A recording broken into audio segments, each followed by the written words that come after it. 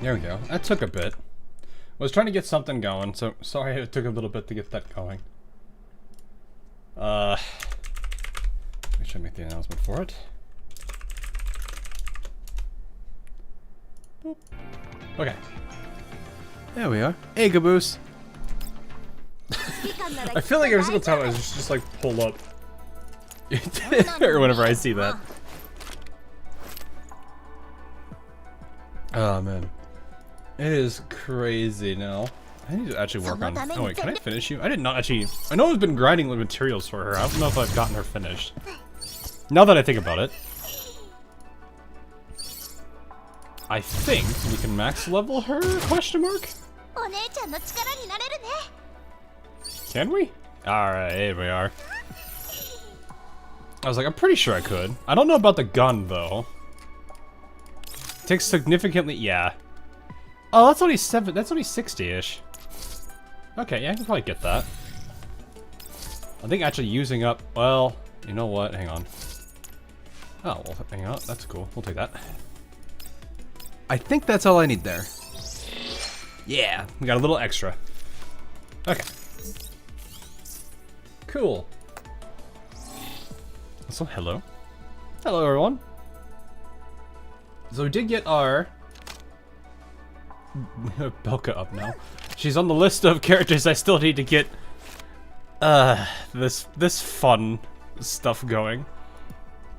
I've been like slowly getting as many characters as I can finish with this stuff. I'm sure everyone's been through core hell still though. That is the fun of it all. I think she's done. Yeah, she is done. Awesome.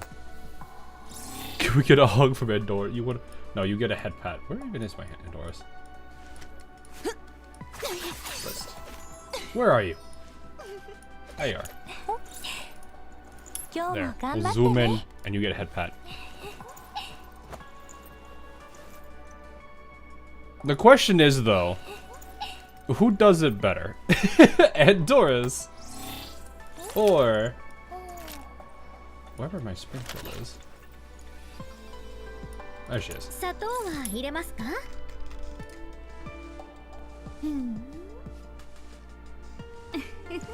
Who does it better?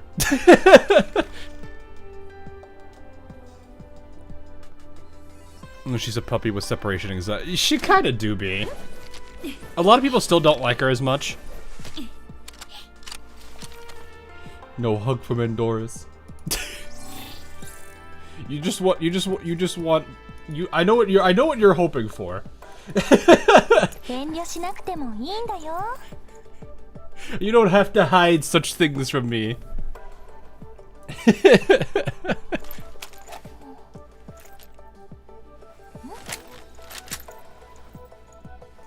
Do you want a motherly head pat? Oh, Andoris, do you want a wifey head pat from Miss Springfield?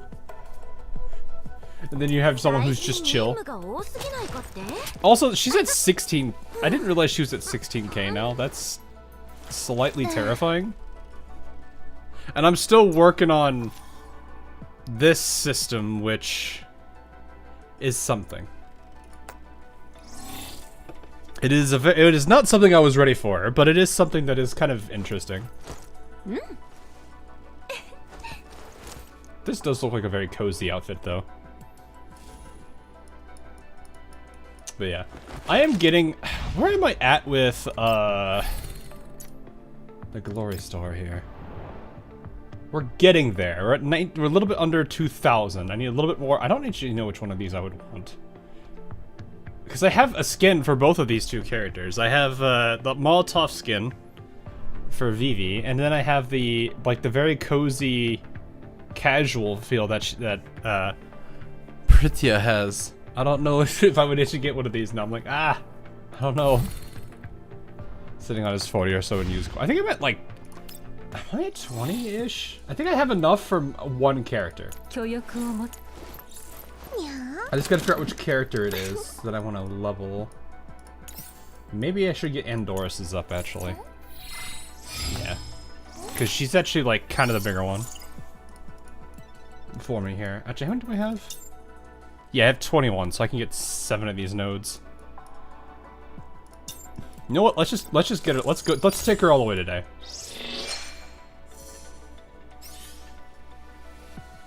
The bunny one isn't that good from what I have. I kind of like the thing is, I like both of the skins though. I'm not really sure which one I want the most. I also just go straight for the full unlock because I want the stat. This is the fun part. Well, the pain of watching all these cores go by. Oh, I had one. Oh wait, no, I had 5. I only had 5. Okay. What were the ones I got here? Start the battle, apply electrocharge to the enemy with the highest HP for 2 turns. Electrocharge. Oh, it's a debuff.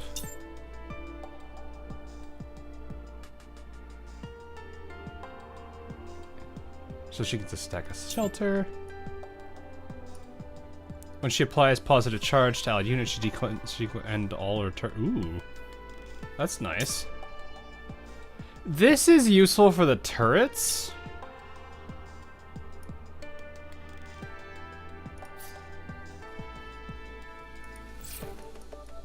You my Fuji. Oh, I see. I can't do anything about that.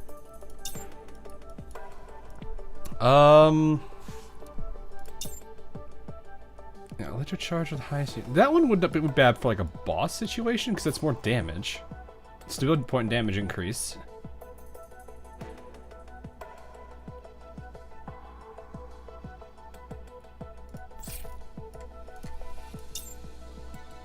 I kind of feel like slow and steady isn't bad, and then maybe careful listening. But then again, there's also like this one which feels decent for like a boss situation, and then this one also doesn't feel that bad. I'm actually curious what they say here. What does this thing say?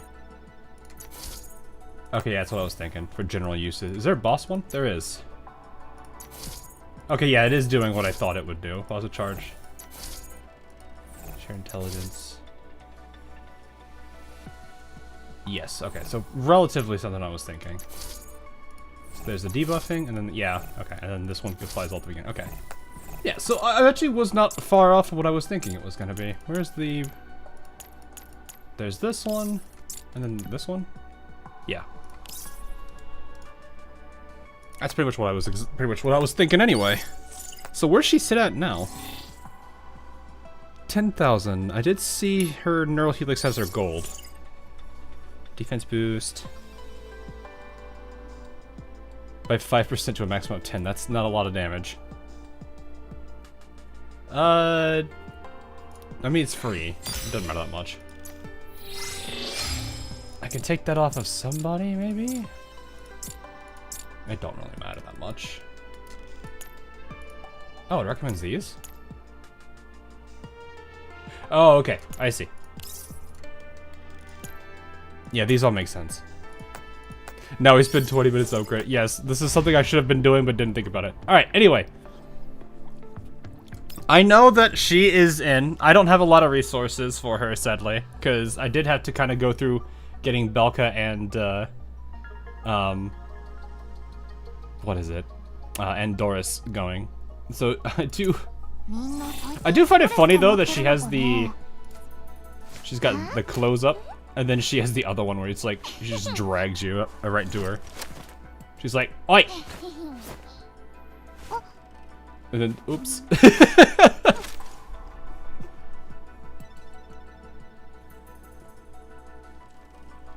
It is kind of funny. Oh, I went too far out.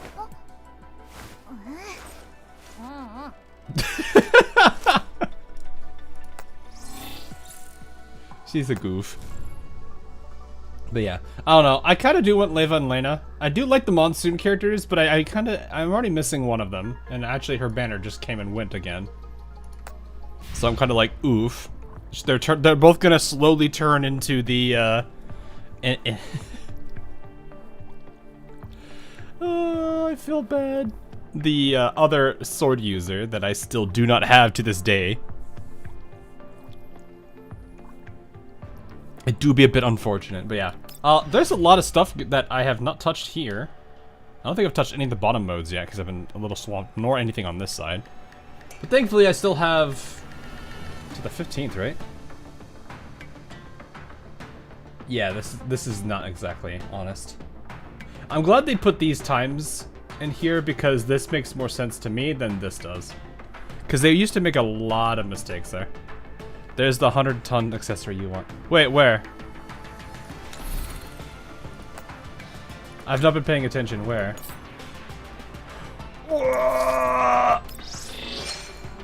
Get it! Hold up! Hold on! Hold on! Hold on! Hold on! Hold on! Hold on! Hold on! Hold on! Hold on! We gotta go back. We gotta go. Hang on! Hang on! Hang on! We must upgrade it. Wait, no.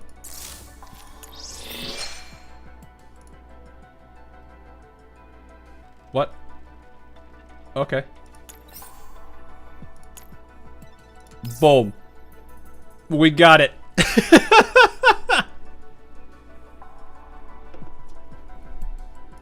There was nothing else we need. Alright, let me see it. Let me see its beauty. Yeah.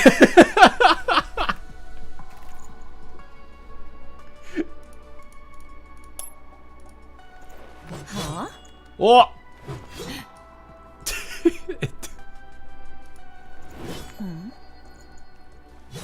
I have what I need. That's not Yuka on a stick. That's 1,000, isn't it? Yeah. See, it's 1,000. Wait, no. It's 10,000. Yeah, it's 10,000. All right, now Carly can truly bonk people. It's no longer like slapping people with a stick. It's now absolutely bonking them in the head with it.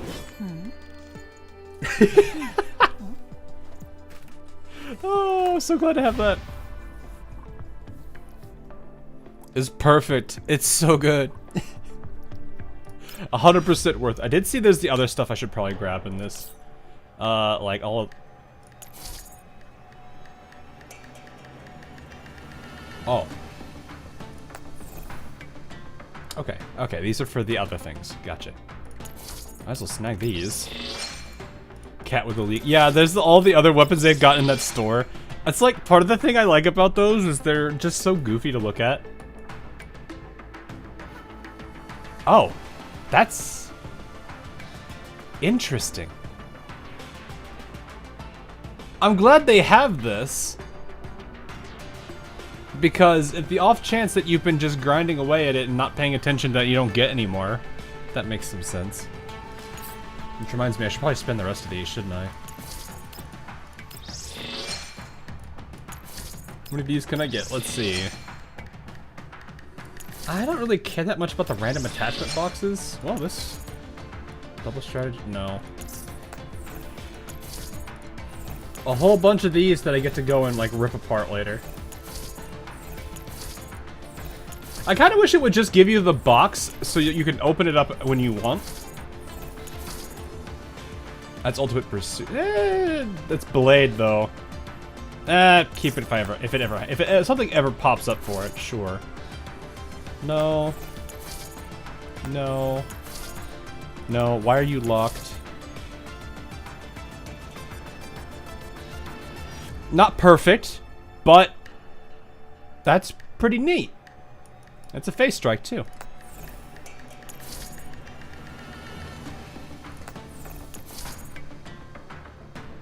Tech attack crit's always worth keeping. Yeah, it's just its face. It's Ultimate Pursuit, and it's a blade. I'm not sure how often these two are going to come into play. This one, though, for an SMG, that's... there's potential for it. They release some weird character who uses this. Yeah, I know. I'm just saying, I don't know how likely that'll be, but it'll be funny nonetheless. How many of these am I at? Oh, hey! You know what? Let's just do a random 10 pull for no reason. Let me buy these, because I usually get these first. Alright. No, let's do a random 10 pull for the fun of it. Whee!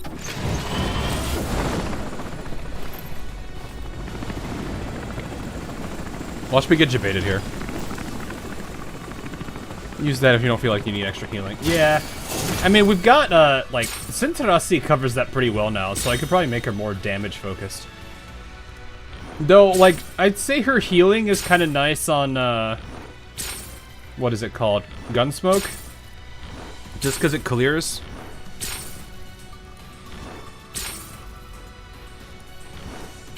Like when we were dealing with the what was it, the tentacle boss? I don't have their names down. When we were dealing with the tentacle boss, it made it easier because it's like I could use Interstice to cleanse, and then sometimes I wouldn't have her thing up ready yet, so I would switch to just using Cheetah to cleanse if I needed to. Or she made it way more adaptable. So if I didn't have it ready, I could still use Cheetah to cleanse, which helped. But yeah, I don't know. With us having Sintarasi now, I don't think that's gonna be that critical. Because she does a lot already. I'm just happy we have electric characters again. Or we have electric characters now. So we can at least enjoy that a bit. So, anyway, we have plans. I'm going to try to get through both of these stories if we can. Worst case scenario, we'll just focus on, I think this is Andoris specifically. And then we'll go to, Jiangyu.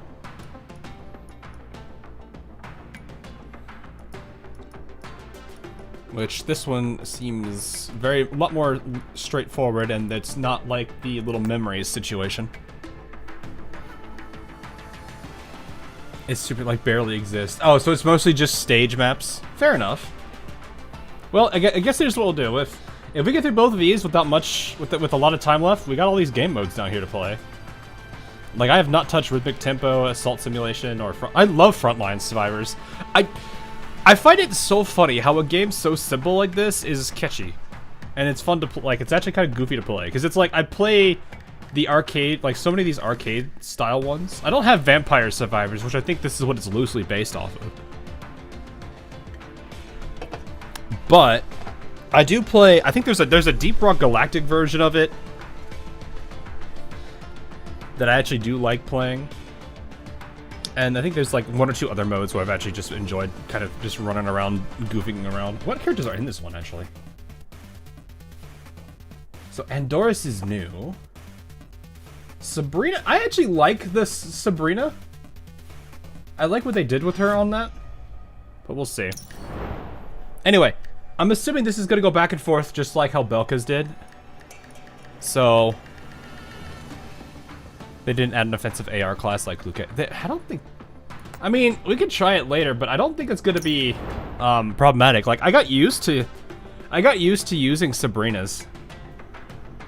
Hollow Cure... Oh yeah, that's the Hololive one, right? If I remember correctly, that's the Hololive variation. I remember hearing about that one all the time.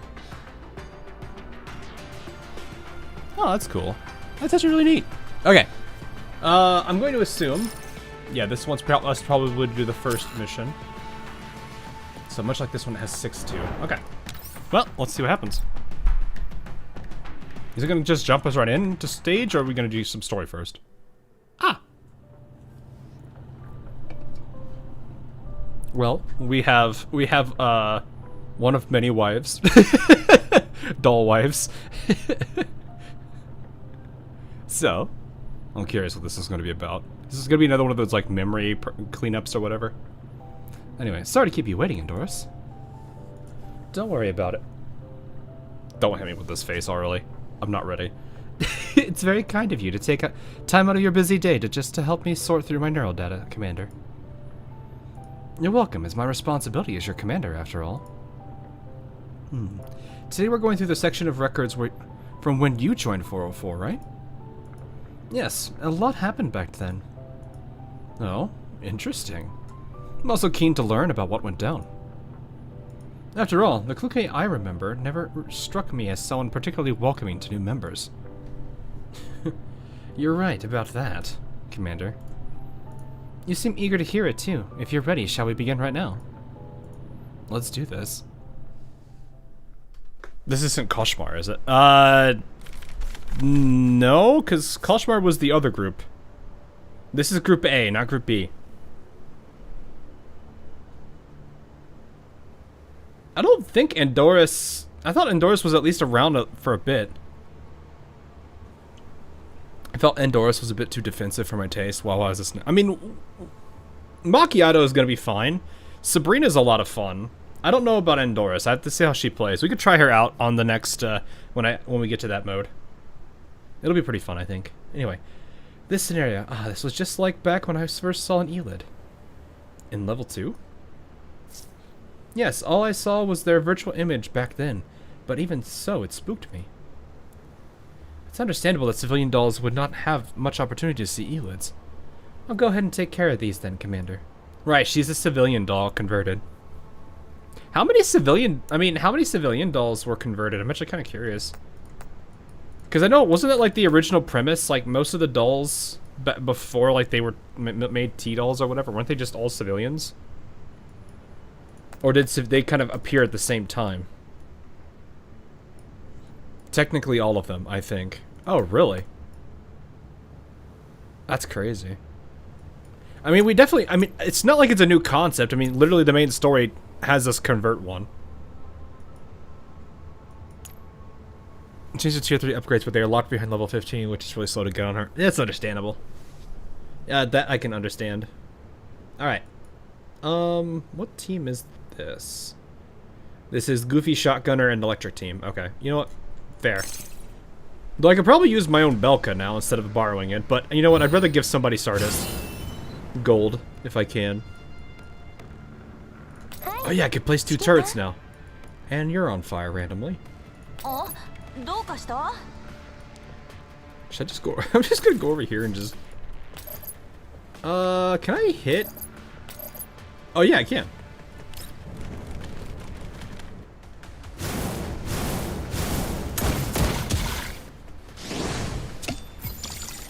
She's literally just spitting at the floor.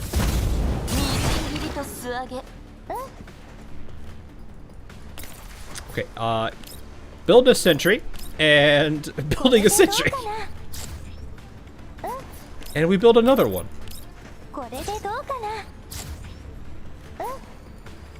And then we stay. Nice.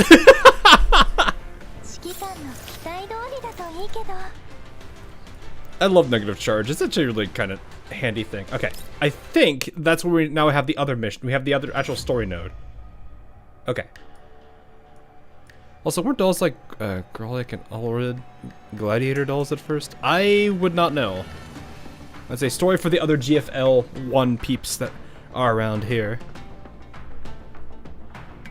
Most of them, a few elites like Akuka and Maki were meant to be war dolls. Fair enough.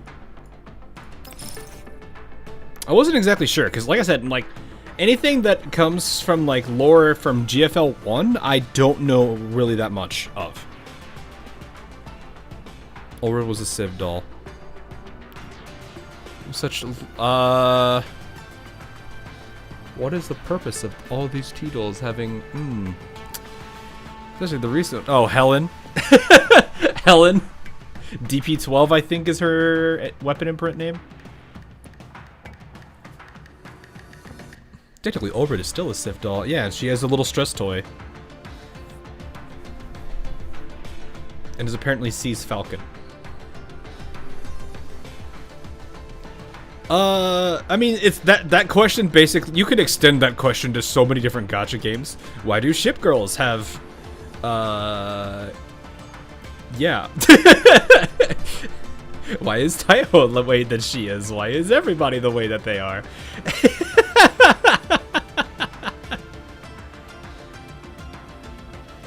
But no, to be, my assumption for the same reason for both games, like, at least for them having, like, relatively human appearances, is to at least be approachable for people who aren't them.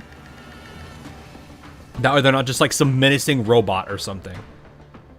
I'm pretty sure I'd be more terrified of a menacing robot than a robot that looks like a human.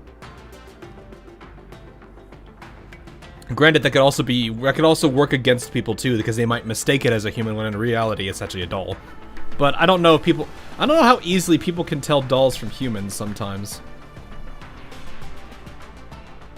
Especially since we had one of those previous events where, you know, a certain someone, from it was Nakeda's event, I believe. Yeah, I forgot their names, but that one guy with doll syndrome. Make them seem more human. Yeah. Well, it makes it easier on them too, because it's like, you know. Well, I don't know if they're like Nikkei, where it's like they're treated like crap by most people, but I think there's a good number that actually do like dolls. So anyway, 416 and G11 push open the door as they walk into the cafe. After finding their seat, a waitress doll approaches them. Welcome, my name is Andoris. I'm here to serve you today. Oh, so she worked at a cafe. Oh, okay. Some Andoris lore. I like it. Well, Nikkei start as human. Well, I mean, it's the same thing, where it's like, what I mean is like, if they're treated like crap.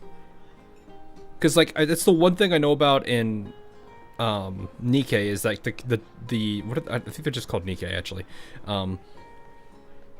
They're actually treated horribly except for what the commander does. And then, like, in this universe, I imagine that's not exactly one-to-one, because there's a lot of people that probably like the dolls, plus there's the memes around them. People can identify between doll and humans. Dolls have a synthetic skin that it can be easily identified, I think. Really?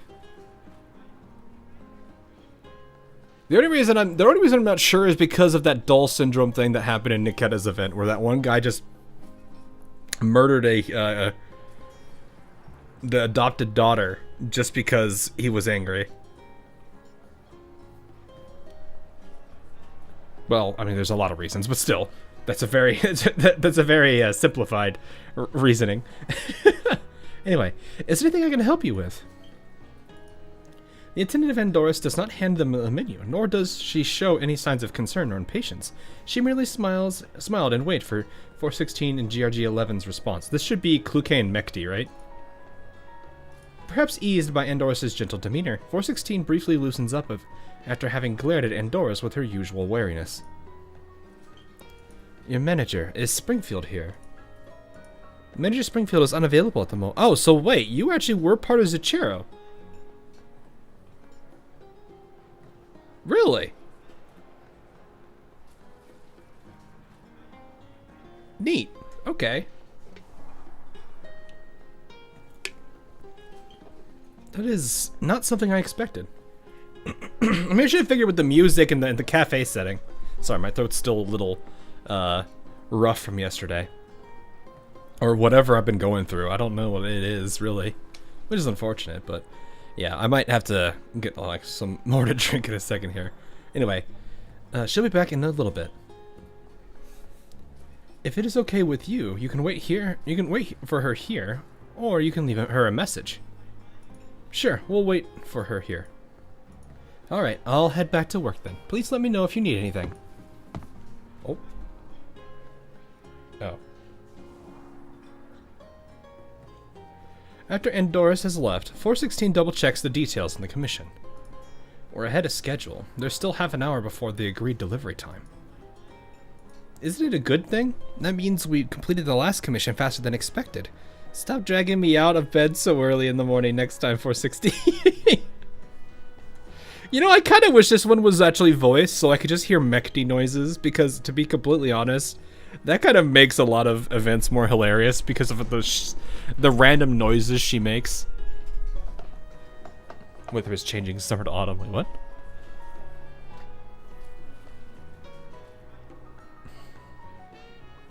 They're rushing to, wait, hold on, what? They're racing to create artificial wounds?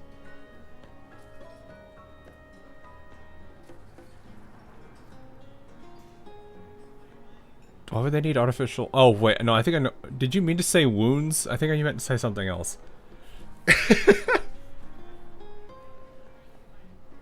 I mean, real life... That's still a weird thing, to be honest. And you need to stop treating one-offs as the norm.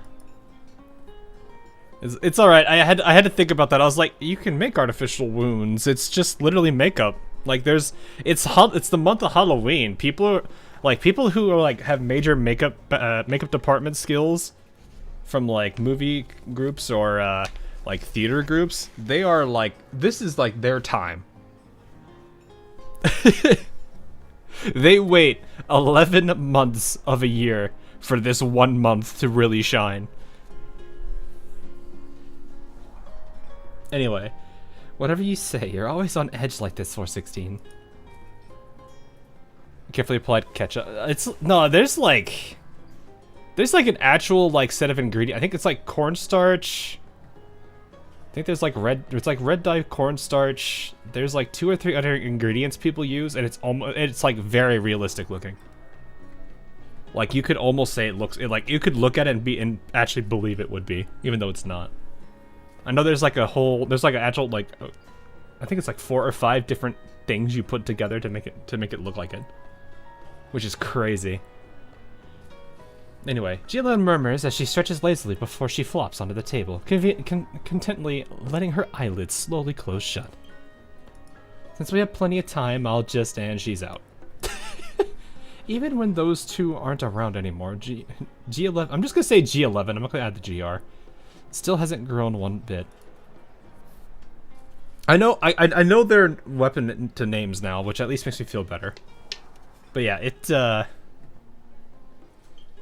GRG11 isn't exactly something that's easy to roll off the tongue when I'm reading. Yeah, there's also the right shade of brownish red. Yeah, it's crazy what they do. It like, those makeup artists, oh man. That is a craft that I didn't know could be so complex, yet seems so simple at the same time. Anyway, 416 props her head up and turns her attention to outside the window. The traffic of a green zone cafe in the day is quite light. Together with soothing melodies playing in the background, the sunlight streaming through the ceiling-high windows conjures a brief moment of afternoon tranquility. Amid this tranquility, 416 checks the message interface on her terminal once again. Alas, it is just as quiet there. Have things like this bothered you before too, Commander? Hot, hot, hot, hot, hot, hot! Give me some ice! Ah! Man spilled coffee on his pants or something. Right. Can you take that picture away? Bring ice cubes, wipe the table, then take the order, then take the picture away. Again? Can't you process more than one thing at a time? You think I'm in the mood to order food right now? I'm really sorry. The commotion nearly interrupts the brief moment of peace 416 was enjoying. G11, on the other hand, slightly adjusts her position and drifts back into her slumber. Seeing the overwhelmed and panicking Andoris, a certain civilian doll pops into 416's mind. She slightly adjusts her mental state and lets out a soft sigh. At least G11's more useful than this one. Oof. Atsui, but it's not OG. Yeah, exactly. Finally, the cafe door swings open once again as Springfield walks in. Upon noticing Andoris wiping at the coffee stain, she smiles helplessly. Just as she's about to lend Andoris a hand, 416 barges in and blocks her path. 416? It's been a while. My apologies for my absence and not being there to receive you. There was an urgent matter I had to attend to. It's fine. You're right on time. Exacting as always, 416. How long has it been since we last met? 3 years? No, it must be longer than that. Let's leave the catching up for later. Is the cargo ready for handover? Cargo. A tinge of hesitation flashes across Springfield's usual gentle expression. I see, but please wait a moment while I take care of something. Yeah, I was gonna say, it's like, probably is just like... They're kind of like an underground network too, aren't they? So it's like, I don't think you want a character just walking up saying, hey, you got the package? Is it ready for delivery? I'm here. You know the very important, super dangerous weapon that I need to be taking with me? Yeah, I'm broadcasting it in the middle of the cafe. I'm sure Kluke is actually being more serious about it, but still. I'm just imagining, like... one of the dolls just like pulling out a megaphone and it's like, hey, you have the package! If you've seen the 1980s, The Thing, that was all practical effect. Oh yeah, like well, I mean, isn't that really like how it was back then, like in the 80s, 90s and stuff? I didn't watch that many movies back then because I was like too young. But it was one of those things where I remember hearing about it all the time. Anyway, with 416's nod of agreement, Springfield gestures for Andoris to head to the back of the cafe. Still cleaning the floor, Andoris pauses for a moment before joining Springfield. 416 walks back to her table and bluntly shakes G11 awake. Go ask Rove 635. I think she's one of the other characters we've seen already too. I think she's been announced. She's one of the Gen 3s, isn't she? I think people were saying she was a Gen 3. Yeah, what now? Time to work. Sure, no need to wake me up like that. Brainfield's back? Where is she? Sorry to keep you waiting. Please follow me to the back. Vepley as well. Really? Wait, how many Gen 3s do we have that aren't, like, you know, Sextons, Darcher, and Blue Spear, and... I know her name is Blue Spear, but I cannot get the other nickname that a certain Dimitri called her.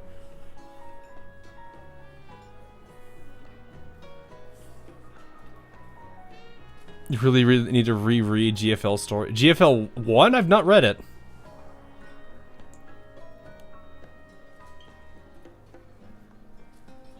I've not actually read GFL 1.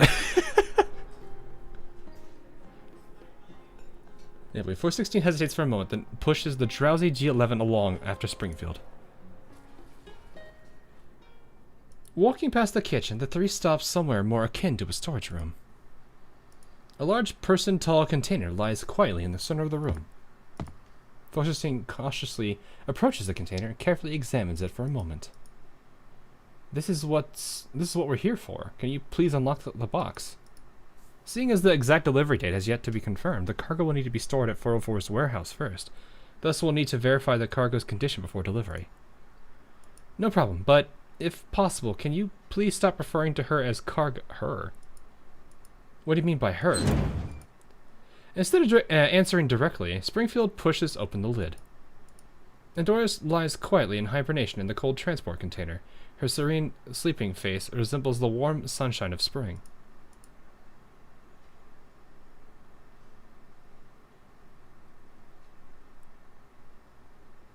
Hang on.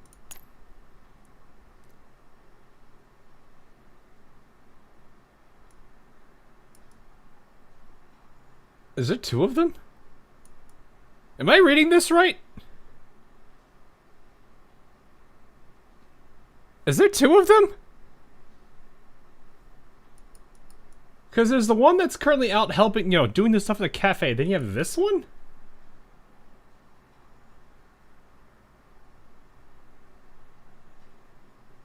She is still our companion. Yeah, okay. Oh, wait. No. I misread that. Okay, no. So they took... Right. Where is it?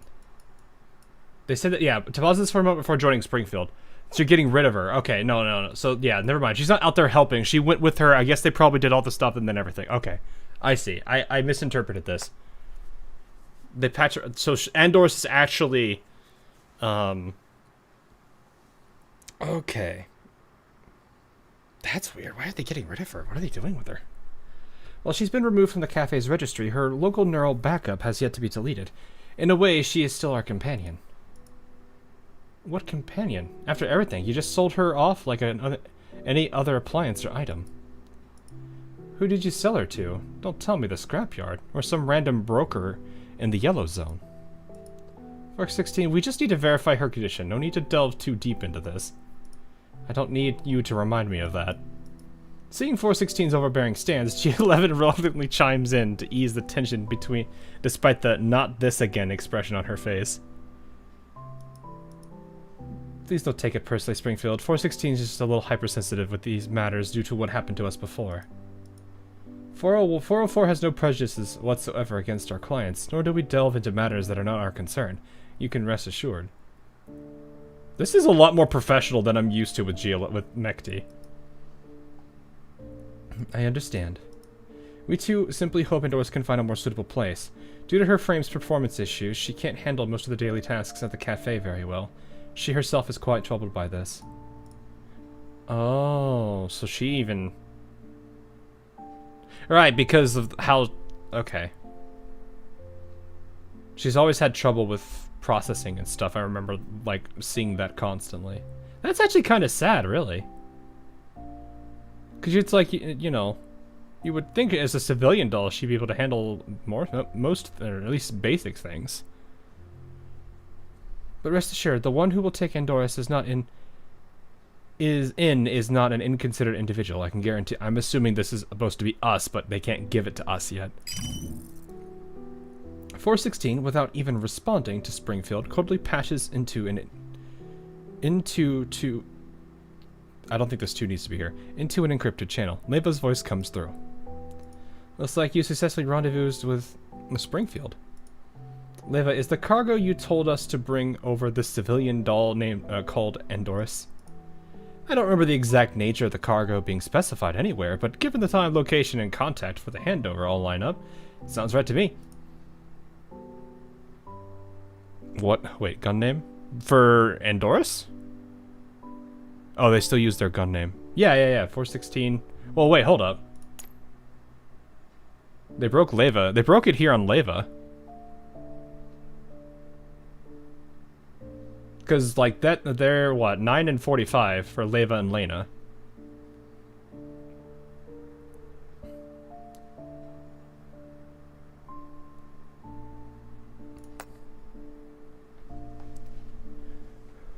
This is the first thing that happens when I click on this stream. My timing is weird. Oh, well, first off, welcome. Secondly, welcome to Girls Frontline 2, which is, I don't want to say anthropomorphized guns, more like just cyborgs and robots and dolls that imprint with guns. So you'll see them using guns. They probably just haven't taken their names up yet. Yeah, it's probably that, what is it, the transitional period between first and second game. Like it's that what? It's like the 10-year gap, I think, right? I think they said it was a 10-year gap. Anyway, sounds right to you? Since when did 404 start taking on sketchy commissions like these? Great, it's AL all over again. I think this game is technically older than AL, though. So actually, AL took from it more than it took from AL.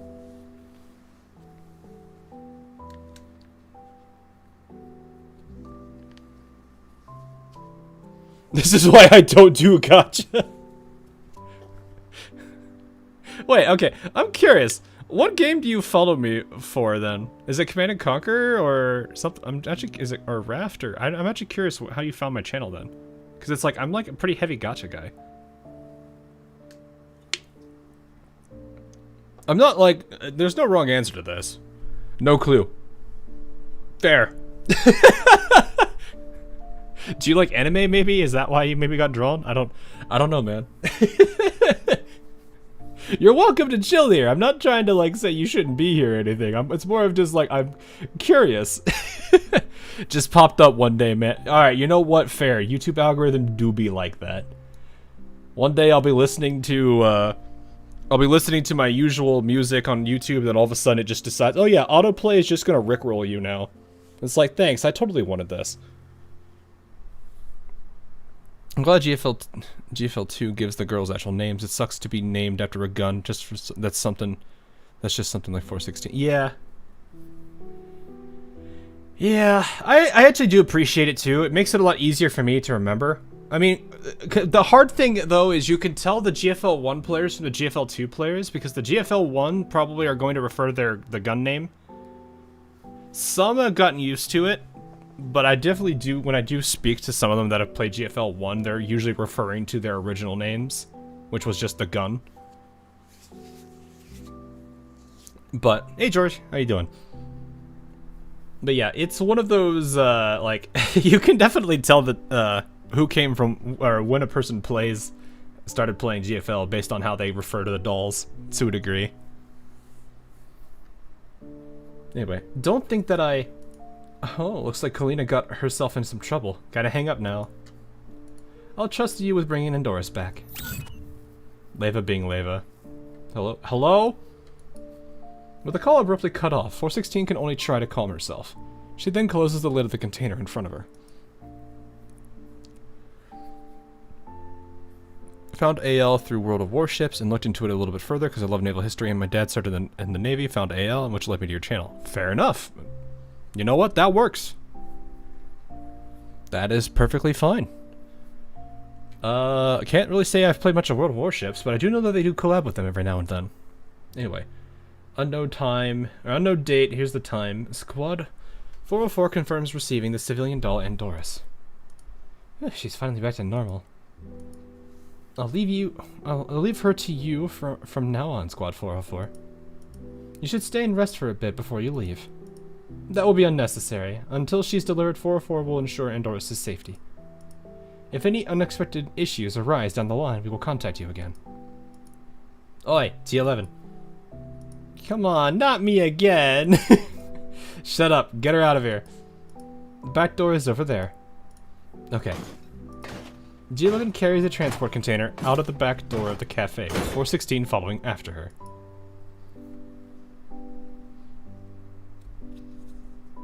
Yeah, a part of me regrets looking into AL because now it's found its way into my OC multiverse. Oof. That's unfortunate. I am at his channel when I see Ozalane. That's fair. Plus, they should have proper names since they're actual character. Yeah, like, they're not, you know, it's not like how Ozalane is, where the character is, like, literally based off the ship. I don't know if I would necessarily say that the characters are based off the gun. It's more that they, like, the gun is, like, more bound to them, if that makes more sense. You know, it's not necessarily that, because it's like the whole thing with, like, dolls existed technically before this whole thing started, so, you know, it makes more sense to look at them from that point of view, not that they are based off of a gun. So I can agree to that for sure. I am already used to their new names, but I do sometimes refer back to their gun name when I play GFL. Fair enough. That's what I'm saying. Like, I have a few friends that I talk to on this game, and they refer to the gun number instead. Darius, thanks for the sub. Welcome. Perhaps out of professional habit, Springfield gently bows at their departing silhouette. Please take good care of her. That is really sad, though. So she's just struggling. She has, I mean, I'm glad she's found a home in a way, but still, it's kind of sad that, I need 3. It's kind of sad that, she couldn't even really handle the cafe tasks, or at least not quickly enough or efficiently for a cafe. These destructible? They are destructible. Well then.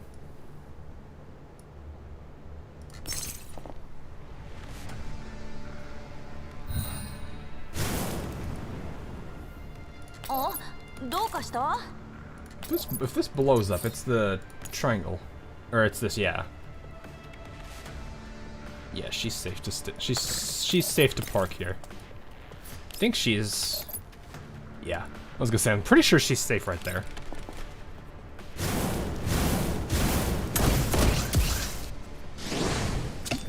Yeah, I think a lot of, like, the early days of VR chat, I think, was when I had a lot of people showing up. That was probably, like, that was still around the, I think, the bigger years for, that game, too. Wait, can I place a turret up there, too? Wait, no. Oh, I can't, it has to be within adjacent 3. Wait, so I could be, like, right here and place one right there. Build the sentry. And then we place one over here, why not? Atomic is Neptunia. Oh man, that's a long time ago. Got him. Well, that got rid of both of them. Mosin, can you hit from... Oh yeah, you can. Totally not overkill.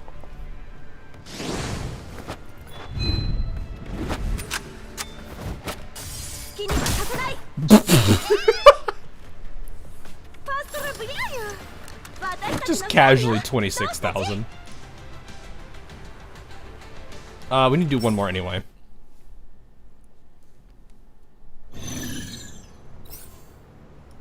Okay. You didn't use Vector, so it's not overkill. I mean, that's overkill for a single target.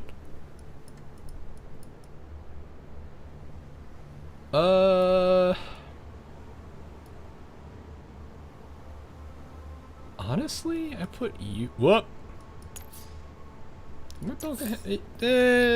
She has no attachments. Anyone else have a Belka? See Paul's Belka. I think it was borrowing your Belka. No, I don't think anyone else really here is really using Belka. Alright, I'll use Paul, so Paul gets his Sardis gold for the day. I do want to put you here. I'm gonna switch you two. Yeah. I feel like there's supposed to be sound to that, but the game is doing weird stuff with that. Plop you right there, place this. I mean, this is basically a miniaturized version of Vector. Just none of the tile transformation at the end of it.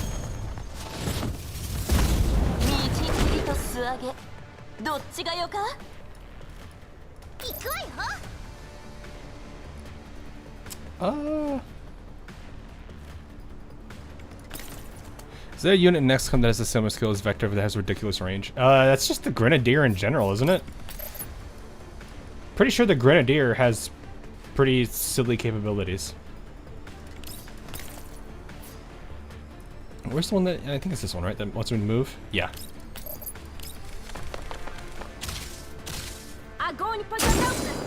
Well, okay then.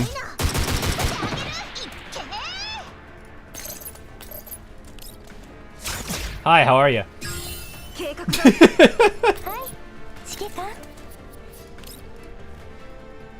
I'll place a turret here. And I'll place one right there too. No, we're done.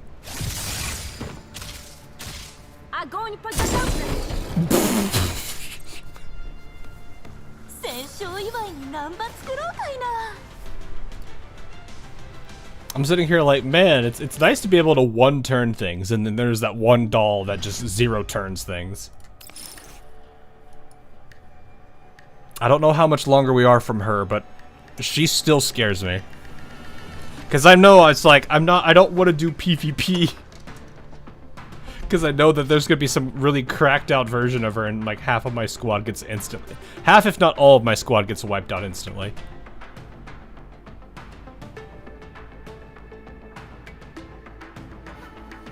Oh boy, anyway, hidden intentions. So Hawk, how, just curious, how well versed in military aircraft? Not very versed. In terms of like weaponry and stuff, I'm not super versed on that kind of stuff. I know more about the like history of like the of war itself.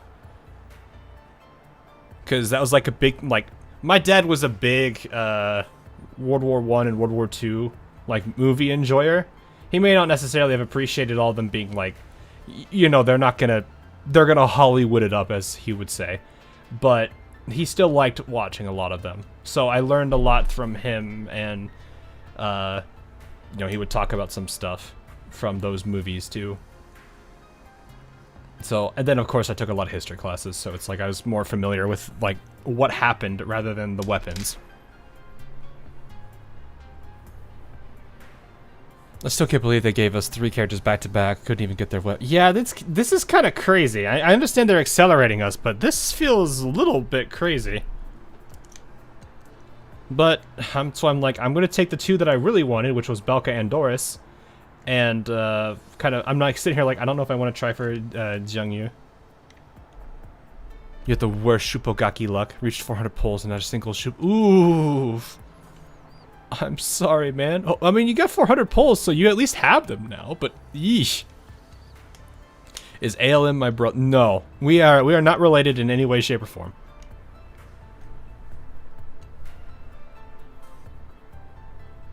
PvP and gotchas is a meme. It kinda is. There can, I can imagine I think the only way they could really do it would be if they wanted to make it not a meme. It would need to be something that's relatively fun to play.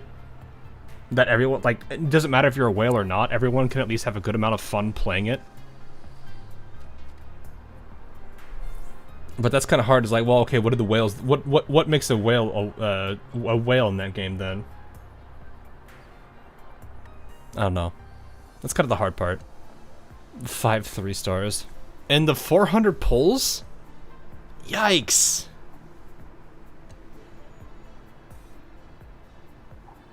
Honestly, I like Umamusume PvP so far. Yeah, I mean, it's not bad. It's a lot of RNG, so, like, you could have a really crazy build on an Uma, and then they get absolutely destroyed because they got blocked. I feel it would need some seriously strict matchmaking or no rewards tied to it. Or simply just make it to where it's like, you know, everyone is kind of like skill and level locked. Like, you know, instead of having like potential 6 or V6 or whatever other systems people use, C6, V6, whatever. Everyone's locked to the same thing, kind of like how, what's it called? The artifact recovery mode works, where it starts everybody out at the same, basically the same footing. So it's like, at that point, it's like everyone's relatively strong, and then it just makes it to where it's like, enjoy having fun, and then, you know, you get rewarded for just playing. Not necessarily a win, but to play. It's kind of like how, like, I wouldn't necessarily say TF2 really rewarded you for playing. You got occasional drops, but that was really about it. You were mostly there for the fun of it. Because it was silly. More predatory on Auto Battler when you don't have ways to express your skill. Yeah. If you are a bird, you have a falcon But what if I'm an eagle, Technically it'd be a hawk, so I wouldn't even be a falcon, but whatever. Anyway, having brought back and safely stored Andoris at 404's temporary base, 416 returns to her routine, as if nothing happened. Didn't spend a single dime, though, just did all the Momo chats and all the chapters of the story. In defense, got Pajama Noah. You know, that works. That works. TF2 is timeless. It is. I have spent way too many hours in that game, but I enjoyed it at least. Well, except for, I think the first like competitive season, because I could definitely tell it was not great for the group that I was playing with. We did fine as a team. We actually won most of our. I think we only lost 1 or 2 matches, but we still. I could tell it was not doing well for them. Anyway, Space Engineer. Yeah, you have way too many. Every now and then I'll look at Space Engineers and I'll just see how many hours you have. Every I'm like, bruh, how? Anyway. Originally planning to bring G11 along for the simulation training, she notices several maintenance crew sitting at the usually vacant rest area. Each of them holds a cup of coffee and chats enthusiastically. None notices 416's appearance. The aroma of coffee wafting through the air adds a touch of coziness this place usually lacks, but also a hint of suspicion. I can't believe we're being attended to by someone. It's definitely a first. Guess these dolls finally learned to treat their guests. I don't think I've seen her face before. A tactical doll hiring a civilian doll? This world is becoming more absurd by the day. Who cares? I'm good as long as there are pretty girls to look at. Man is a very simple man. You're right. Miss, another cup of coffee, please. Okay, please wait a moment. We ran out of coffee beans and I just found a new bag.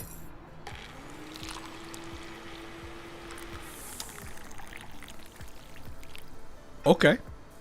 Fair enough. You play Space Engineers?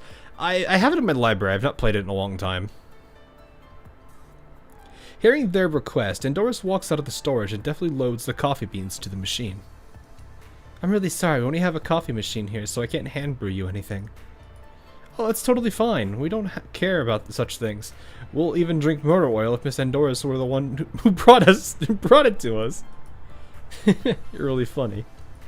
Seeing Andoris laughing and joking with the maintenance crew, 416 tenses up again after having calmed down. 416... Kluke, please. Just then, Andoris also notices her entering the rest area and greets her with a friendly smile. Good morning, 416? Sorry, I'm not terribly familiar with T-Doll's imprint system. I apologize if I made a mistake. You're not mistaken. But 416 walks over to the beanbag sofa, grabs onto its ledge, and yanks it up. G11, who was laying... Poor Mechty!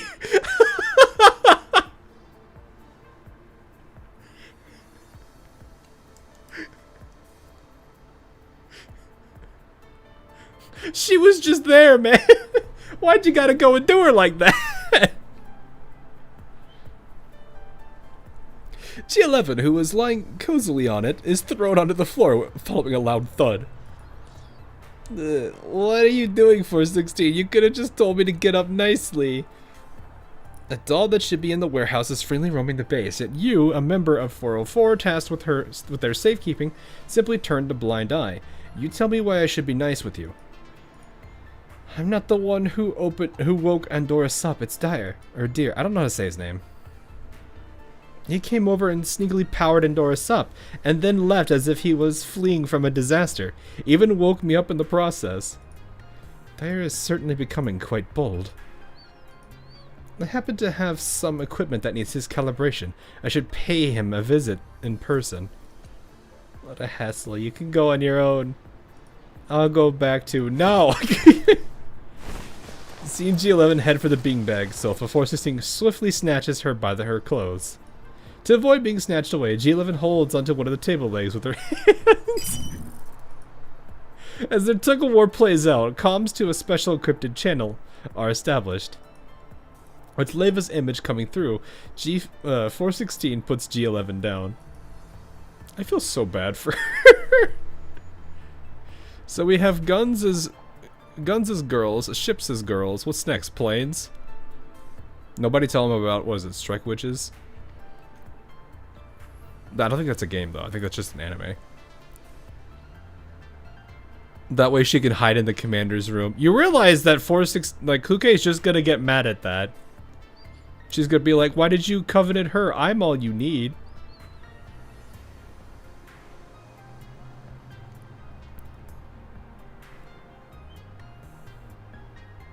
I think planes already exist. Yeah, I'm pretty sure, like...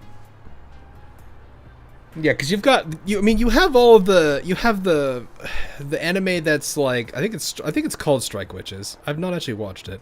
And then you've got, what was the tank one called? Is it Girls in Panzer? I think that was the one it was called.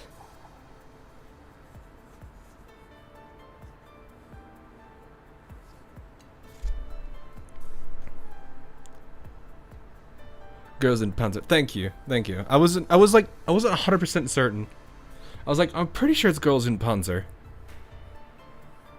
But isn't tanks as girls? It's close enough. It's girls in tanks. Alright, fair. I don't think we have anything as close to that, though.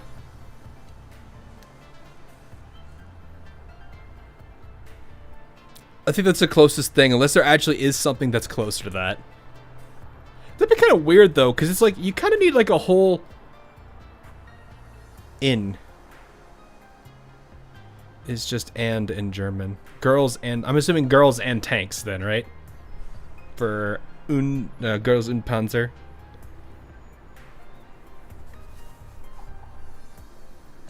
I do not know German, so that would make more sense to me. Okay. Huh.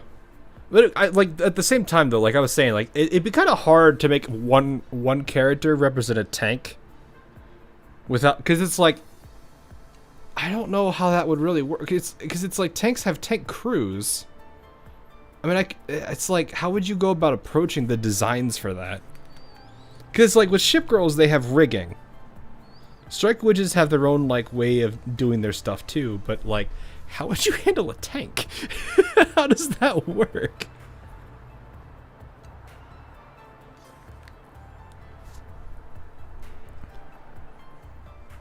There are a few games that girls tanks like Metal Waltz, and one that has an NSF version for some reason. I mean, fair enough. Girls in Panzer is like the complete opposite of excuse me, is the complete opposite of Strike Witches when it comes to fan service. I can't really say I've dove into either of them too much, so I can't say. Ayala insinuates I'm an elf.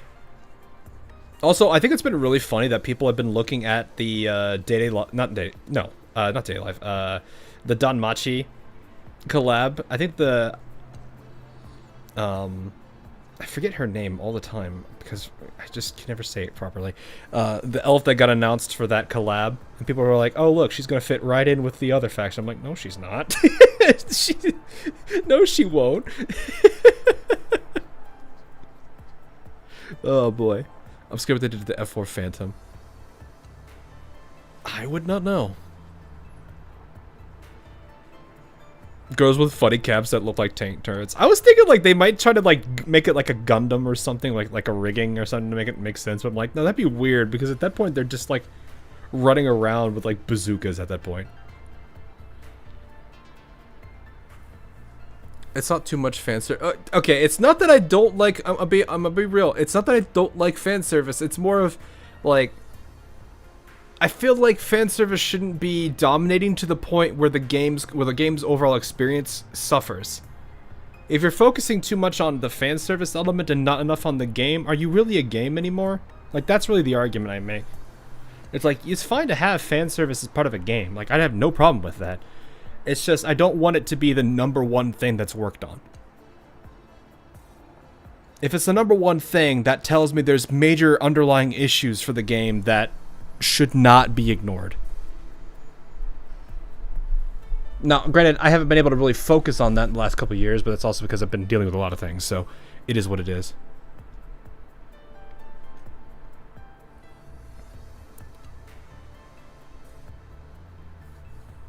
Dish, not the main dish. Yeah. Anyway, having gained some breathing room, G11 retreats to the safety of hiding behind Andoris. Yeah, this is accurate. This is still what's going on even to today. Safe at last. I don't think 416 meant any harm. Glad to see you two are as close as ever. Is your visual module malfunctioning or what? Anyway, great timing. We're about to pay Dare a visit, given that he activated the doll in 404's custody without authorization. It was authorized. I gave him the order. Oh, and I also reminded him to be quiet on the job and flee as if his life depended on it, seeing the boatload of trouble he would be in if caught by 416. Man, I like Leva. She just messes with her. You've got like her who's like super serious, super like she's a little too serious about any of her tasks. And then you have Leva that's just like intentionally prodding her with a stick from the side.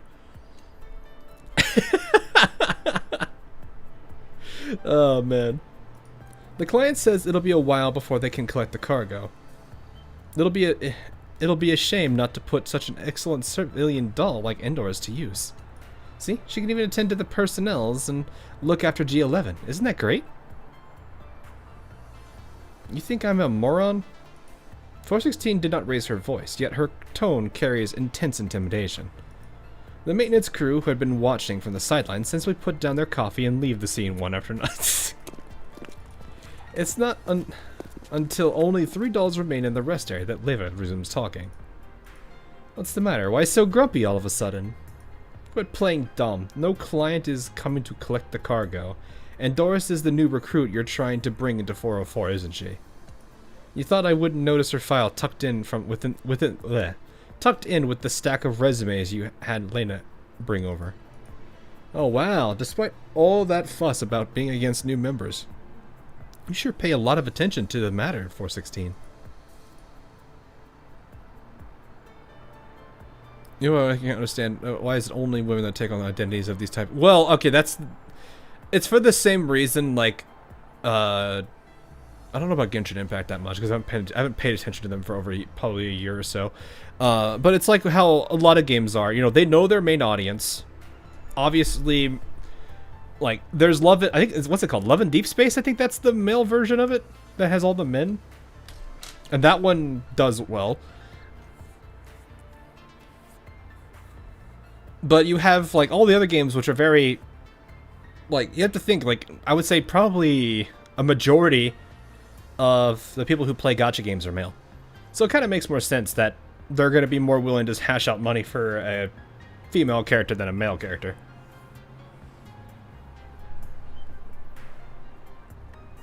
So it's kind of like, you know, they know what their audience is primarily. So I wouldn't necessarily say it's not necessarily a bad thing. I'm just saying. No, I get you. I don't mind having male characters in gacha games either that you can actually like pull for and everything. Like my main thing, like maybe it's just because I'm very different with how I approach gacha games. Like I actually do read and enjoy and get immersed in the games themselves. But it's like I don't necessarily mind having like male characters in games just because, like, you know, they could be really funny characters, kind of like how some of them are in Wuthering Waves. So it's like I don't mind it. But yeah, like I understand that it's like it's the main market appeal. So, see, all of this happened because you stubbornly refused to interview any new dolls, so I had to resort to my methods to get you both in one place. What are you hoping to achieve by putting a civilian doll in 404? Deliver lunch boxes to the enemy on the front line? Well, it's not like it's our first time converting a civilian doll into a tactical doll. I'd say G11 certainly qualifies as a formidable combatant now. She's different. 416 glances at G11 hiding behind Andoris with half of her head poking out. I just want to imagine she's got like her both of her hands like on top of one of Andoris' shoulders, and you just see like her eyes just like poking out above her hands.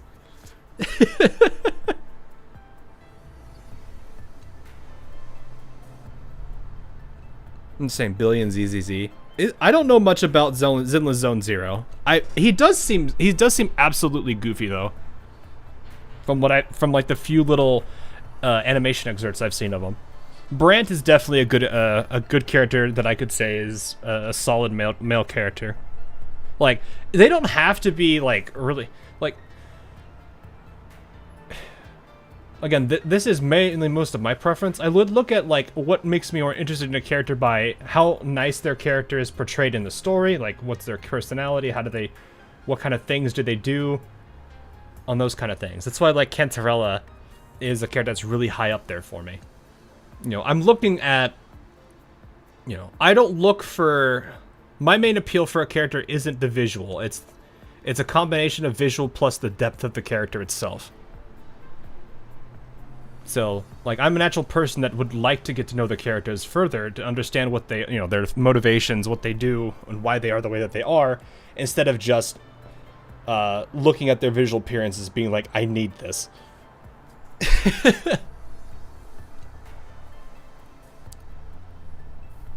So, I'm a bit more, it takes a lot more for me to be more interested in that. So, anyway, Andoris' model features large storage capacity, ideal as an battlefield intelligence operative. Dyer and I are in talks about how to utilize this feature to enhance 404's capabilities. Besides, she's got a calm and gentle personality, good for soothing things out when Lena and I aren't around. She's also better at holding conversations with humans. I know you aren't the best at dealing with them, huh, 416? Except for a certain commander. Stop changing the subject. I know what you're up to. So long as I let these new recruits into the team, you get to sit comfortably in your Nomfa office and dump mission after mission on us to toil away at. Yeah, Shorekeeper was quite the seller. Her story, man. Yeah, it's kind of the same thing with even then, like Carlotta, Cantarella, Yuno is also a character that I actually really liked. Shorekeeper, also really nice. Like, all of those characters have pretty decently written stories that I actually do enjoy. Their motivations for everything that they do and the environments that they come from are also really, really, really telling of their character, which I like. So, it's kind of like how I approach a lot of games, too. Like, not even necessarily gacha games. Like, I'll like a character if they're not in, like, an actual full-fledged game, if they're, like, written really well. Hawk prefers Cancer Lex, Carlotta is short. Hey! I don't mind someone being short.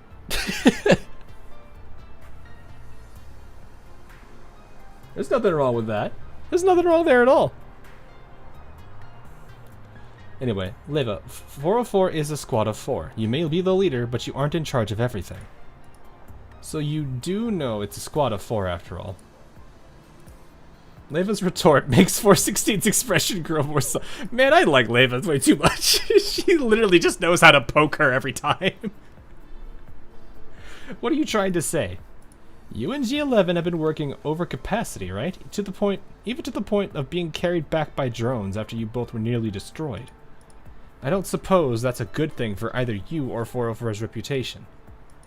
Oh, look who suddenly cares about 404's reputation, the same leader who took half of our fighting power and rarely comes back. You think cramming a civilian doll into the squad will help with 404's reputation? What we need now is a proficient tactical doll, not a walking hard drive. Ouch! Jeez.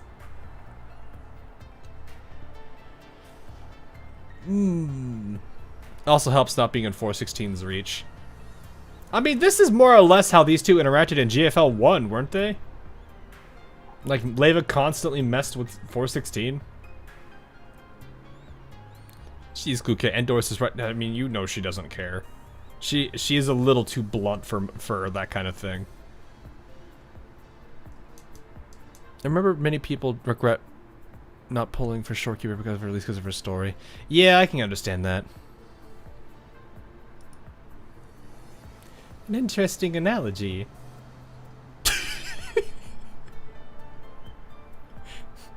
You see, this is the face of Andoris now, but inside there is a fire burning. Well, what? Actually, I have no idea if civilian dolls can even attack or anything without their without that was it fire control or whatever it is. I imagine they can at least do something.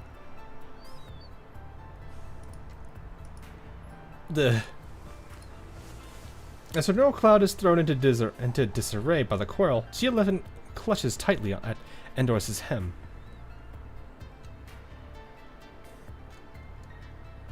She says that, but I can work with reprogrammed B1 battle droids. They can. Orbit did to save herself. Fair enough. Google has quite a few characters that hit the trifecta of power, looks, and story personality from. Yeah, like that's really, I would really say that's the best way to go about designing a character is actually playing into all three of those points.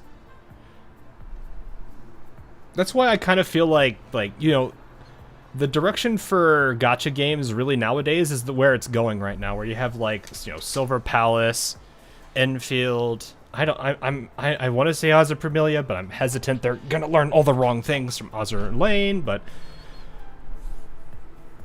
we'll see. But yeah, I really do feel like that should be a way that they should approach most characters. But there's a reason why looks can carry a game for so long. And a cat that keeps trying to knock stuff off my desk. Okay, that's just a cat. A cat will look at a cup that's just, and you could literally tell it no, and it will just like no, off the desk. Ananta looks like fun. That's the GTA one, right? I feel like Ozzer Premilia might go towards the Brown Dust Snowbreak route. I'm more than certain it will. I am fairly certain it will, and I don't know how to feel about that. So, the latter smiles and places her hand over G11's ears to shield her from the noise. I'd say it's best for you to chill out for now. I mean, ultimately, it's not up to me if Andoris joins 404 or not. Since you two are going to be the ones working with her on a daily basis. Glad you're aware of that. Of course I do. But you need to stop acting like a child who refuses to play with others once you've found a best friend. Throwing a tantrum like a spoiled brat will only hurt those who you cherish the most, you know? Shut up. 416 hangs up the call without thinking twice. As she turns around, she sees Andoris soothing the clearly perturbed G11. She got frightened. Her neural cloud is a little jumbled right now. Although I'm not sure what you two are arguing about, I believe disagreements between companions shouldn't be taken too seriously. When I worked at the cafe, I too just leave. And 416 avoids Andoris' eye. You heard our conversation. There's no place for you in 404. Unlike her back in the day, we can find other places to go besides the cafe. After noticing Andoris' silence, 416 awkwardly adds another line. Until you find your next employment, you can live here. You can also back up your neural cloud in 404's server for the time being.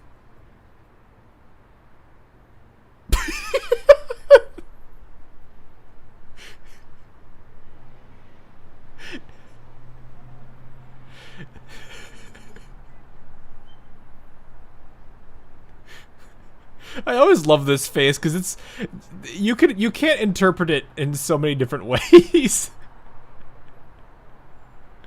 Which exactly doesn't fit that Wait, what doesn't fit that formula?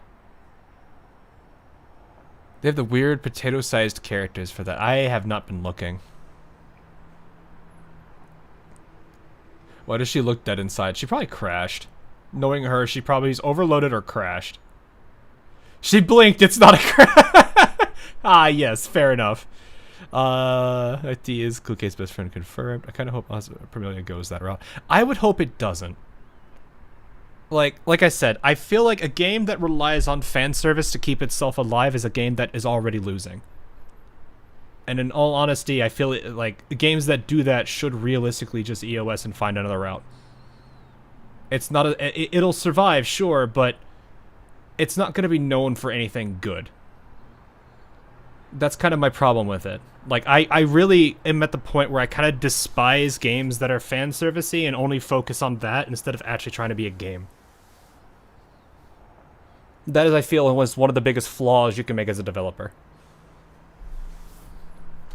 Because it's like, what is it?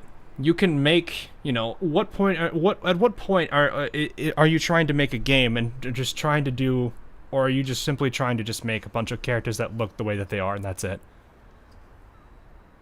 Like, you really should... There's a channel I saw, like, I had a video that popped up recently from a channel, I think their name is, was it Think Before You Sleep, I think, or something like that? Think Before You Rest, or something like that. And they were basically, like, one of the things they said, and I was in agreement with, was basically, it's like, when they use this kind of stuff to kind of sell mediocre stuff, I'm like, yeah, no, I don't like that route either. I don't think they should do that. I understand it's a working model, but it really, like, what good does that do you in the end, aside from, are you really making a game or just making something just because, oh, it makes money? Like, it sucks, but this is it's kind of the world we live in. That's why you like Arknight. Arknights does a lot for its game, and I think they are learning a lot. I think that's one of the things, like, if I had... Arknights, I feel, as a game, is something that a lot of other gacha games could learn from. I'm not saying that they need to follow the tower defense route, but just seeing how they work on their game and what they're doing with their game is something that I think a lot of other gacha games should take. Like, if they really want to do something that keeps their game around for a long time, give it something that's, you know, more well known. I think that's a good way to go about it, is to look at what Arknights is doing. I'm not saying that they need to copy it, but just, like, see what they're doing, why it's working, and why this approach and model works. So, that's really about it. Anyway.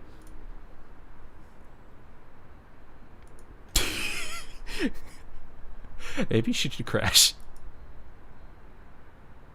I've kind of despised every annoying extra mode they've added to Arknights for years. Really? I actually love them.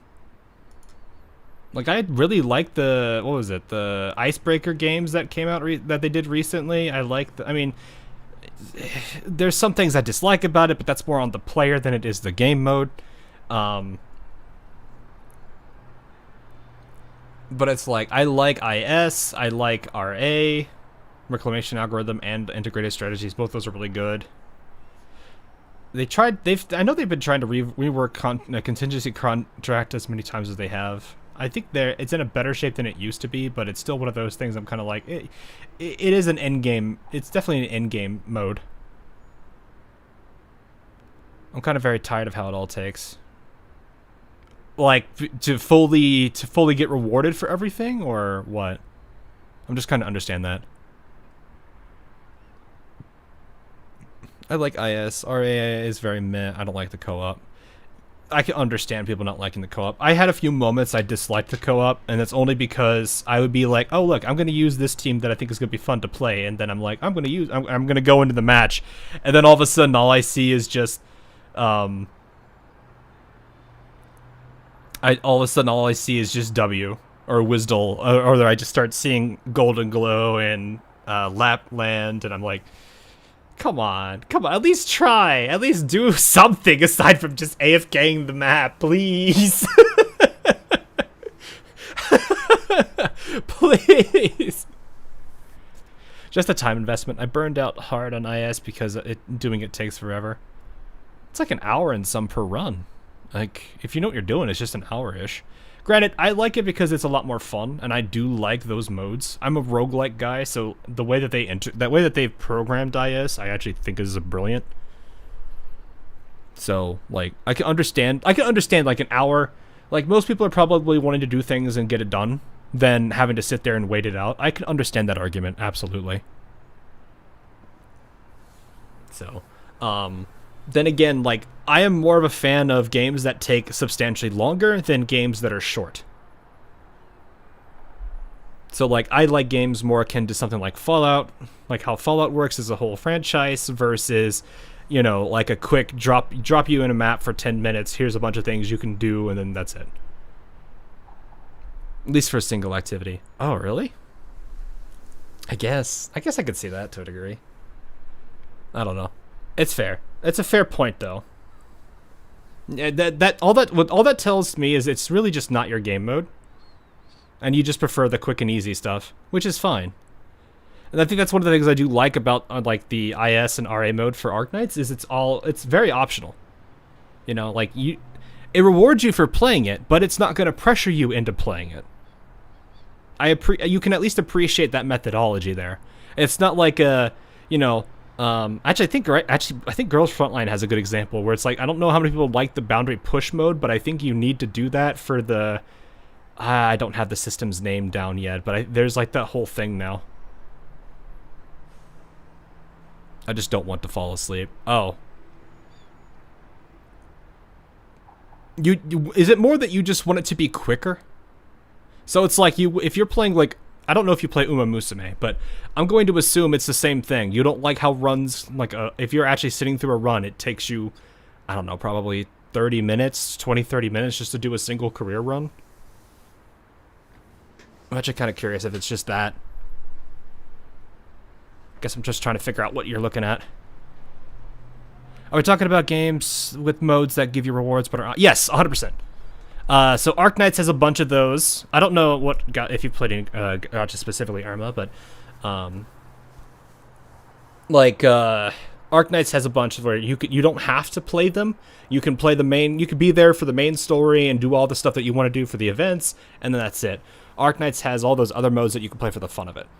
Now, granted, there's some that, like, if you want the time limited ones, yeah, those are going to push you, but like the other ones that are just permanently there, you know, you play them when you want to. I like boundary push, and ironically, ghosting a map is fun. You mean like just running around and trying to figure out how to take everybody out so you don't have to fight them? It's quick battle. I like that a lot. Gunsmoke is also optional in my opinion. I feel like for the most part it is too. I think I'd have to see how the new system that they've added recently, that's like, when you look at the refitting room that's right next to the weapon, I don't know, I don't have that system's name down. I think it's like remolding. It's the remolding pattern thing that they've talked about in story. Fully clearing a map without getting stuck in a fight. Oh yeah. I love being able to run Prithia on boundary push just because of her massive AoE. It's way too much fun. It's like, look, it's 10 people all cluttered up together. Prithia to go burn. It's great. I love that stuff. But yeah, it does, like, that one can be boring just through repetition. I can understand that. But it does at least limit you how much, like, it does kind of limit you on how much you can do a day, because if you don't have a lot of dolls, you can't really do that. You have to wait, like, I think it's 24 hours before you can use them again. So, it's fine. Issue with guns, you talk GSL. What is GSL? Gunsmoke?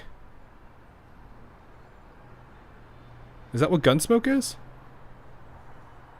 I don't know what GSL is trying to be. I'm sorry, Quinn. Gunsmoke is fine. It's just 10 minutes. I get bored of Gunsmoke, but that's just because there's nothing really that crazy. Gunsmoke Frontline. Oh, Gunsmoke Frontline. Okay. I usually just refer to it as Gunsmoke, so that makes more sense.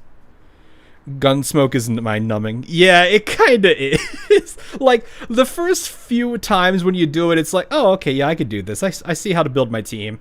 And it's like, you figure out what you want to do for it. You try your best to get a score. And then after that, it's like, you're just doing the same thing over and over and over and over again with very little.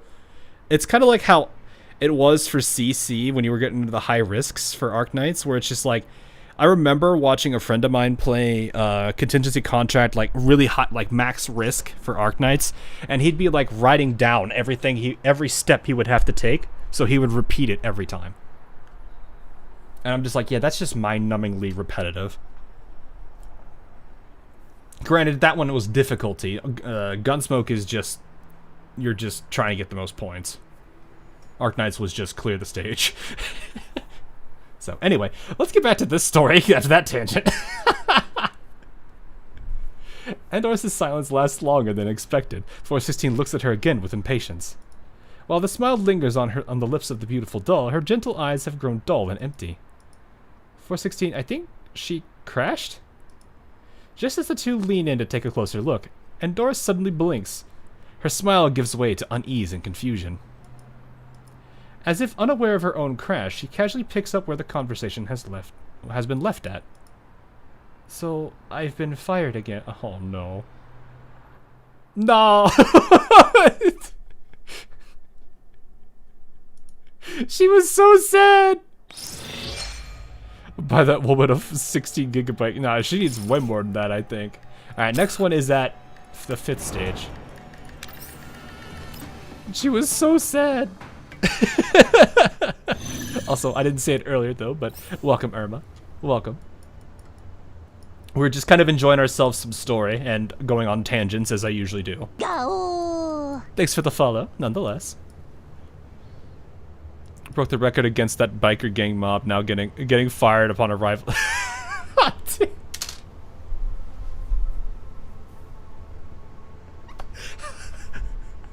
I wasn't ready for that one, but no, you are not wrong. But wasn't G11 originally a civilian doll? I think they actually just said, they were just talking about that. Leva and Kluke was. I think Kluke basically just said, yeah, she's actually, like, she's changed a lot now. But yeah, that was funny. Beat the record on that. Alright, where can I put the sentries? Actually, let's get her up. Actually, if I put her here and then do this, that should wipe that group of 4 out. Because the rest of the group is all stuck over here. I'm actually curious, do the sentries body block? I imagine the sentries will. I should move you. Can you reach all? Yes, you. Oh, and they're not in cover. That's even worse. You have fun with this, man. All right, now we build in sentries. Sentry. Thought you were a sniper. What? No, look. Well, you don't understand. Sometimes you just have to. Sometimes you just gotta. Sometimes you have to, when you're playing TF2, you gotta just start playing engineer.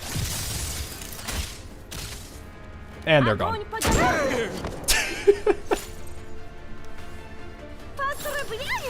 gosh, I'm so happy I have electric now because my Mosin can actually have fun here. Also, it has been hilarious seeing the number of people borrowing my Mosin. It is a very kitted out V6 Mosin, so it makes sense, but still, it's really funny. Why is whenever Hawk does a fight in these streams, my YouTube lags? Maybe it's the bitrate is... I don't know, actually. Is killer on story maps. Oh no, it's great. Especially because instead of applying it as a debuff, and that just triggers Mosin's support fire. In most cases, she does so much damage, and because she's, I think it's V4? That gives her electric damage on that support shot. She just wipes out a lot of people. I woke up this morning and got 5k off of my Tololo. Oh, nice. Nice. Alright, anyway. Whew, we're making great progress. Your orders are really concise and efficient, Commander. And you're very good at carrying them out. Although there are some lags and delays, your executions are accurate and your information analysis is very precise. Both have been a great help. Commander, are you being considerate of my feelings? You are truly very kind.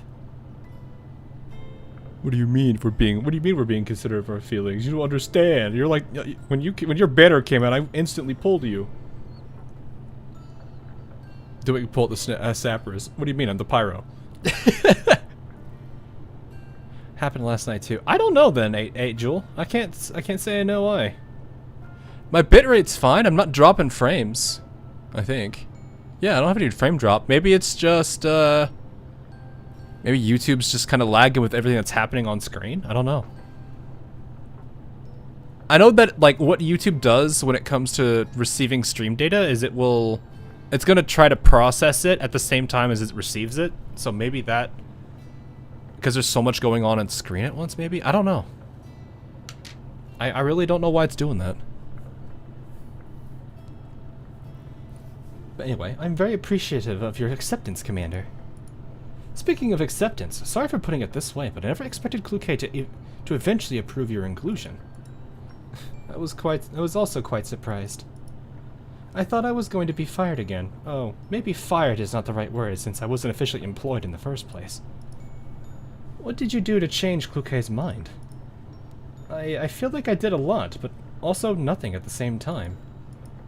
What does that mean? Yeah, exactly. Let's continue sorting through it, Commander. Seeing my NeuroCloud records firsthand would be more helpful, I think. Yeah, that probably is true. I'll entrust you with it. I know it ain't my internet. Yeah, like I said, I don't know, man. It could be something on YouTube's end, or maybe it's I'm not doing enough bitrate. I don't know. I know that like there's certain bitrate thresholds I have to do though for both sides, so I can't really say. Anyway, Andoris, can you hear me? Uh-oh. Ah, my apologies, Commander. There was a bit of an error when I loaded in the data. It's fine over on Twitch for me. Yeah. I do notice the bitrate for Twitch is higher than YouTube. YouTube is sitting at about a 4.5 thousand kilobits per second, whereas Twitch is at 5K. So yeah, there's a bit of a difference there. That 500 bit rate might be, or 500 kbps is probably making a difference. We'll see. I need to go look at that. I guess I'll look at it in the archive and see what it's doing, if it's doing anything odd. Anyway, it's alright. Let's focus on the battle at hand.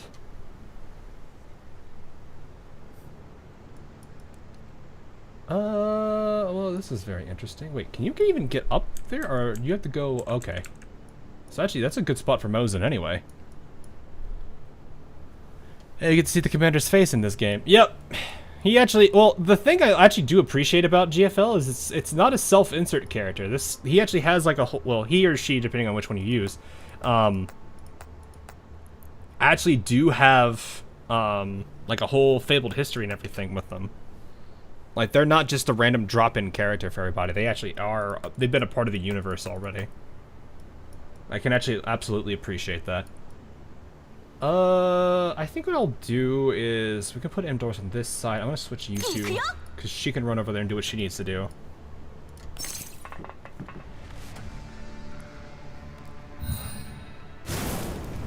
Pretty sure I can just go up here. I think the freebie could be right here.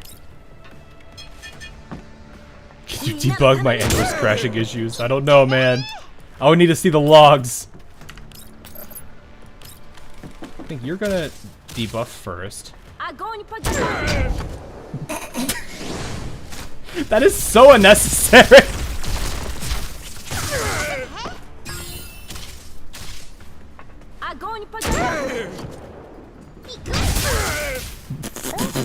Well, there goes all of them anyway. Okay, well, we're gonna put a turret here, and I'm gonna put a turret over there. He has a rough history. It sounds like he has a pretty rough one, from what we've already seen from him. You could, it's also interesting, because he's got, like, you can very much tell he's got, like a huge vendetta against Perdeus.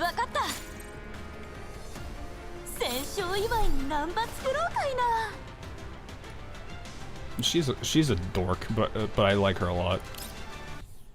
I've waited long enough. I shall put in work now. Yeah, I know, right? The fact that she is doing so well with like the electric group we have already is great. I'm happy. An adorable dork. She is 100% adorable dork. GFL1 really shaped her character up. Yeah, I like that. I mean, it's a bit of a bummer because I'd have like 10 years of lore to catch up to. Oh.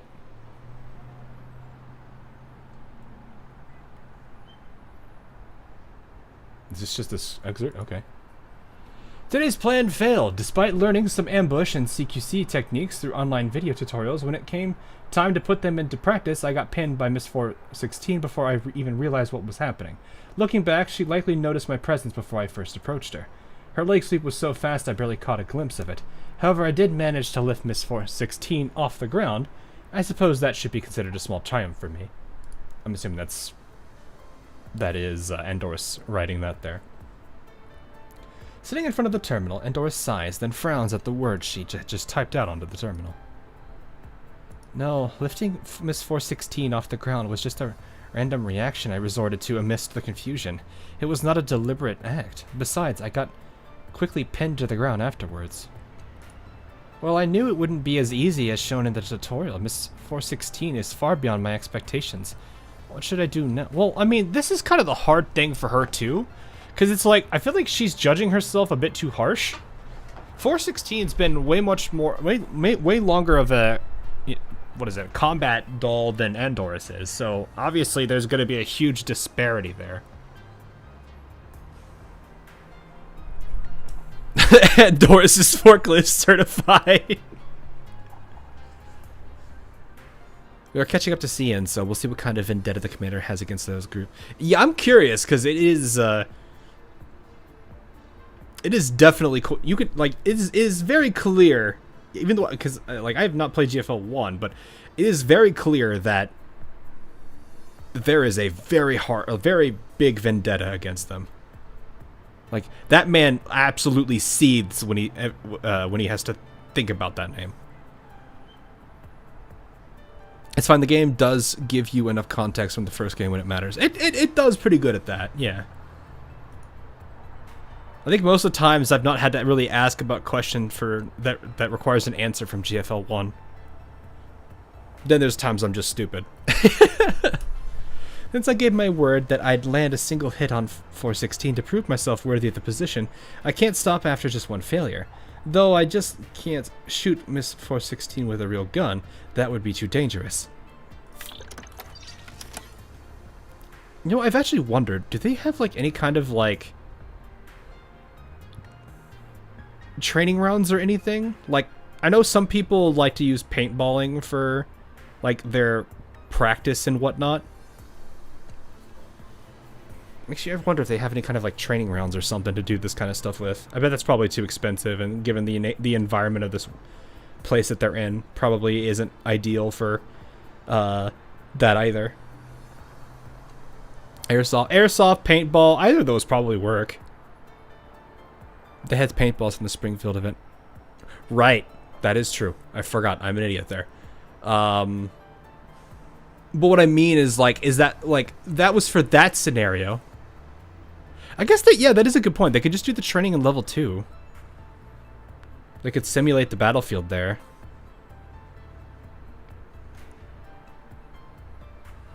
I guess that's a good, yeah. Makes you wonder how much training like regular people go for. So like Nikita was a part of that group that she worked with for a while before like the whole thing went down with her event. I wonder how much training they do to have the dolls kind of work with humans.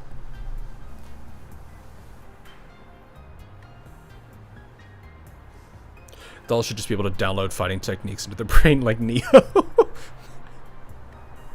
That would be kind of funny to see them like do like the Neo dodge from the Matrix. Anyway, Andoris pulls up the search engine and aimlessly clicks around, browsing through tactical training videos. Today I'm going to teach you some useful moves that are particularly helpful when there's a significant disparity between you and your opponent. The key is to target your opponent's weak spots. Target weak spots? Well, that makes sense. Generally speaking, the human body has these weak spots: the abdomen, the throat, and the eyes. Let me demonstrate you how to quickly hit these areas. Proceeds to completely annihilate the other person in the video. Now reminded of the really stupid self-defense videos that you could tell are clearly a meme.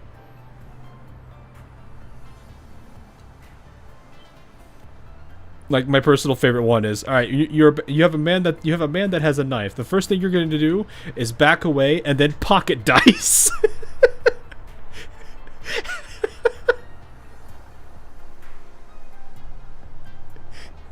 I love those goofy videos. Do dolls share the same weak spots? The abdomen, our frames look quite protected. The neck does look more fragile, but I doubt I can deal any damage with my strength. That leaves one option. Let's see what the video says. Suppose we're face to face with the enemy. Andoris stands up and pushes the chair under the table, leaving enough space around her. Alright, suppose the enemy is here. Keep your lower body stable by spreading your feet slightly apart. Get ready to move around or even jump. Ready to move around. Protect your face with your left hand. Defend yourself. Left hand. Okay, it's like boxing that she's watching or something. Alright, right here. But don't I need to know how Miss 416 will attack first to be able to defend myself? Based on my previous observations, there are 17 possible areas I could be hit. First, protect the nose, then cover the chest, the forehead, and nose. Uh-oh. Strike out with your right hand. Go straight for the eyes. Owie, why'd you hit me? Wait, no, he absolutely did annihilate somebody. The obvious comedic twist leading into the second half of the video has gone completely over Andoris' head, as she's already on the verge of crashing. No! Nose, cover forehead, hit. Damn, Andoris punches herself in the face and is knocked to the ground. Oh, poor girl. She's trying so hard. Today's plan failed as well. Seeing as I failed to master the technique of attacking an opponent's weak spots head on, I resorted to an ambush again. However, right as I covered Miss 416's eyes, she immediately turned around and tackled me to the ground. Combat really is a challenging ordeal. How can I land a hit and prove myself to Miss 416? Fortunately, I found a direction to work towards. The video tutorial taught about employing equipment creatively, like using flashbangs to temporarily blind enemies. I've decided to try this approach. I prepared it for tonight. Let's keep pushing tomorrow. She can't comprehend the meaning. No, it was literally a hit herself. Yeah, that was literally a hit herself in confusion. No. She's trying her best. She's trying her best. Today was another failure. I guess filling the meeting room with mood light isn't as effective as real flashbangs. Though when Miss 416 threw me to the ground, my sight did blur for a split second. I guess that does count as a blinding effect. I should take note of that. The tutorial made mention of utilizing the terrain to one's advantage when faced with overwhelming odds. As the saying goes, everything's about the right timing, the right location, and the right people. That has inspired me. Tomorrow, I'll experiment with a plan that leverages the environment. I hope it'll go smoothly. This event made me pop $5 for a ring for Andoris. Yeah, I spent my free ring on Groza. Now I'm like, I gotta figure out I'm gonna have to like start popping $5 just to get more of them. Cause there's like 5 or 6 dolls that I'm like, I would give it to on a heartbeat. But I have to like, there's like a whole process I have to do with getting it to work on Steam. The distraction tactic failed. I asked Miss Mechanic to help distract Miss 416, but it wasn't effective at all. Miss 416 managed to knock me to the ground the moment I revealed myself. Does she have additional visual modules besides her eyes?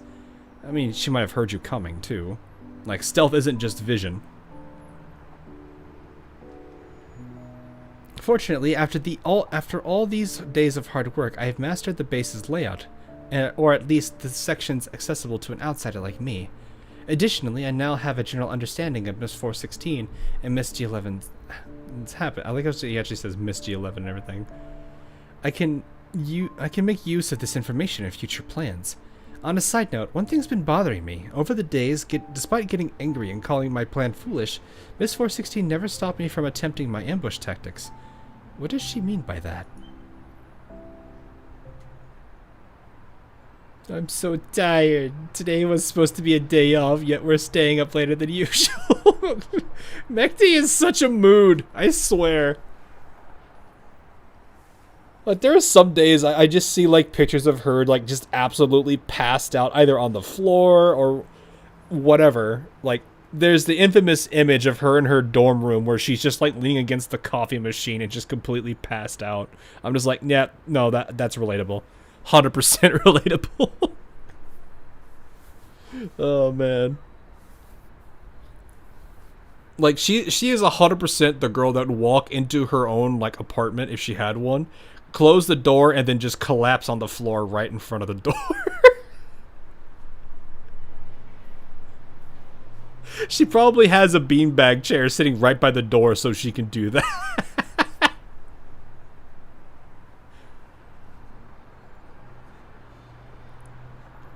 Anyway, stop complaining. Didn't I just take you out for a ride to relax? You call that relaxing? I still have dust in my mouth. This is where I wish this was voiced so I could hear more Mekti noises. Sleepo is such a mood, and we love her for it. Yeah. I do like a lot of the unique quirks that some of the dolls have. Like, obviously, Mekti's is hilarious. Andoris is a sweetheart.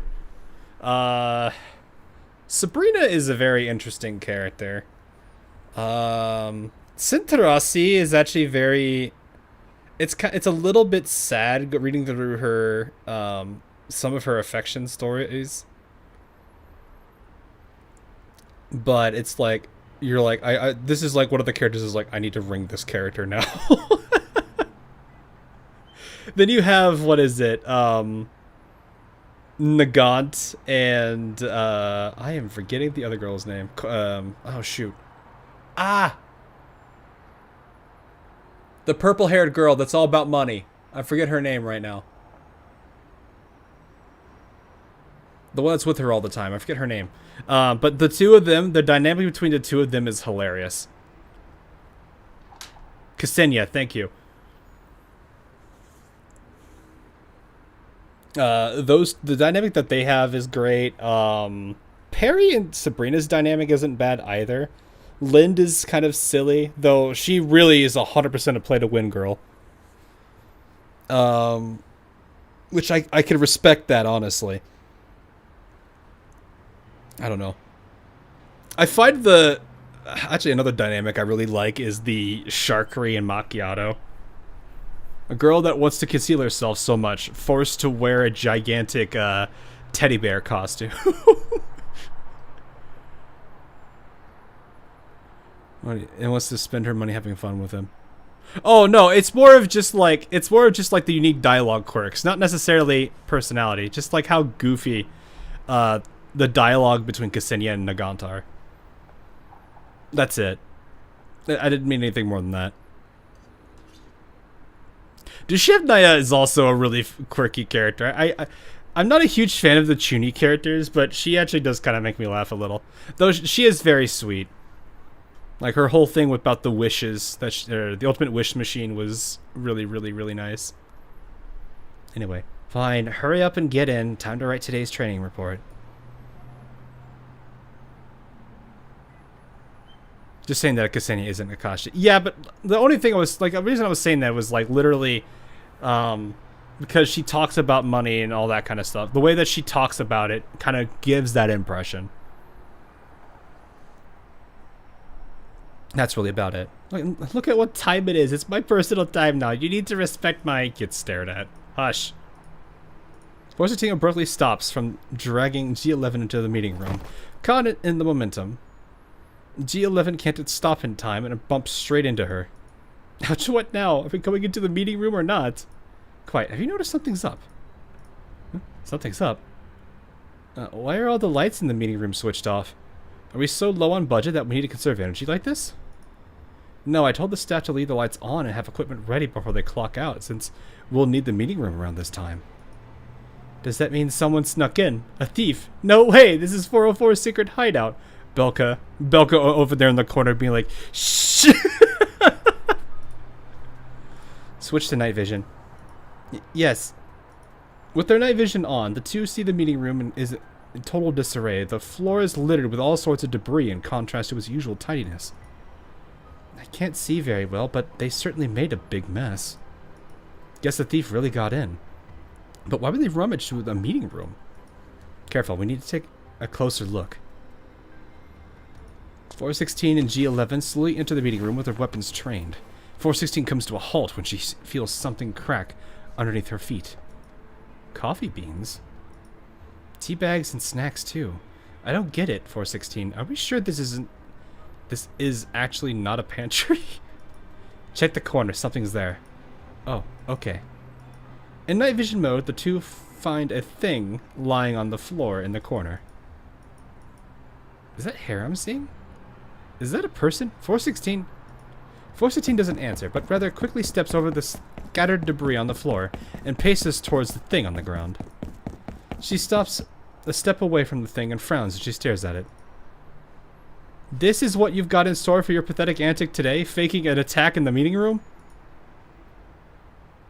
Andoris is like, what? What's going on? Ignoring G11's question, 416 steps forward and gently kicks the thing on the ground. While the thing lying on the ground does not change its position, it visibly stiffens. Not getting up yet? Hiya. What? Andoris slowly sits up, intending to strike the side of 416's neck with a hand job. 416 irritably catches her hand, swivels it around, and pins her to the ground. I'll pass on the high five. As expected of Miss 416, impressive as always. So, do you still need us to act out this nonsensical skit with you? I'm afraid you'll have to keep me company for a little longer, Miss 416. What's she doing this time? While Andoris' face is pressed against the ground, thus making it difficult for her to speak, 416 sees the glimpse of a calm smile on her face. What? Listen to me, 416. What? I told you to stay away. I can't stop. Get out of the way, 416. Owie! What? With G11 stumbling towards her in the pitch black meeting room, 416 fails to push her aside as both her hands are occupied with holding Andoris down. The two collide violently, triggering another round of ruckus. Enough! Click. 416 flips the lights on. The blinding incandescent glare suddenly fills the room. Andoris narrows her eyes to adjust to the light. In her gradually clearing vision, she sees G11 scrambling to stand up. What's this? It's all slippery and smells kinda good. Is this coffee? Wow, you've got them all over your hair and... Oh no, did you take a swim in a coffee pool? Uh-oh. Uh-oh. Yeah, she's mad. Looks like my plan is a success. Though it's with coffee, it still counts as hitting Miss 416, right? Eh? This was part of your plan, Andoris? But where did the coffee come from? As G11 looks around, a crushed coffee can rolls to her feet. Oh, I guess it came from the can that I stepped on. Whoa! 416 stomps on the can and crushing it completely. The remaining liquid spurts out and splashes onto G11. Oh, so you only realized it now? How about I send you to the circus tomorrow if you're that good at stepping on cans? Oh, McT's sad.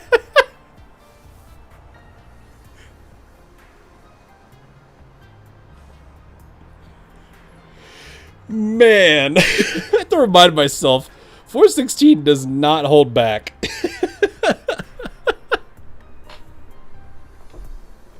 It is always hilarious watching her just like straight up insult people. Oh man. The first time I see Mekti sad. I think I've seen her sad a couple times throughout the story that she's involved in. 416 is still my least liked doll. There's a lot of people that are new to GFL that like because of this game, and a lot of them really hate her. I think the way that I described it is probably what makes more sense to, at least what makes sense to me, is like the entire squad has a whole bunch of issues, have their own individual issues, and this even applies to Kluke, but she's trying her best as leader to help all of them overcome their issues. Though she's not exactly very, it's tough love, if it makes sense. Afro Circus. Oh no, I'm gonna have his voice stuck in my head for that the next like 40 minutes. Oh no. Kuke had character development in GFL 1. Oh yeah? I like I said, I would not know. But like the way I look at like the I don't think you were here for this, Arma, so I'll explain it a bit more. So you have G11, who you know, she's kind of a sloth, which understandable because I think the way that she's like the way she works and all. That's what Kluke gets on her all the time about it, tries to keep her awake and make her do a whole bunch of stuff so that way she can live up to the potential that she has as a fighter, which she is capable of. You have Andoris, who she has the capability. The problem is she's limited by how like she operates, and I think it's just a matter of like her inexperience too also hurts her. So Kluke is sending her out on missions and stuff to kind of help her build that experience. And then you have Belka, who is kind of a very needy, attention-seeking little sister. And unfortunately, I think Kluke's way of solving this is trying to push her away, so that way she kind of starts to not need to be so needy of Kluke all the time, but it does make Belka sad. So I think to a degree, like all three of them have their issues, and then Kluke's issue is more the sense of she takes things a little too seriously, and she's kind of a extreme, you know. Most people probably try to approach some problems with some kind of methodology, some kind of balanced approach or whatnot, especially if it involves multiple people. Whereas Kluke is just the result matters. So she might be a little too harsh and a little too mean at times, but her intentions are good. It's just she doesn't necessarily know when to like take a step back or when she has to just keep full sending. I think that's probably the best way I would look at it. It definitely is tough love, or she's soldiering. Whenever I hear the word soldiering, I think Sharp, that one series from a long time ago. But yeah, like that's really the way I look at it, is the whole squad as a whole has their own issues, and even Group B has problems too. You know, you've got Vector, who doesn't have a lot of confidence in herself. You've got Wellrod, who probably is a little too what is it? She prefers to have she's a bit of a control freak, I kind of feel like. I don't know. It's kind of the initial impression I had off of Wellrod. Harpsy and I still don't have the other girl's name down. Ruchet, something like that. Rushi, I think.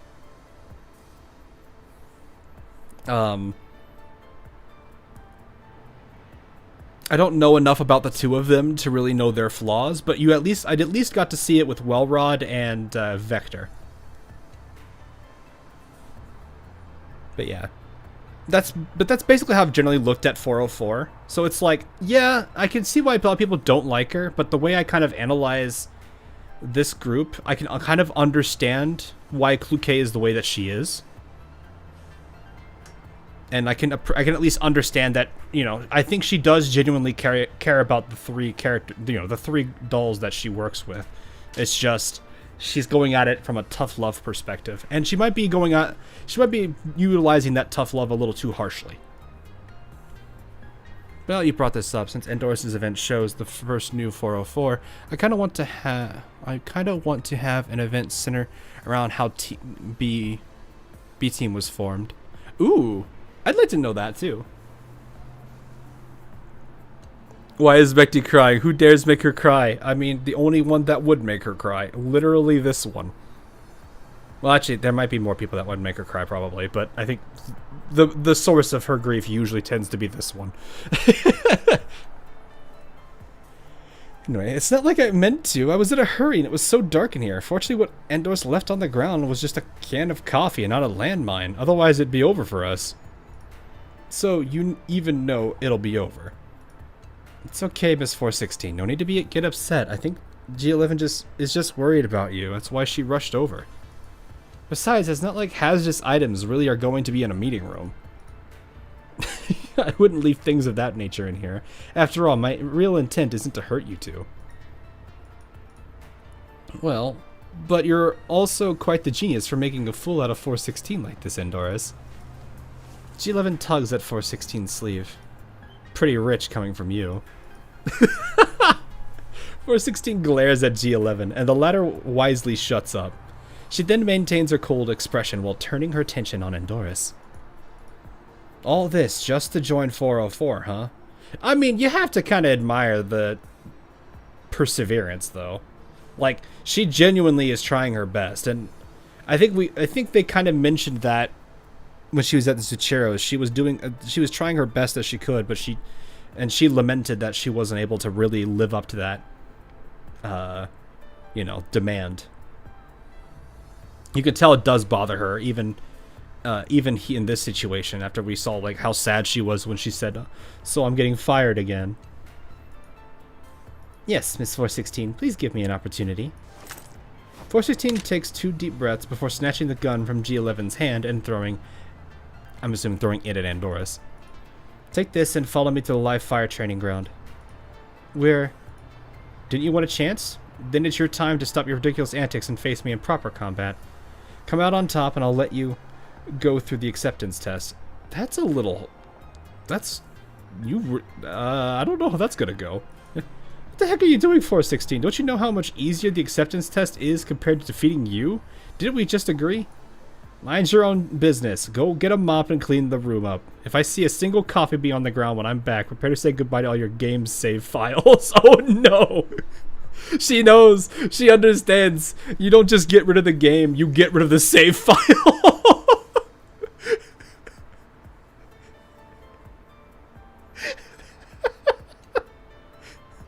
She knows how to really hit her where it hurts, not the save file. What's any of this have to do with my save files? Ignoring G11's grumbles, 416 storms out of the meeting room furiously. Mom knows how to handle the problem child. No, my level 120 character in Skyrim.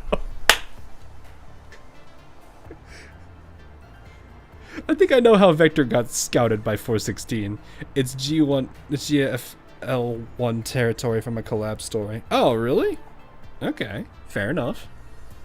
Not her 800 hours modded Skyrim experience. That's me. That's literally me, but Fallout. You're just like, no, please, anything but that. I worked so hard to get there. Or it's like you're playing like a factory game, like Factorio or Satisfactory. If you do that, it's like, no, please, I just got to tier 6. Please, that took me 3 weeks of nonstop play.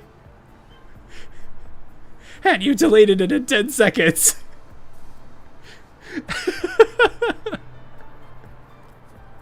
Anyway. Andoris pats G11 on the shoulder reassuringly. It's okay, Miss G11. I'll clean it up with you once I'm back. You need to you need to come back first. 416 is really terrifying when she's worked up like that, so don't try to take her head on. Although she probably won't actually harm you. Yes, I understand. I'll take my chances. It better be like that. Speaking of, do you even know how to use a gun? Andoris holds the weapon up in her hand and examines it carefully. I've watched the tutorial, so I know the basics. Just aim at the target through the scope and pull the trigger, right? Are you coming or not? I'll be right there. Andoris smiles at G11 and follows 416 out of the room, visibly worried. I think they meant to say visibly worried. G11 follows her to the door and shouts, "Pay attention to the recoil. Make sure the gun is pressed up against your shoulder. Only point at things if you intend to destroy it." Dude.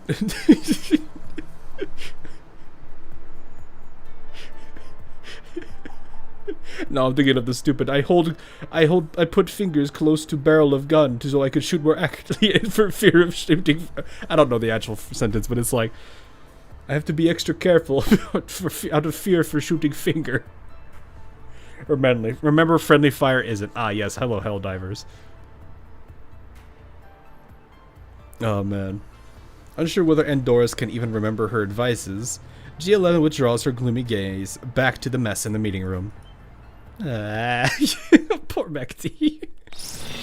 I at least appreciate Mekti for like looking out for her there. That was a nice touch. Alright, this is 7, 8, and then... Okay, so we're pretty much unlocking the rest of the story from onward. Okay. Not too bad. Not too bad at all.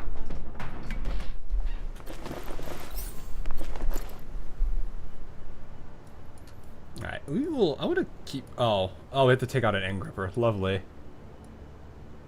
How do you even get up to the... They're on the sides. Okay.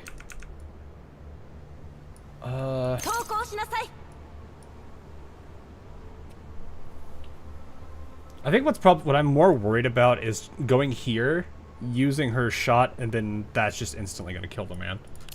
Yeah, he's level 20. That's probably going to be exactly what happens.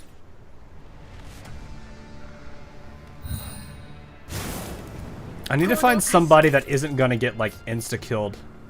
But I have to use the paralysis on it. I think maybe this guy in front of me I could probably not take out. Oh, wait, no, I can hit you. That'll work. She gets paralyzed. He's paralyzed. I can move her. Sweet.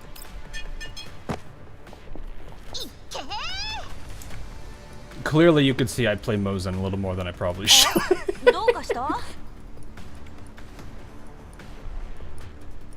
I was like, how do you get over there? Then I realized, oh, you're probably going up, over, and then down. Yeah, Ozalane and its 26 gigabytes of file size. I mean, they literally did add, like, was it 3 gigabytes for a 3D mode now? Which I do hope everyone is at least enjoying. I've been unfortunately seeing a lot of people reporting bugs and crashes and stuff. I really do hope people are at least enjoying it, because it does look fun. Or at least to me it looks fun. You know, like I don't necessarily mind the alternate game modes. It's just I'm like, what about core gameplay, man? I deleted the assets immediately. Fair enough. Fair enough. Like, it's kind of funny though that like Ozalane is a 2D game for the most part, and it actually is now bigger than GFL. Granted, Ozalane's been around for longer, so there's more content, and so it's gonna be more dense. But still. I almost actually want to put Andoris like right here, and then just turret. Actually, wait, no, I could just put these. No one is allowed to move into my domain.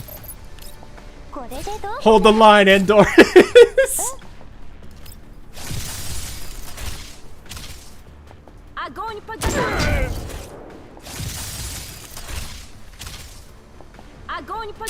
Yeah, get rid of him. That's the one guy I want gone the most. Her stick bugs. Oh no! Now I can't unsee them doing that. Artmo, why did you have to put that in my head? No, this almost actually makes me like now. I just imagine Like, this is just my brain because of how it is. I've been wanting to, like... I've been thinking about goofy things to do for, like, animation skits for, like grabbing the 3D models and doing them for that. And my brain is thinking, like, recreate the entire scene of Kluke and Mekti getting ambushed in the meeting room, but instead of, like, falling over coffee, it's the turrets just, like, hitting them with, like, a paintball or airsoft round, and then just proceeding to stick bug them. And then, because of how it is, Kluke just gets angry, and Mekti just falls on the floor laughing. Because Mekti would get it.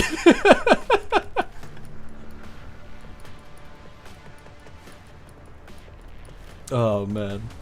Actually, I think what I could do... Because I could do this, right? And I'm pretty sure this would get him eliminated by Mosin.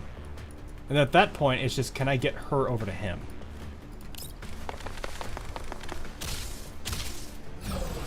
Or Mosin fires first. Never mind. That solves that problem too.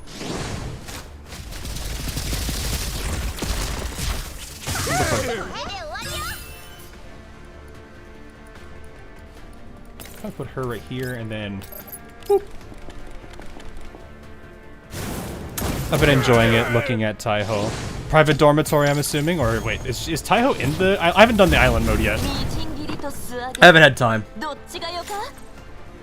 I've got a bigger project for AL that I've been a little too busy to really work on. Which, if you don't know, it's fine. It's a... If you ever read the memories for the game, it's a fun project that I get to enjoy. What is this layout? Okay, interesting. There's only one guy over there. There's two there. Two there.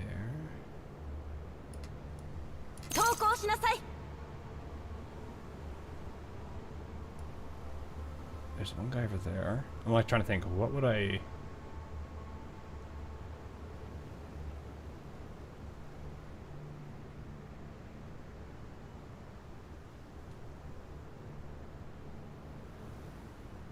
I think we're good. Yeah, I think the setup's... Actually, I might switch you two. AL needs a PC port, that's not up for debate.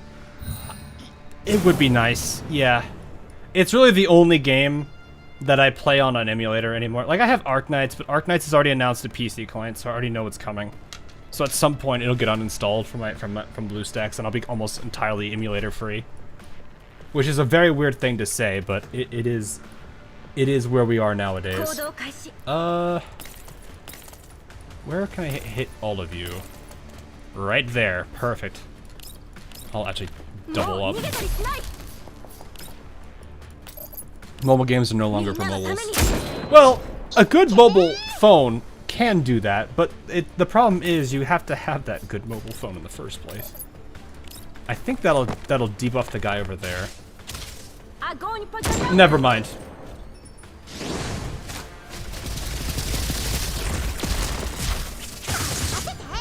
My parents just have a PC for I don't think they've finalized it yet. The support fire is a little nuts sometimes. Well, you know what? I would use your turrets. Actually, wait, hold up. Can I? Oh, she doesn't have enough. She can't get there.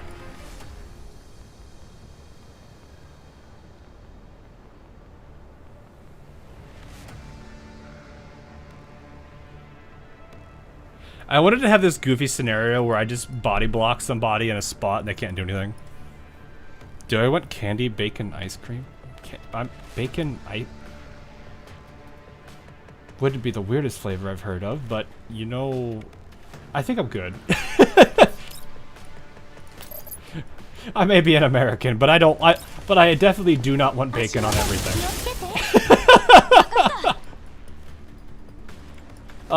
This is why I'm gonna have you stand point blank at him and just use your ultimate on him. You know, totally not T-posing on the man. It's delicious. I don't know how to feel about it. I'm sure it is, but I don't usually have ice cream that often. Andoris. Yes, Commander? I'm right here. Why so serious all of a sudden? Are you feeling tired?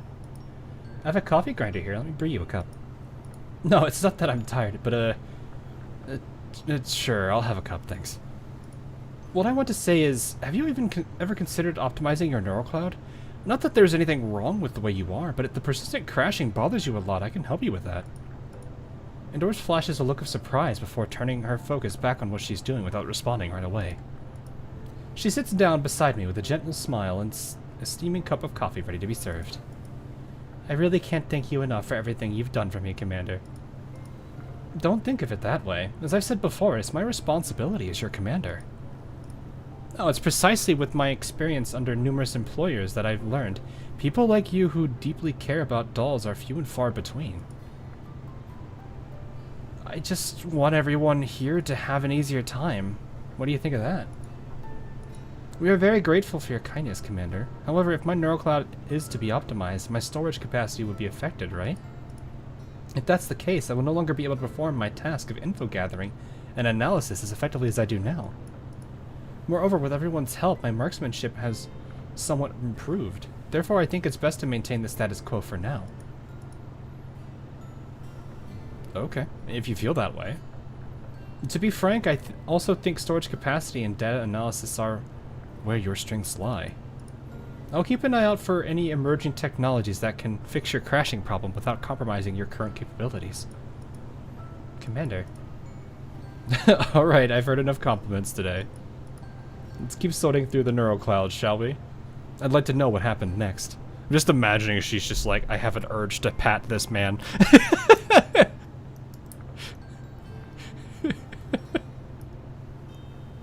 She's like, head pat, head pat. She no longer would be a walking HDD. Oof. Do you want hermit crabs in your ice cream? No, I don't want hermit crabs on my ice cream. No, I don't want a jalapeno flavor either on it. I don't know. I don't know. Like, I don't have a lot of ice cream flavors I like. I think the most extreme one is like cookie dough and peanut butter. Like, I put those two together and it's actually pretty solid. But I don't usually go...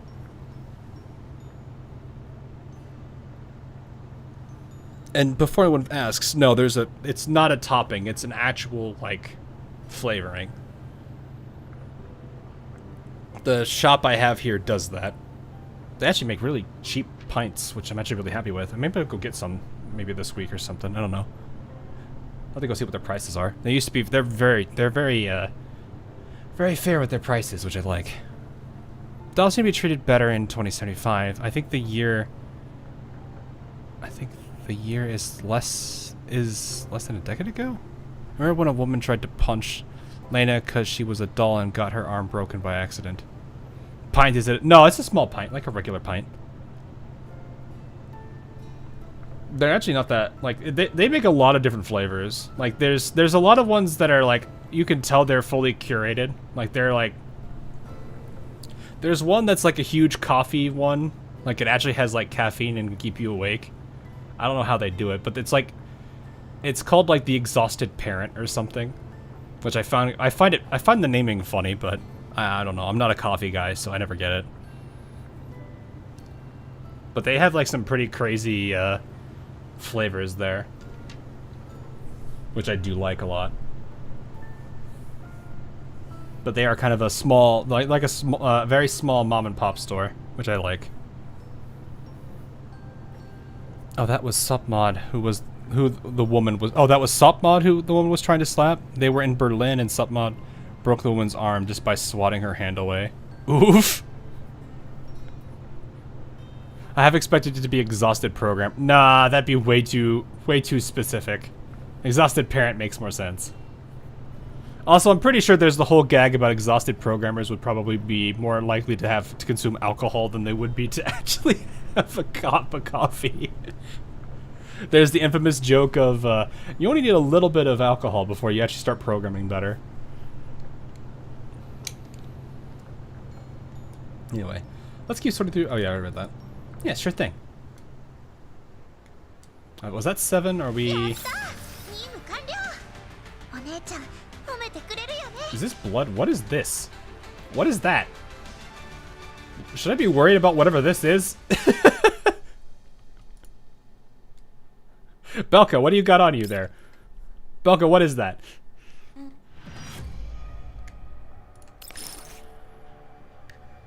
Barbecue sauce.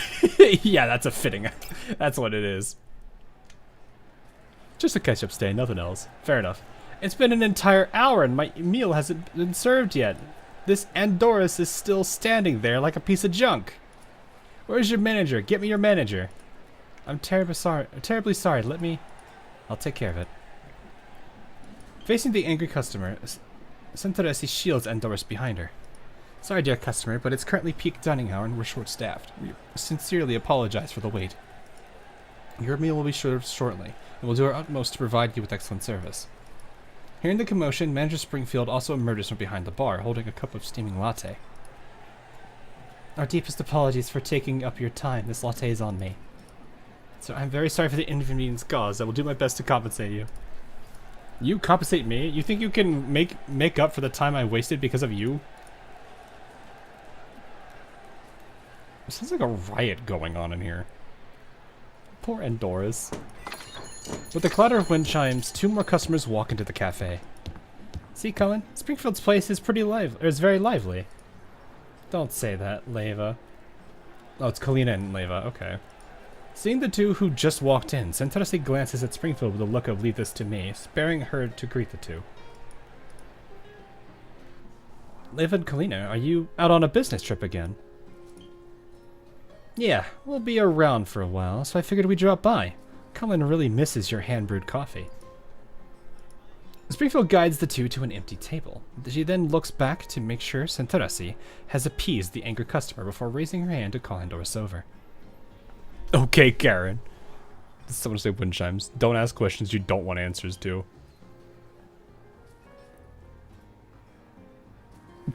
I don't think that was a question I didn't want answers to, though. If we're getting real dark and serious, there's a T-Doll underground. Oh. Oh. Did not know that. I see. Springfield guides the 2 to an empty table. She then looks back to make sure Interstice has appeased the angry customer before... Oh, I read that. This is Andoris, our newest employee. And these 2 are... Kalina and Leva. Pleased to meet you both. So you're the newcomer. No wonder you look so flustered. I'm terribly sorry. I have embarrassed myself before you. Andoris has worked here for some time now. She's very meticulous and attentive. Using her large storage capacity, she can accurately track each customer's preferences and their birthdays. That is... I mean... The orders make sense. The birthdays, though, I'm like, yeah, she needs to keep track of every single patron's birthday. I mean, that'd be kind of cool, but at the same time, I feel like that's a little bit unnecessary. Sounds like she's a perfect fit for the job, but I guess it's another story in practice. Well, Manager Springfield has taught me everything I need to know about the job. But my own performance issue prevents me from handling more complex and unexpected requests from customers. Even when it comes to the menu, I've only learned how to brew coffee. It's not Manager Springfield's fault. Oh, I see. So you're not a good fit. Leva. Kalina stops Leva from going further, yet an enigmatic smile remains on Leva's face as she strokes her chin. Yeah, it's Leva. Say, how about having her join 404, Springfield? Eh? Andoris, but... Leva! Kalina's voice now carries an angry undertone, yet Leva simply shrugs indifferently and turns her attention back to Andoris. Andoris, oh, by the way, hold your questions about 404 for now. What are your thoughts on working here? Me? Andoris falls silent for a moment. I will try my best to keep up with everyone, though it may take some time. I don't want to leave. You should realize that a place that makes things both harder for both sides is probably not where you belong. Seeing how swiftly you guys handled the scuffle, I can only assume that what happened back there was the norm, right?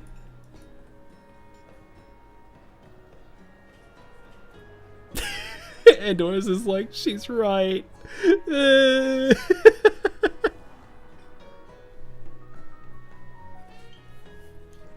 He's like, why does she have to be right?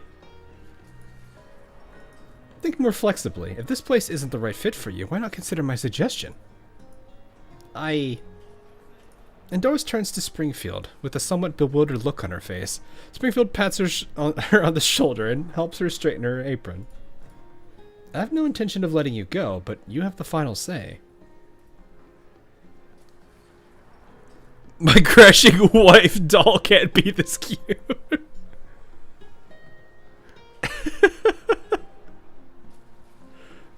Oh my goodness. She likes this place, but Andoris, you're hurting the Springfield shady business. Yeah, it's one of those things that's just... I mean... Like I said, she's trying her best, but even she knows, and it bothers her. Working at the cafe won't let you reach your full potential, but 404 will. Do you want to find a place where you're truly needed, Andoris? Well, I mean, she's probably needed here, but... I mean, that probably isn't the right way to word that, but it's fine. Will I be needed at 404? Leva chuckles. Of course you will be, but you have to put up with a certain sharp-tongued yet soft-hearted doll's harsh critiques first. But believe me, she means no harm. She's actually quite reliable. You'll be fine, Andoris. So, want to give it a try? I like how she just describes Kluke that way, or 416. With her hair all messed up, Andoris cowers in the room's corner, with G11's gun clutched tightly in her arm. Her body is covered in bruises, while bullet holes littered her surroundings. Join 404 and this will be your everyday life. The real battlefield is nothing like your childish antics. She crashed again. 416 sees Andoris' blank stare and assumes she has crashed again. Irritated, she yanks the G11 assault rifle out of her hands and walks out of the door without noticing the changes on Andoris' face. A new world, but will this one need me? Andoris slowly stands up, then looks down at her battered body. The weight and stiffness of the assault rifle still linger in her arms. This is interesting artwork. Your Andoris ran into a problem that can't be resolved and now needs to restart. I wonder how good Andoris would be at inventory management. I bet she could keep track of all the stuff. Yeah, she probably could. She'd probably be able to keep track of roughly, I could imagine that would be like a warehouse inventory, a warehouse manager. She'd probably be like perfect at, because she handles data like that. Like any kind of situation like that, I feel would work really well for her. If so, I want to bear witness to the kind of world that needs me. 416 opens the door and is greeted by G11, who was peering through the gap with a mop in hand. It's over, how'd it go? 416 shoves the gun into G11's arms and strides forward. She's alive. Oh. Can't say if she's scared senseless, though. Didn't you decide to give Andoris a chance when we were in the yellow zone earlier? Why do all of this, then? Well, no, to be fair, what Kluke did isn't exactly a bad idea. She does need to understand, like, out in the field, it is not gonna be just, oh, let's pull a prank on the enemy. You know, it's not gonna be as silly as walk up to man, reverse pickpocket grenade into his inventory, run away, and then watch his pants explode. Yes, I know I did that in New Vegas, shut up.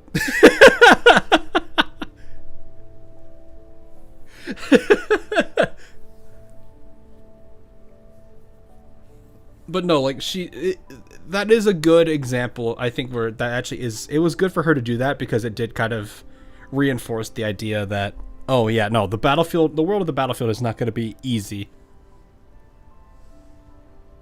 It's not like it's as silly as Helldivers where you can survive a 500 kg, but you won the coin flip, so you survive.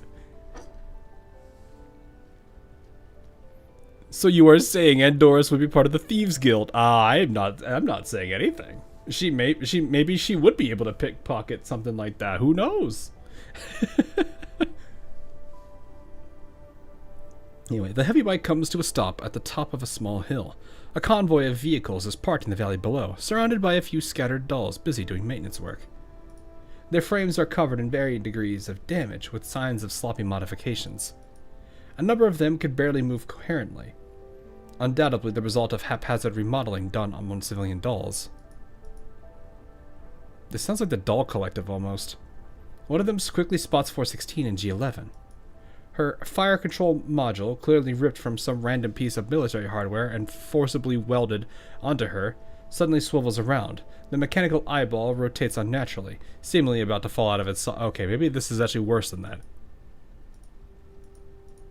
416 shows no reaction. She stands there and stares into those empty eyes. Andoris needs to learn that the field is going to be like fighting difficulty 10 ravaged strain bug. Oh gosh, those bugs. I liked them. I liked their potential. It's just a bummer like how buggy things were, and I don't mean that as a pun. Like that strand was actually very interesting. They were a lot more guerrilla tactic than like most of the other like sub factions. It's just, man, it kind of really sucked if you were the host. But I liked the potential of what that area, like Oshane, I don't know how to say it, is. I like the potential it has. And then again, I wasn't necessarily struggling, but then again, I play I have a fire build, and I use Vector. Like, I actually have the GFL2 mods installed for it. So it's like I have a build that's themed around Vector. Like, it's not an SMG, but man, am I glad the Coyote exists. Because I actually have a primary that actually is incendiary, not just a support weapon. I guess I could just use the flamethrower primary, but I'm like, not really. I try to keep my, like, the doll mods I do have installed on Helldivers 2, if I do have them, I'm trying, like, my loadouts are based around like how they play in this game. So I do have like Andoris as well in it, and I'm actually like, I have the 2 sentries, and then I have her with a what if the portable shield that she can wear on her back is.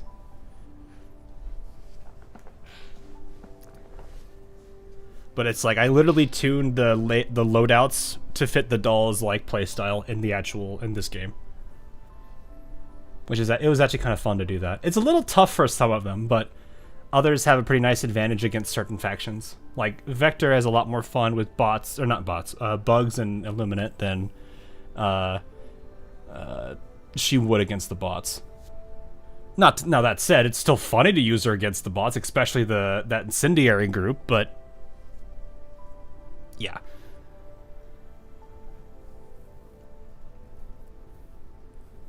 Made a perfect Diane and Jiangyu mod for me for my birthday for Helldive. Oh, that's nice. I haven't looked at all of them yet. There's a bunch of them. There's a bunch of doll mods on there. There's a lot of Uma Musume ones there too, which I find that hilarious. Like the gold ship one is funny. But like I've seen a mod where it's like you hit yourself with the syringe, and it's the experimental syringe, and you hear, so you, instead of hearing the usual like charged up sound effect that it has for saying that you're under the effects of that performance enhancer, it just starts playing the Bakshin theme song, and I'm just like, why? It's funny, but why? Yeah, anyway, she shows no reaction. She stands there and stares into those empty eyes. Once the doll confirms 416 it presents no threat, she drops her guard and returns to the task without looking back. Well, it's as if they're Frankenstein's monsters. G11 has just woken up from hibernation, rubbing her eyes as she walks over to 416. Geez, if Liva hadn't taken us in, we would have ended up like them by now, huh? You're thinking too highly of yourself. I may end up like them, but only because I was built as a T-doll. You, on the other hand, are at best a component they would bolt onto me. And most likely the most useless one.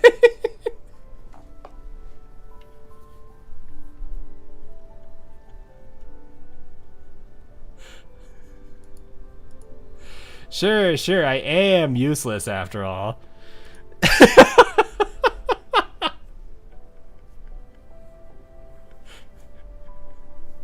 If that's what you think of me, why not hurry up and recruit some other dolls so I can stay at the base and nap all day? Instead of firing back as she usually does, 416 remained silent. G11 throwing it right back. After all you two have been through in the first game. Well, I mean, it's 416. She do be that way.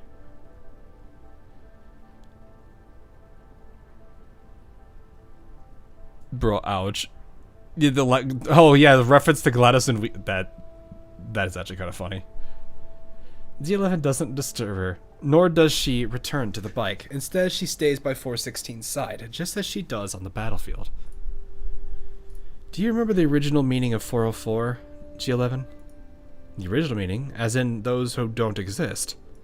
Yes. 4 dolls who, for various reasons, found themselves unable to return to any organization and thus were deemed non-existent by the world.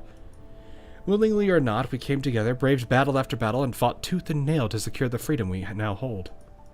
But does that even mean anything for an ordinary doll?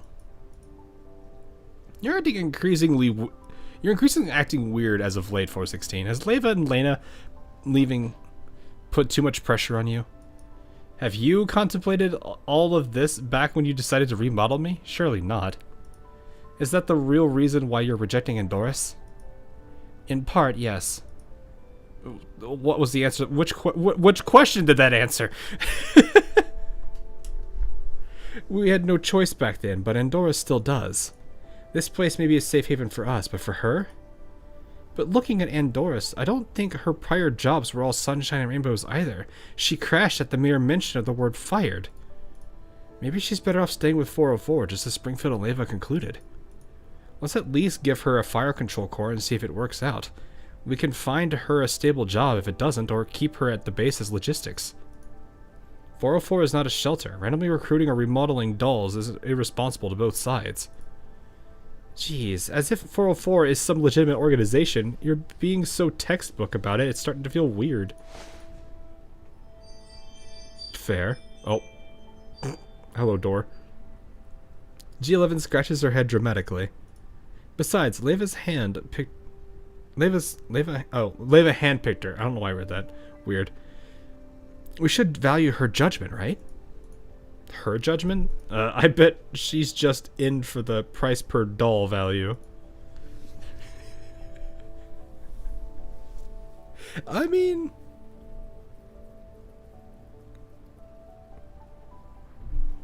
it is kind of interesting, because it was one of those, like, in that discussion with, when Kalina and her were there, she just kind of went straight for it, you know?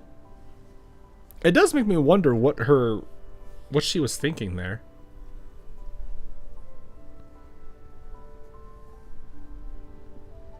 Actually, wait a minute. Where was it? Found themselves unable to return to any organization and were deemed non-existent by the world. If she's having trouble finding places that she can work, I think this applies to Andoris, wouldn't it? She's not able to go to any place because she can't fully function there.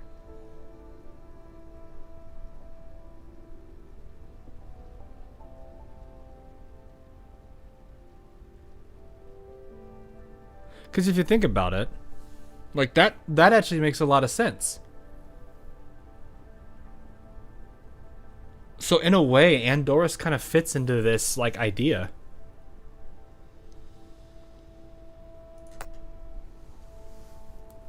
I just not thought about that. Huh. That works. But all of us that she chose back then are alive and well today. Can't hurt to try. You know, as they say, the only true failure is not trying at all.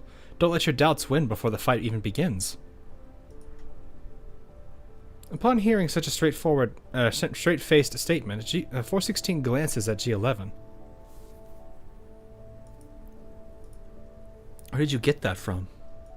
The newest anime I watched. Cool.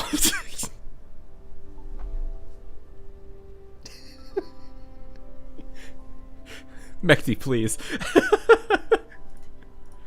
Of course. Oh, they're leaving. The rattling sound of engine startups comes from below the hill. The bounty hunters yell at the dolls to get back on the vehicles. Hurry up, bunch of worthless scraps. Fuck, we're really shit out of luck these days. First a collapse storm, then a bunch of our Jaegers. Half of the dolls got totaled. How are we supposed to take on any commission like this? No worries, the boss already contacted some underground brokers to get us some more illegal dolls. Worst case scenario, we just stick through for now. Sure, wanna go have some fun later. Rubman pushes the last doll into the vehicle and climbs in himself before pulling down the heavy blast door. Following the engine's roar, the convoy departs, gradually shrinking into a tiny black dot in the drifting sand.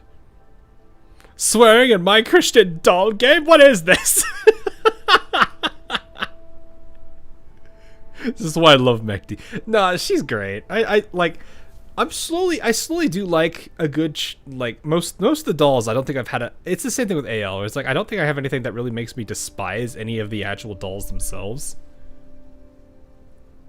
Like, I could be slightly upset with Kuluke being a bit too rough on them, but at the same time, it's like I understand why she's doing it. So it's like, it's not that I necessarily dislike her or anything, it's more of just like, you could probably learn to at least have a bit of restraint on some occasions.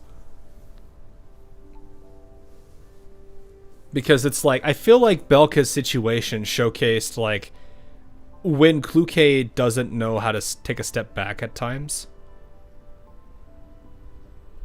Because you could tell it really was messing with Belka quite a lot.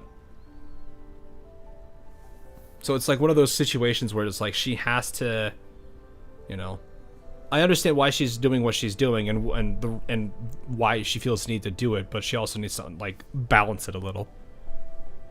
Kuluke's backstory is a lot of reminiscent of Andoris. She was fired from Griffin by her team leader, turned into a stray until Davis saved her. Oh, okay, fair enough. Maybe that's why she probably is more willing to give her a shot. Maybe that's why Leva jumped on it then. Because it kind of fits the motto and everything. It would give her a chance. On top of the hill, G11 and 416 also returned to the bike. Sit tight. And patch me into Dyer's comms channel. 416 accelerates to full throttle, and the heavy bike speeds off in the opposite direction. With a mop in one hand and her gun in the other, G11 could barely keep up with the 416's brisk pace while nervously observing her sullen expression. Did you change your mind about Andoris staying? Please say something, 416.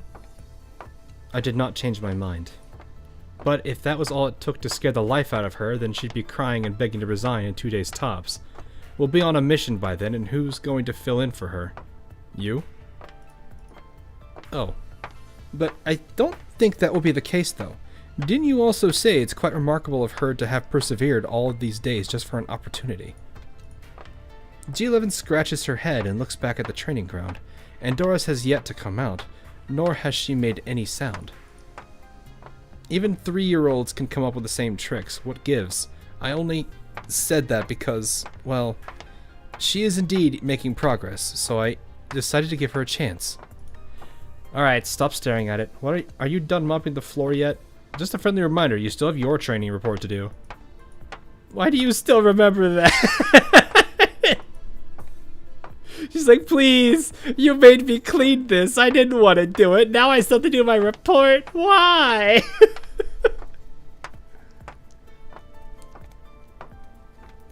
Still not fully at ease, G11 scratches her head again.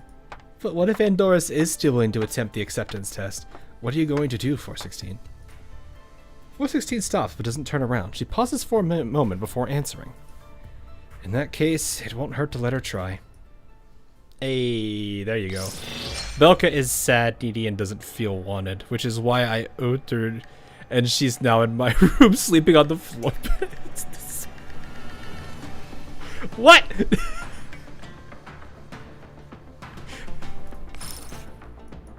Bruh. This is out of my pay grade. What the heck, G11? Oh, hey, CV, what you doing? Hey, also, why you calling me Slide? What is this? Oh, have you never played this? This is Girls Frontline. Habu occasionally plays this, so you can. I'm sure Habu would be more than willing to tell you more about it. Yeah, this is Girls Frontline. It's basically instead of how like Ozolane works with warships, these are girls that have like actual guns imprinted to them. You get ready for some Lego. Fair enough. You're good. You're good. I get you. I have not played League of Legends aside from like a one weekend, and that was like for 3 games.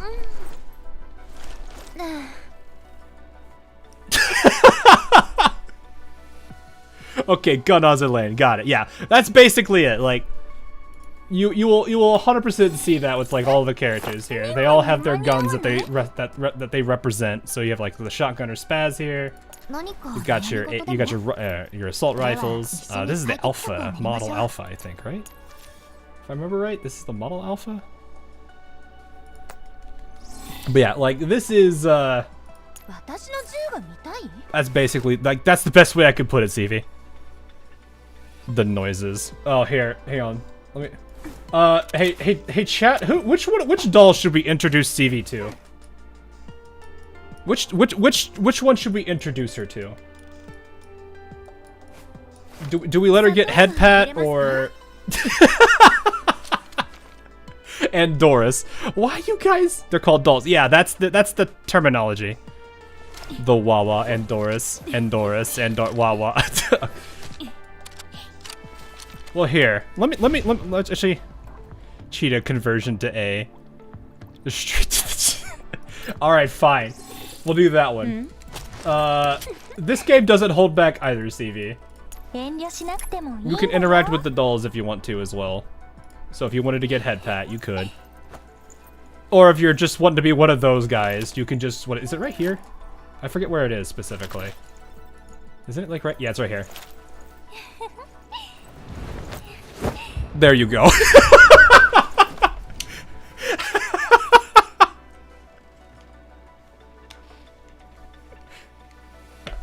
I don't. Welcome to Girls Frontline.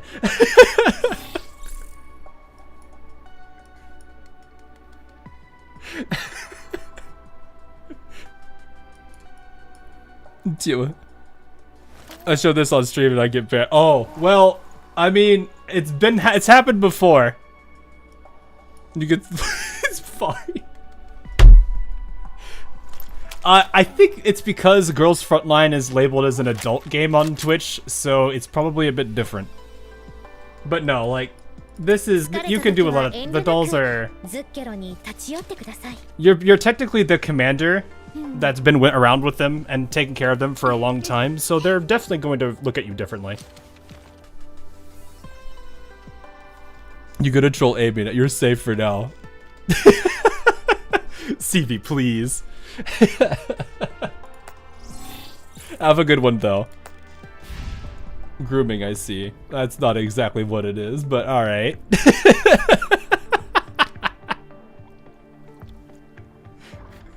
I feel like Habu would have a very long conversation with you on this.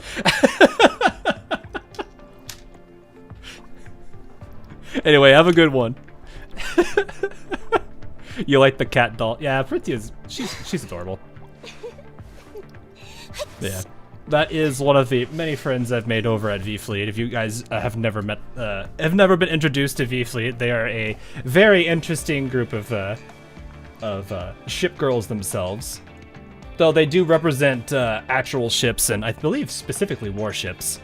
So CV is already gone, but I would let her have a little bit of an introduction if she wanted to. But it is kind of cool to get to meet them and interact with them. So.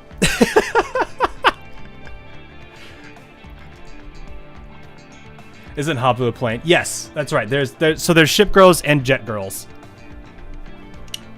Habu, I think Habu, Faye, Amy. I'm like trying to remember I don't remember all of them off the top of my head because there's a lot of them. I think Lucy. Nini used to be, but Nini is graduated. I I swear I'm missing one. I feel bad. But yes, jet girls, ship girls, they represent actual historical ships that exist, either as museum ships or anything. They are very, very, very interesting group if you've never met them. They are all on Twitch, I believe. I think some of them are considering multi-streaming, and if they ever did ask me about anything for YouTube, I would be more than happy to help them out. But they do a lot of stuff on Twitch, so that's probably why many of you probably have not seen them, if you haven't. It's probably because I know a lot of people that follow me here wanted me to stay on YouTube, which is not a bad thing. I actually kind of liked being on YouTube. So, but yeah, anyway. That was a fun little side tour.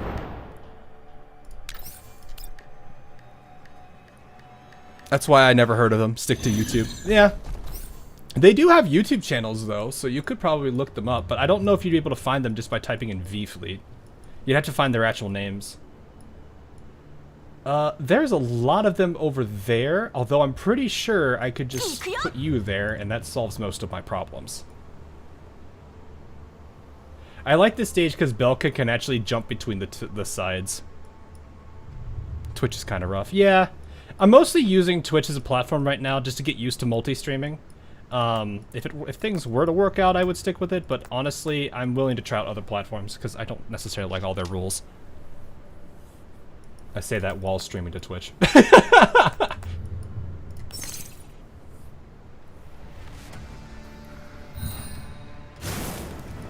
Isn't all that better, honestly. There's a couple things YouTube does. Like, there's a bunch of features Twitch has that I wish YouTube would have, but I can't necessarily be like, oh yeah, they need to have it now. Honestly, just hit the Deadeye. I am pretty sure I can find a sweet spot for you to wipe out a majority of them here.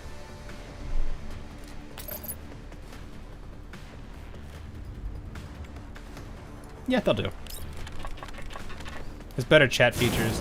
I like how if you're co-streaming with somebody, like you both are streaming, you guys can have your chats merge. So you can see if you've got like 2 or 3 people streaming together, you can see what all their viewers are saying in the same chat. I actually kind of like that feature. Like, it's a very, very solid. It makes a lot of sense. I'll put it that way. I could hit this one. Why? Oh,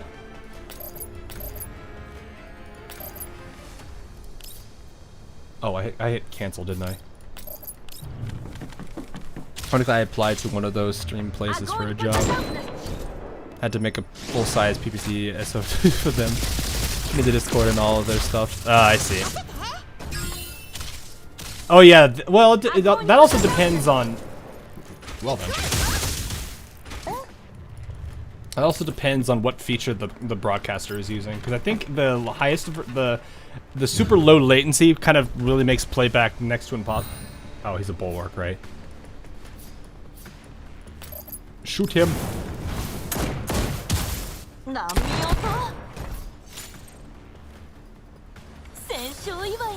Have you used the new upgrade system? Not enough yet. I need to do more runs of, what's it called? I need to actually get the resources to actually really utilize it more. I've used it a little bit, I think, because it's like, I think right now Tololo has, yeah. Tololo has this. Because it's got the Hydro Smite and attack boost. So she has this one piece. But I've not done anything else as of yet. Guess I can try to upgrade it? Oh, I can. I don't have enough, but I can definitely do some stuff with it.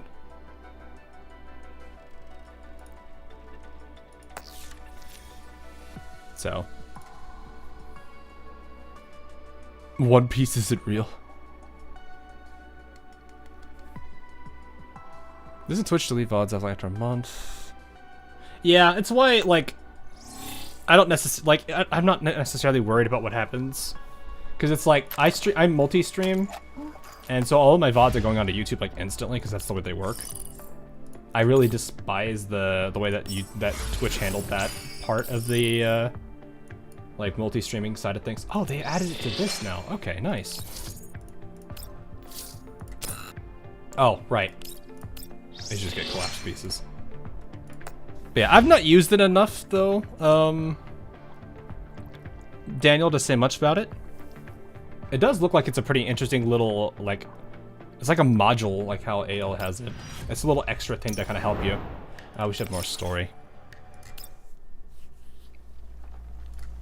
This is a simulation of the Yellow Zone, right? Level 2 really is a fascinating place. Hope you can keep that positive attitude of yours after you're turned into Swiss cheese. Stop spooking her. Look, she crashed again. The acceptance test will begin in 5 minutes. There won't be any delays to accommodate for someone's technical issues. Come on. Sorry, there's a lot of information in here. Did I crash again? Yeah, fortunately it didn't last long. I'm actually surprised you agreed to take the test, Andoris. I thought you'd be intimidated by how hostile 416 acted back then. I mean, Miss 416 didn't actually hurt me. And I still want to give it another try, because someone said this is where I am needed. Do you want to carry on with that tea party there, or would you rather hear my briefing on the test? My apologies, Miss 416. Please go ahead. G11 will be your acting teammate for the duration of the test. The objective is to eliminate the fleeing target in the canyon within the time limit. Operating procedure is up for you two to figure out. I only care about the result.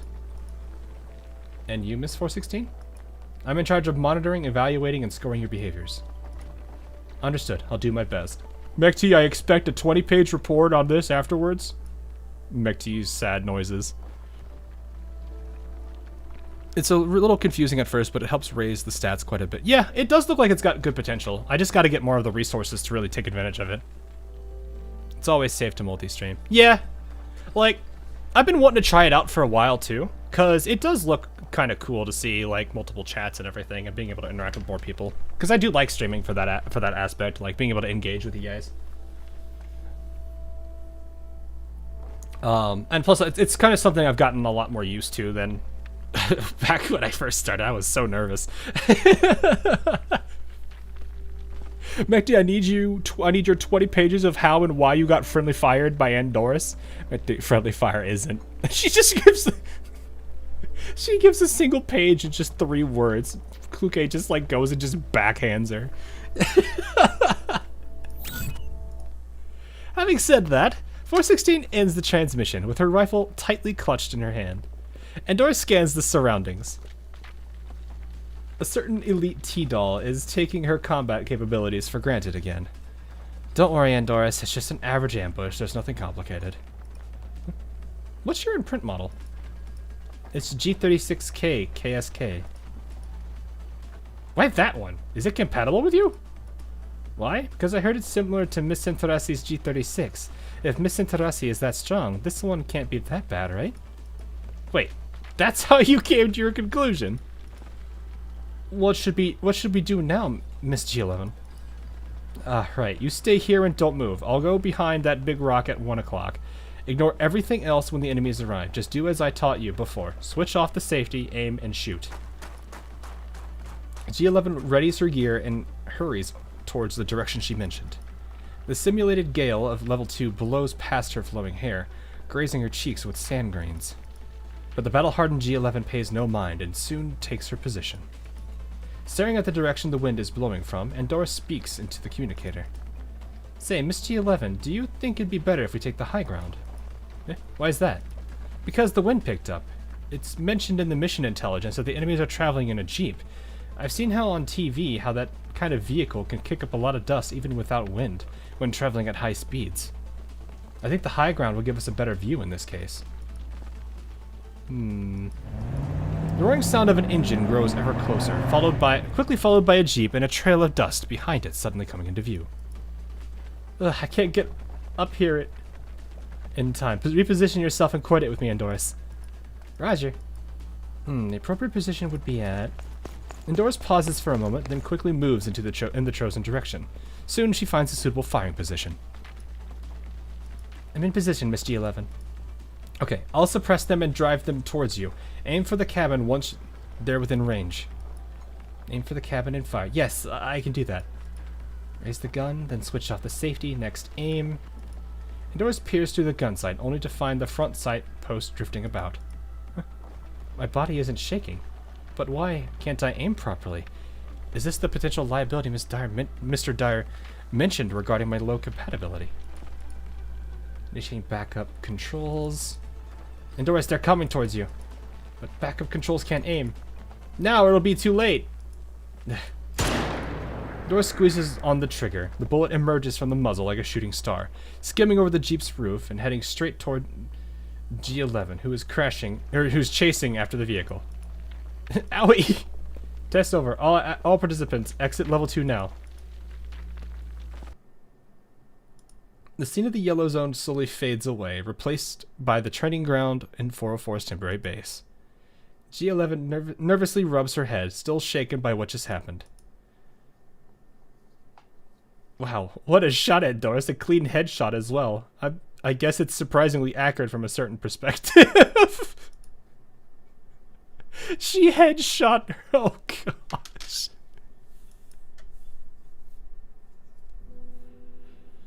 Again, can't you process more than one thing at a time?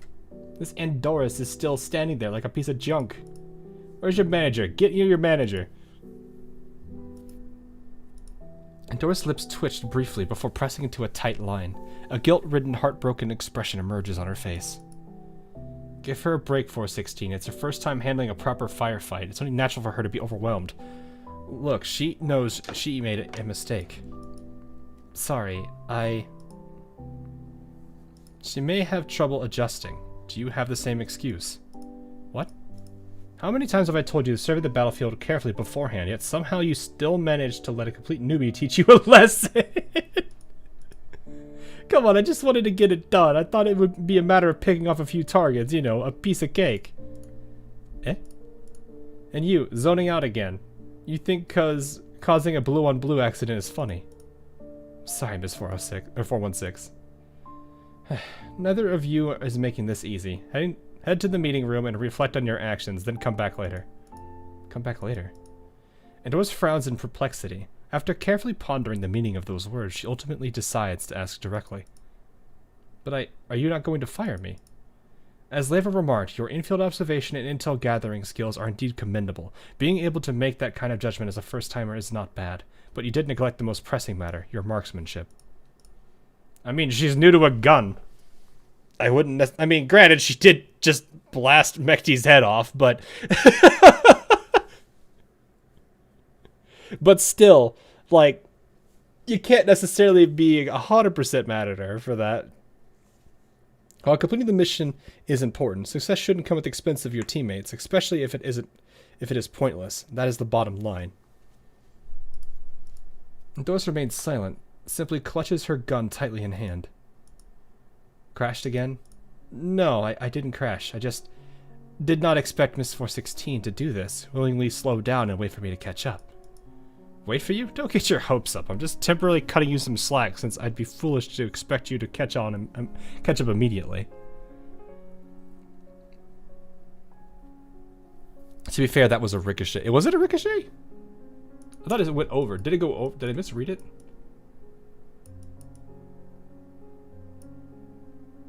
Oh yeah, it just skimmed over the sheet. Yeah, it just skimmed over the Jeep's roof. It didn't ricochet. It just went. It just barely. It grazed it.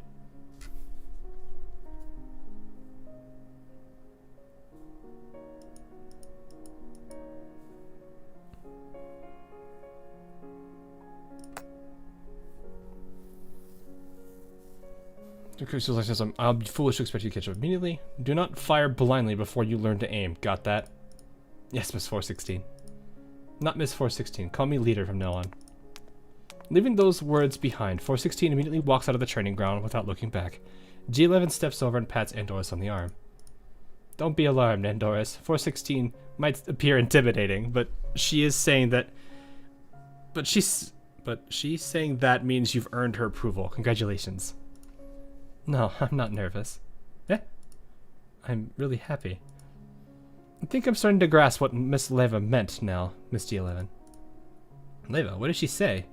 She said, I'm trying to find a place where I'm truly needed. Look at how happy she is. She seems to be saying, at least I don't have to teach you the difficult things. Yeah, at this point it's like, you need a Kralik for Nemesis. So at this point, G11 or Mekti is acting as the Kralik for Kluke.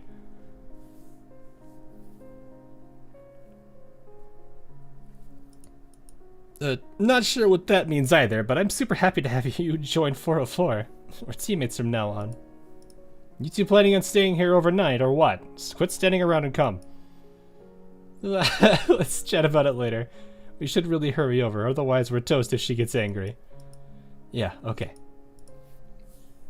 Andoris takes her first step forward stiffly, followed by another, and is then pulled along by G11, trotting towards 416, waiting by the meeting room. There are those willing to help her and those willing to wait for her, so even if she starts a little slowly, it's okay. Regardless of the pace or how far each step advances, ultimately 404 moves forward together.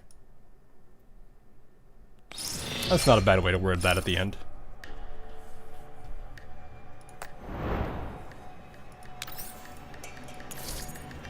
Alright, there's one last one here. Nice.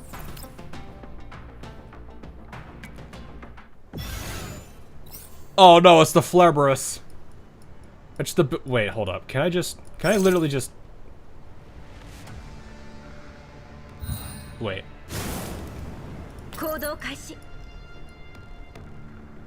Can I just wait, can I hang on. Dumb idea. Dumb idea had.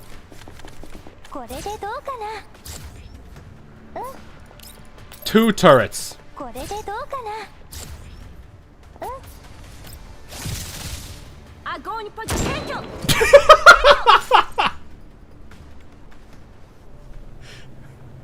I was like, can I just like have her like debuff and then just instantly gone?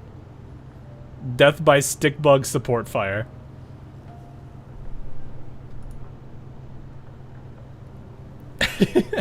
Looks like your experience when joining 404 was quite the story. I must have missed the first line. That would be about it. Thanks for your help, Commander. Yeah. You seem to have some concerns, Commander. It's okay, you can ask me directly. Some of these records aren't from your perspective, huh? I can't really hide anything from you, Commander. Doris lifts up her hand and twirls her strand of hair, hanging down her face with it. Some of her records are provided by Miss Leva.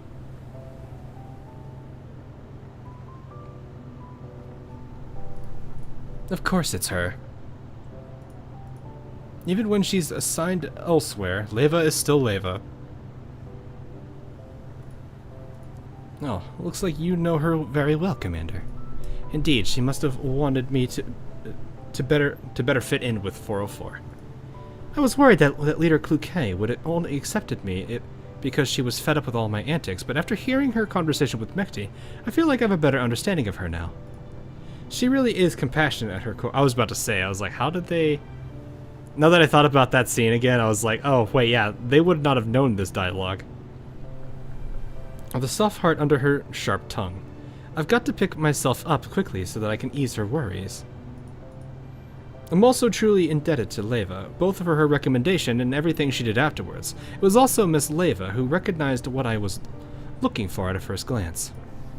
What you're looking for is a place to belong to, right? Yes, Commander. What I sought was not merely a place that tolerates my existence, but one that truly needs me, needs my presence. In 404, everyone is willing to accept my flaws, but I also have what it takes to protect my companions in return. I understand that. Feeling needed and recognized is essential to everyone. Right. After that, I came to Elmo following 404 and met you, Commander. It's here that I learned the true meaning of belonging. Although 404 still operates independently, everyone has come to regard Elmo as their home. And Commander, you're also part of the family. Next is Marshal Jiangyu, which hers is actually very short, got done within 2 hours. Within 2 hours of you reading it? Because that could be less, that could be more for me. I'm sitting here like, would it be a bad idea for me to like start that story, or do you guys want me to try out the other game, the little game modes that they have on this as well? Many dolls have found their belonging under you, and I wish to be one of them. Of course you can. I've realized that whenever you're around, I feel reassured and comforted, Commander. Even my crashing frequency has decreased. In order to express my gratitude, feel free to call upon me whenever you need assistance, Commander. To me, the sense of truly belonging can only be achieved by helping and supporting each other.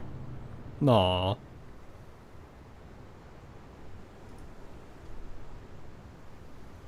Andoris mood, great.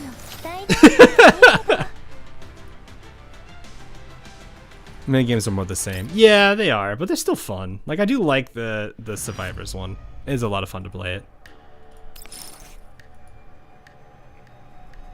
Alright, the last bit for her. Once again, the rest area of 404's temporary base is jam-packed with people. While banners reading 404 development strategy presentation and welcome Andoris to the team adorn the wall, the rest of the space is decorated with brightly colored balloons floating around. What are you trying to accomplish with all the mess here? Since you gave the go-ahead, I arranged everything according to the standards for a birthday party at the cafe. We're celebrating Miss Andoris joining the team, after all. Is your way of celebrating tying balloons to G11's hair? We weren't able to find anything to tie the balloons down, so G11 happened to be sleeping.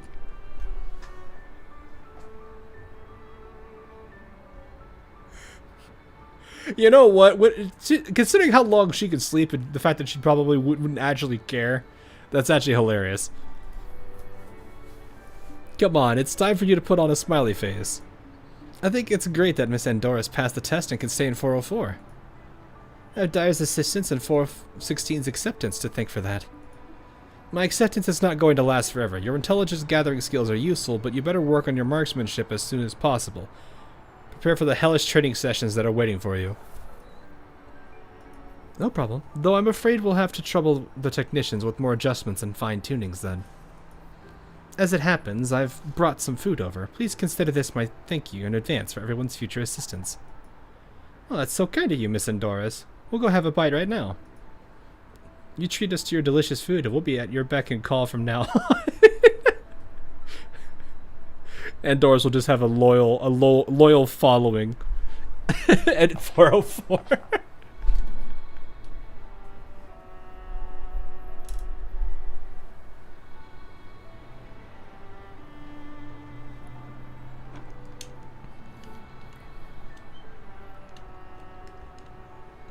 Oh my goodness. I can't say that word on... I found out apparently you can't say that word on Twitch, which I find absolutely silly. I'm not sure why that came about, but it is what it is. After the maintenance crew has left, Andoris quietly nudges up to 416. You're the new leader now. Yeah, basically. Look at me, Kluke. I am the new leader now. I'm all everyone wants. You can sit there and say that you're all that he needs. I'm the one everyone wants.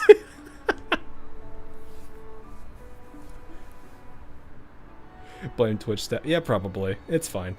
It's not for your leniency. I would be trying my luck with the bounty hunters right now. After all, the service industry in the nearby cities has already blacklisted me. Oof. No need to thank me. You earned it yourself. In any case, I will cherish my place at 404 as well as this. Andoris raises the gun and caresses it lovingly. Put that thing down. You still need some time to master your fire control core. Additionally, never switch off your safety before entering combat, unless you want accidental discharge to happen. Oh, I didn't notice that. Thank you for... You didn't have your safety on? Oh no!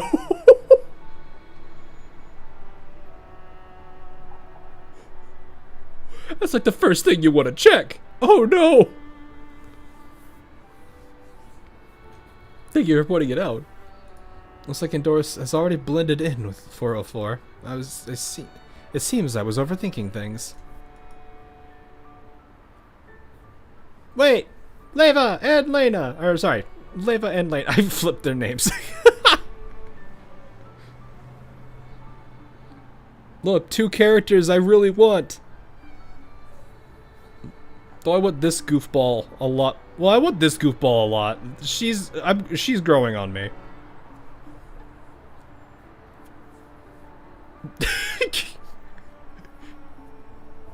They're backwards.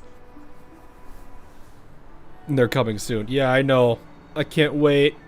I need more electric people to work with Mosin. But yeah, following the voice, Leva and Lena, who had continuously been on commission, show up at the doorway. You know that Leva rewrite event will be after Leva, right? Yeah, right? It's fine. I mean, as long as they both eventually get here in the near future, I'll be okay with it. Wow, G36K KSK imprint. That's pretty good. 416 really went all out for you. She picked it herself. What are you guys doing here? Has Nonfa finally realized you're a waste of space? Oh my, don't put it like that. I like how both of them could just completely just shrug off any of her usual antics. I could possibly be absent to the welcome party of a new 404 member. Though we split up more often than not these days, Leva and I will always be a part of the team. Upon hearing Lena's words, 416's gaze softens slightly. Noticing this, Leva smiles mischievously. Uh-oh. Welcome to the Squad 404. Welcome to Squad 404 and Andoris. I bet 416 hasn't said that to you yet, huh? I also have your recommendation to thank, Leva. No need to be so formal. After all, it is beneficial for us too. With you on the team now, 404 will be able to take on more lucrative missions in the future. Already plotting out your little schemes before we're even back to full strength. Oh, by the sound of that, I guess you're for hiring more members. Of course, we have 2 freeloaders taking up space after all. Hey, don't put it so harshly. Even if I don't care, Leva might get upset. Right, I'm super upset now. Who would have thought that after all this time, 416 would be is so weak that she can't accomplish anything without me or Lena? Oh, the dynamic between these two is great. I have to imagine the dialogue between the two of them in GFL 1 had to have been a treat.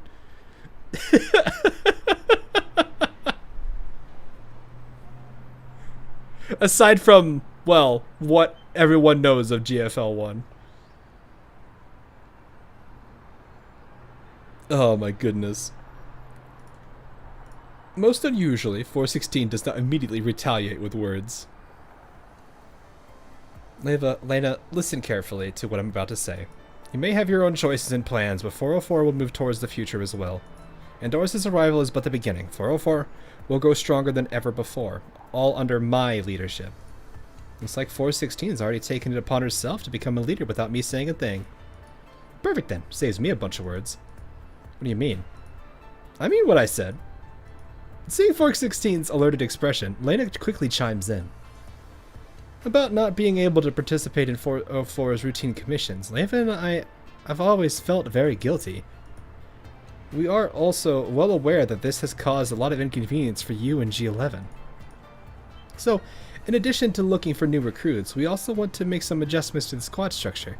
This has been your wish for a long time, right? I feel like you've been wanting to push the thankless role of leader onto me for a while. No, we're not pushing it onto you. We're asking you to take over as the leader of Squad 404.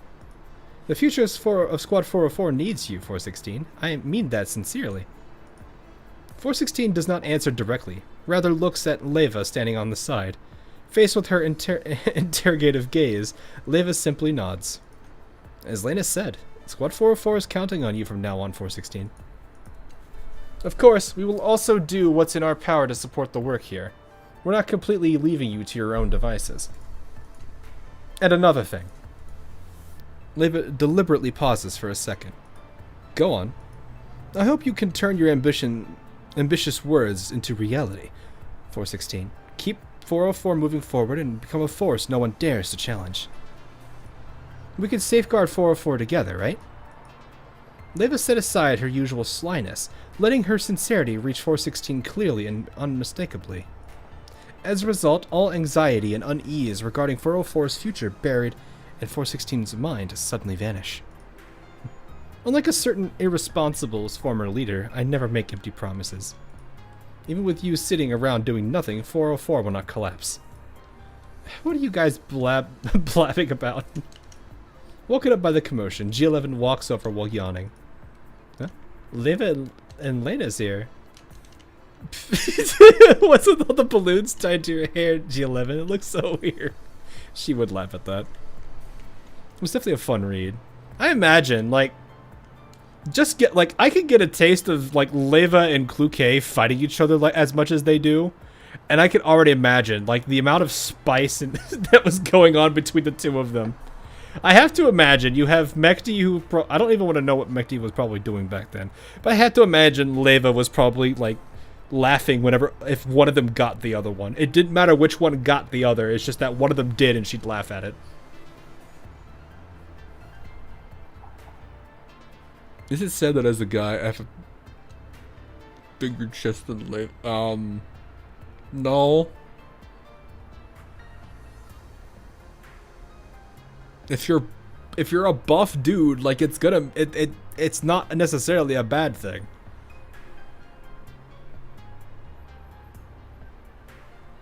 Need people balloon hair skin.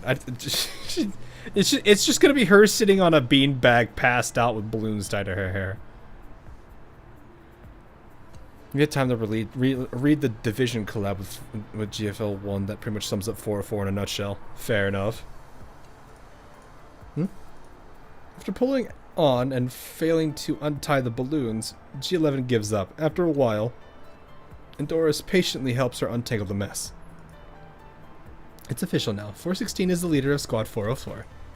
And more dolls will be joining us in the future. Does that mean Leva and Lena will be leaving? No way, we won't leave even if you want to kick us out. 404 will always be our home. Phew, but wait. With 416 as leader now, won't my life be even more difficult than before? You should be glad you finally have the opportunity to crawl toward the goal of becoming an elite doll now. G11 grimaces with an expression of unbearable anguish. Oh no, she's messing with G11 again! Speaking of, with our new beginning, perhaps you two should take this opportunity to consider new code names. Look, both Leva and I got new ones. Even Andoris kept her old name as her code name. So complicated, having to think of a name and all that. Can't I just use whatever that comes up? I'll give you a new code name later. No, as for me, I've already got one. What is it? Hurry up and tell us. Kluke. Oh, I like how they switched to it immediately. Klukai. Does it mean anything in particular? Having been watching from the sidelines this whole time, Leva narrows her eyes and ponders for a moment before breaking into a smile. A cognate of crocodile. Huh. Quite the ambitious and provocative name. It's just a name I used in the past. Nevertheless, the crocodile's sharp teeth will tear the lion's throat wide open one day. Wow, so scary. While crocodiles rule the water, don't tell me you don't know their ability to fight is handicapped on land, Kluke. Well, their ability to fight on land is handicapped, true, but they're also terrified of Florida Man with a frying pan. Never underestimate Florida Man with a frying pan.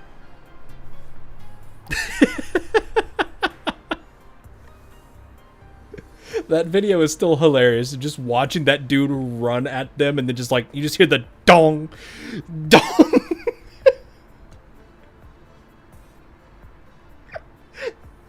Or the other dude that just charges at them with the shovel. He doesn't even swing at them. He just charges at, like, right past them and they all freak out.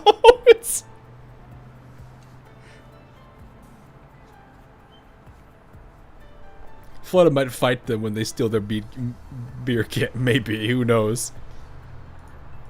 Not when I drag your pretentious ass into the water with me. Oh, you can certainly give that a try. A war without gunfire breaks out as Kukai and Leva engage in a heated exchange. Here we go again. My, everyone seems to get along. Both of them look at Andoris. We don't. You're really quick to adapt, Andoris. I feel like Lena and Andoris would be very cheerful with each other.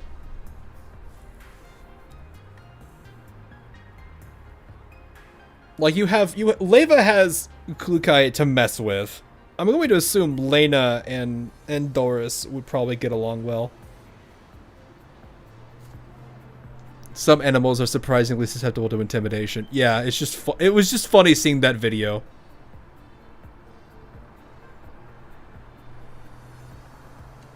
Andoris is like a small, caring Springfield. Yeah. Yeah.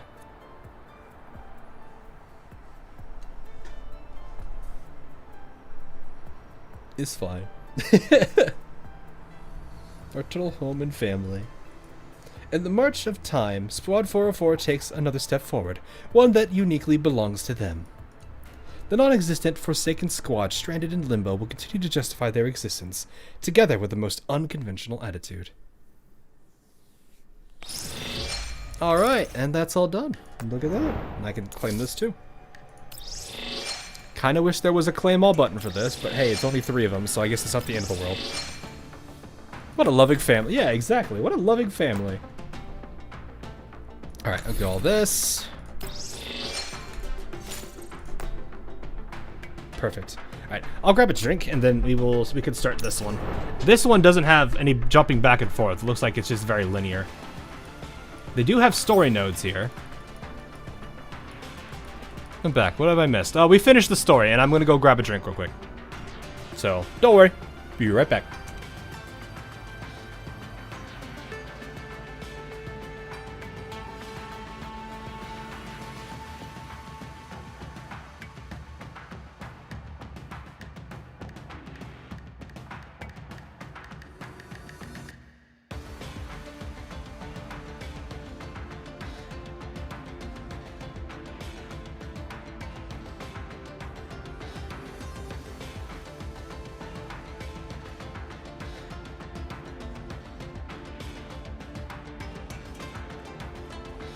Alrighty.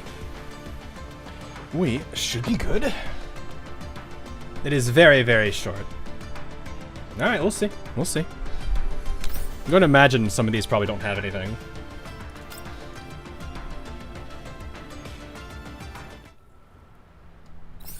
Actually, bigger question. Does somebody have a Jiangyu on support? Because I could definitely bring her into the maps. Oh yeah, Paul does. Oh well, I'm already borrowing your other character. Let me see if somebody else does first. And just spread out the Sardis Gold borrows. Anthony does. I got a standard rifle. That's fine. See if there's anybody else so I can also jump between the two of them here. You are a... I'm assuming... You look like you're a sentinel. You are... Also electric, okay. There's only 2. You have 20,000 on this. Holy... Oh, you've got the... You've also put this on already, okay. Sending on support. Do I have you added? Oh, I do.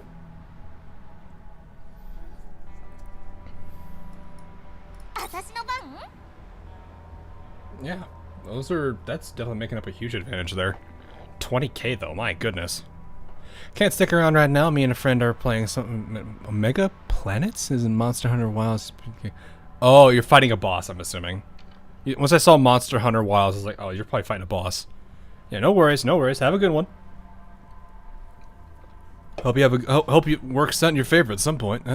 I've heard the bosses can be interesting in that game. I've also heard the opposite, but you know, it is what it is. All right, I've never used her. We're gonna figure it out now. I just realized I switched out Belka. Well, no, I had to switch out Belka because you can't borrow more than one. I guess I could have switched in my Belka, but she's not fully developed yet. All right, how do you even work? Also, I noticed you have 1% extra health. Peace. No worries. Have a good one, man. Select an enemy target within 8 tiles, gains 2 stacks of chi. Damage increased by 1 if this target's stability is greater than 0 when using the basic attack. The active skill. Thunder Clap? Lightning Smash, okay. Using the base attack, okay, any of these. Expend all stacks and deals fixed stability damage equal to stack spent times 3 points to the target. Maximum of 5 stacks. So 15 stability points. Wow. That's 15 plus whatever the stability damage is here. So like 3 plus 15 at max, or 5 plus 15. Yeah, that's really nice.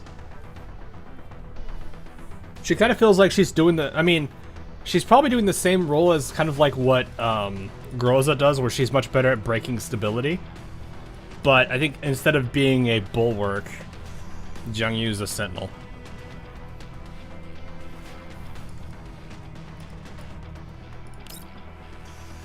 So this just hits one. It ignores cover too, wow.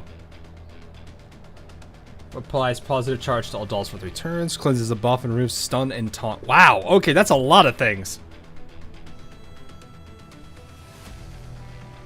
Stability breaking is kind of her thing. Yeah, I mean, I've noticed that there's a couple of, some of the characters are really excel in that. Groza being one of them, despite not being very good at damage output.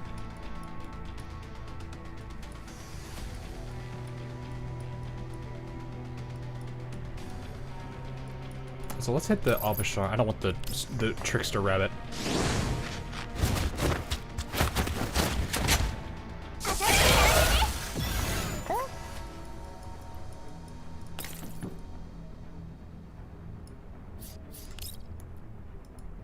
I think that could reach. I guess we'll find out.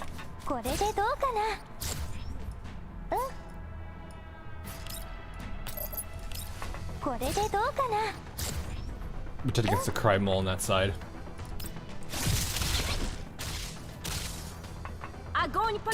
Well, never mind. We don't need to worry about the Cry Mole anymore.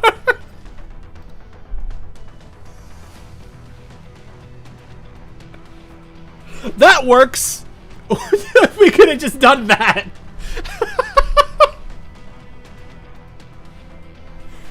Alrighty then.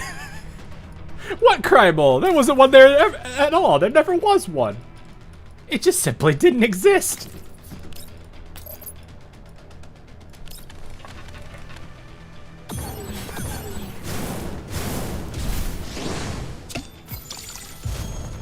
The fact that negative charge shares electric damage is a really nasty debuff. That is such a disgusting debuff.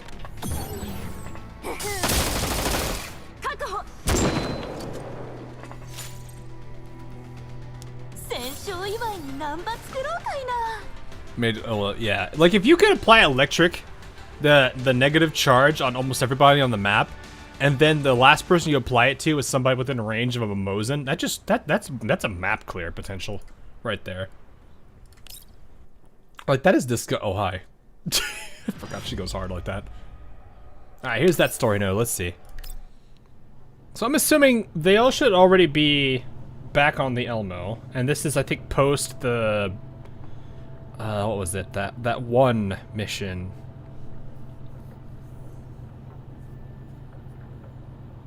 The one where they're where Zahui was protecting that like actor or whatever it was. She also has the much needed defense down too for the electric team and a bunch of support attacks. Yeah, that's great if that's the case. Anyway. The incoming signal stammers in the wake of a collapsed storm. Upon the screen is the lone line of text audio channel. Settlement Chief, thank you, really. Get a head count and see if anyone needs emergency care. My Elmo has medics. Take stock of supplies as well, though I am afraid I can't help with that. It's great that you've responded to our distress signal at all. If it weren't for you, never mind whether or not this new settlement of ours would be standing, Elid would have gotten everyone here. It's just the matter of pay. No need. A few Elids are no big deal for us. No. In reality, I have another request for you. Huh? Also, don't they get, like, they can sell a bunch of stuff off from the crystals the Elids have, right? Like isn't that what they do? Because I remember, I think, wasn't Faye like collecting a bunch of those to like buy a gift for the commander, and I guess she just lost them all. And then I think that was also mentioned in the main story early.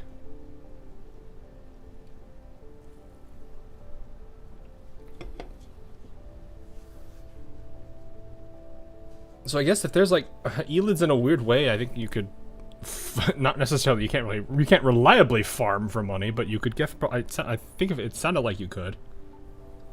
Maybe not a lot, but still something. Was it just collapse pieces? Was it? I don't know. I don't remember if they exactly called it collapse pieces or not. It's been a bit since I read that chapter. Anyway, settlement may seem a rather informal name, but in the yellow zones there are small human communities formed for the purpose of sharing wealth, land, buildings, and equipment, as well as the mitigation of risks. Odds are that these conglomerates are few and far between in this broken world. Within yellow zones ravaged by collapse storms, Elids, and Verjaegers, however, exceptions could be found. No matter the circumstances, humanity, as always, stubbornly seeks survival. In any case, I'll be leaving the stage play to you this time, Miss Jiangyu.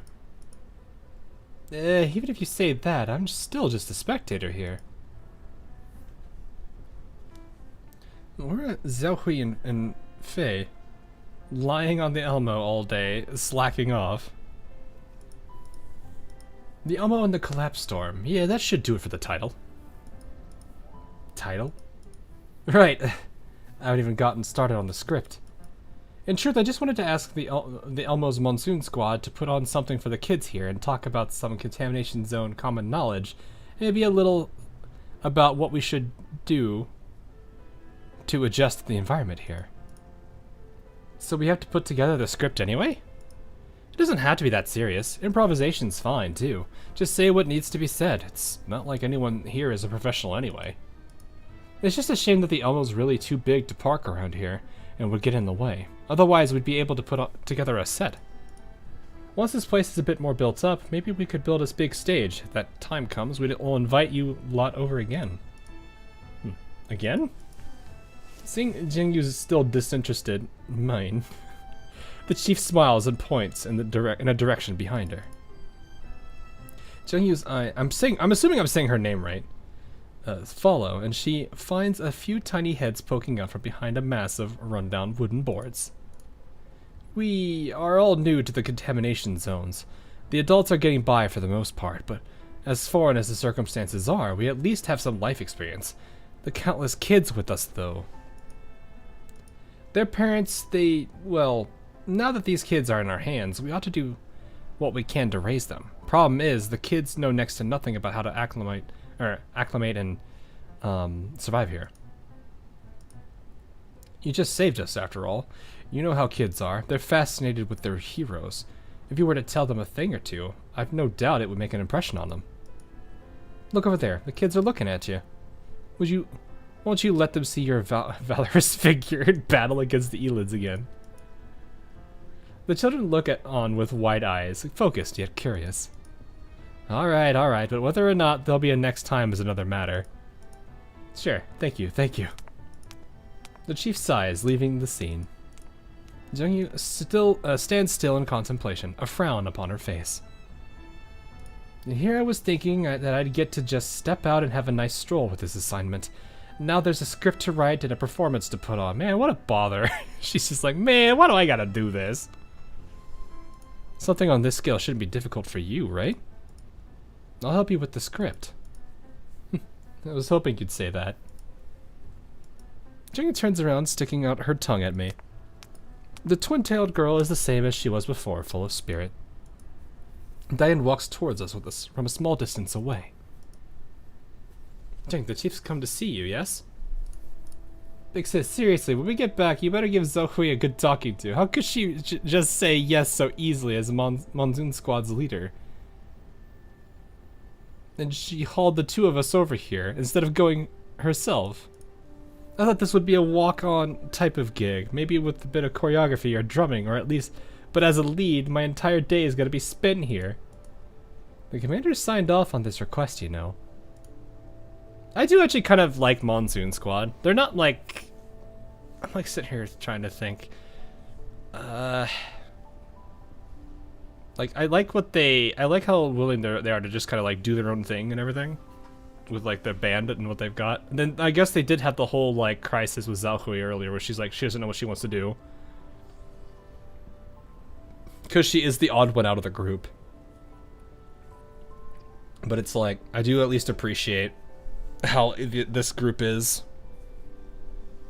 I'm like trying to think what other groups are. I mean, there's 404. The commune is pretty interesting. I like how they approach a lot of the people in the commune too.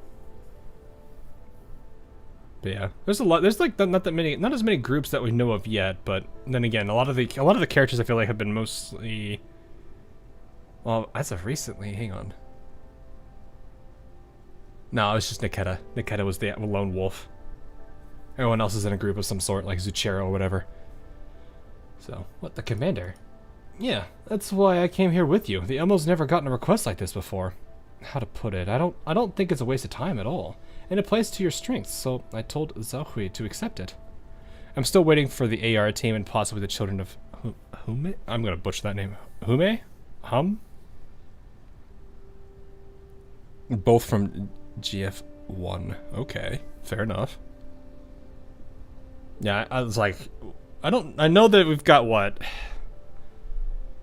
How many characters I'm still thinking of is we got what? Florence and Helen. Helen seems at least somewhat interesting, but Florence is still Florence.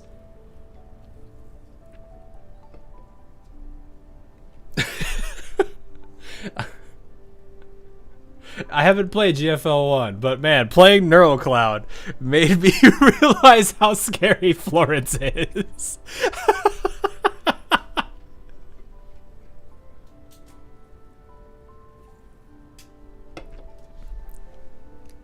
NeuroCloud showed me everything I needed to know about Florence.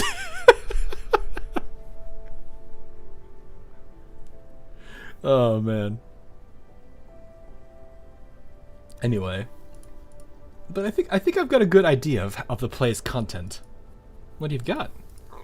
As the chief says, despite it being a stage play, all we need to do is enact a few scenarios and tell the children how such a situation should be approached. We'll just string together a few common dangers in the contamination zones based on our experiences. NeuroCloud, the other gotcha I win is pity. They never added more story.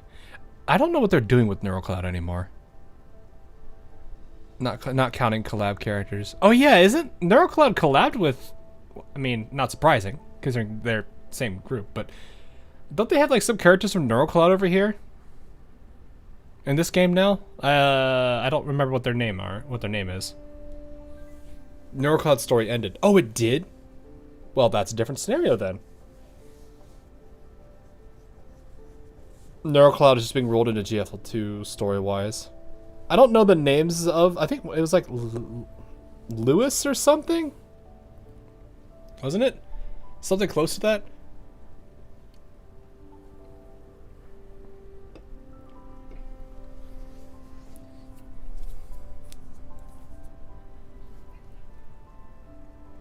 I mean, she was in technically NeuroCloud too. Cheeto was one. Oh, she was? Oh. It's been a while since I last played, because it's like, I don't remember the last... What was the last banner that came out at the time?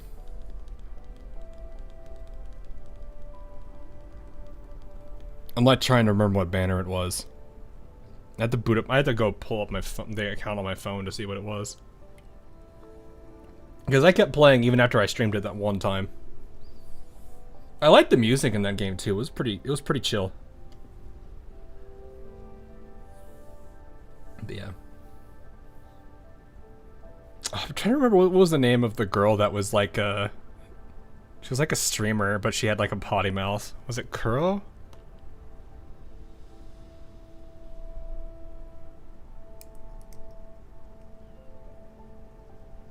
don't remember what her name was, but she was really funny. Anyway, one problem is that these kids are very young, and their only experiences are probably localized around this settlement. You mean to say that some things that are mundane to us might not occur around here at all, right? I thought of that as well. We need to survey the surroundings here before we pick the scenarios to reenact. Bleh. Yeah. On top of that, we also need to... Hold on. You mean that we can go have a bit of a wander around here? Hooray, I'm off then. Jiangyu flashes us a super wide smile, picking a direction and running off. Well, I suppose we have to follow her. Alright.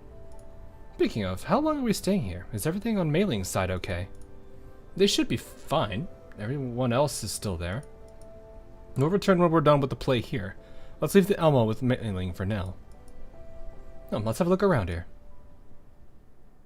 Kuro. I think it was Kuro. Hang on, let me see if I can find her name again. Pretty sure it's her.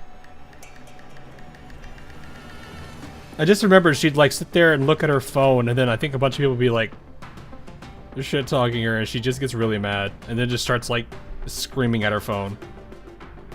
Yeah, it was Kuro. The internet streamer.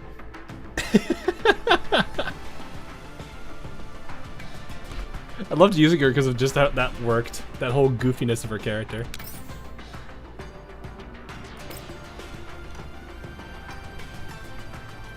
The sextons.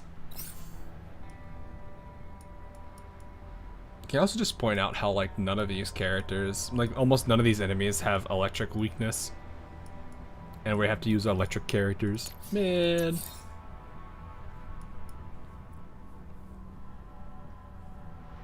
I probably should have put attachments on her. Let me see if I can find any real quick I can just slap on.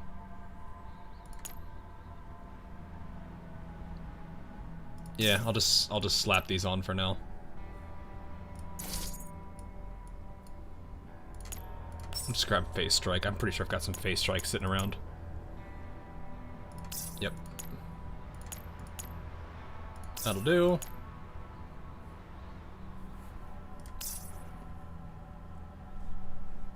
There we go. I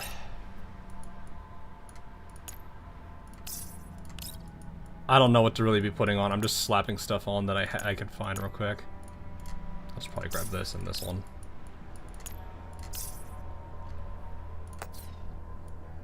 There we go. That'll just jump her up a bit. You're up. Then I think, Savan, you were gonna put yours on. Like I was Yep, you did. Alright, I'll switch you out. There's your gold. Alright, let's see here. They are all over the place here. I just realized that. Okay, Andoris. Put a sentry right here. Surprisingly, that does not alert them.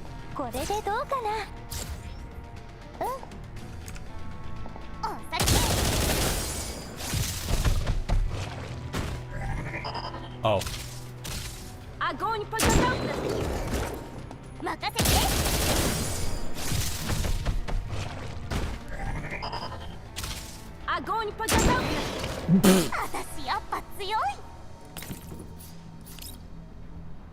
Oh, it has to be within a 3 by. Oh, it's a melee attack.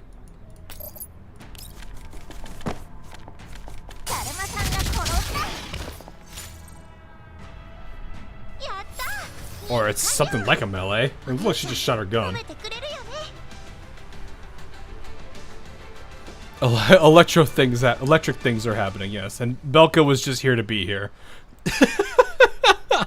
Yeah, that sounds about right.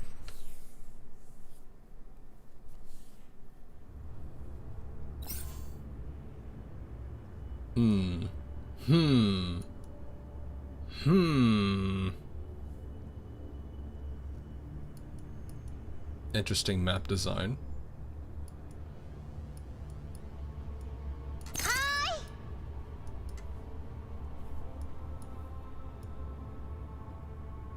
what does this do? Oh, that moves that. Oh, okay. Actually, in that case, Belka, you would be better there because I think you would reach that. Yeah, and then they can do stuff there. In which case, what I'm going to do... That's not what I wanted to do. Actually, you move over here. Because I'm going to assume you have movement. No, you don't. Wow, you're the one that doesn't. No, let's put it there.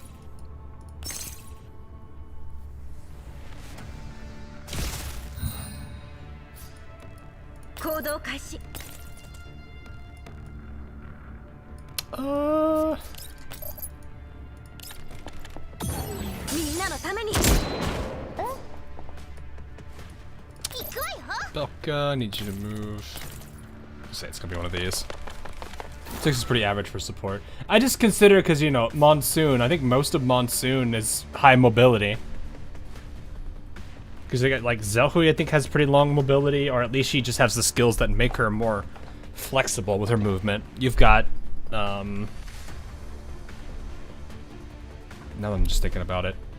Faye I think Faye is an 8 or a 9, isn't she? And then you have Diane, which I think is an 8 or 9 as well. Are they all oh, they're vanguards. Okay. That would make more sense, actually, if they're all vanguards.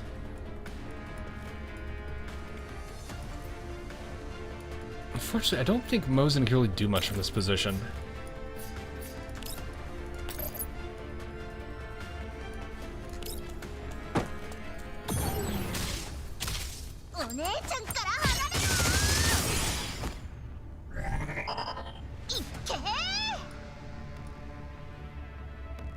Oh. Well. Forgot about that. Wait, did I use the wrong one? Oh yeah, it was supposed to be, I was supposed to use Vault, not that one. Well, you know what? You go over here.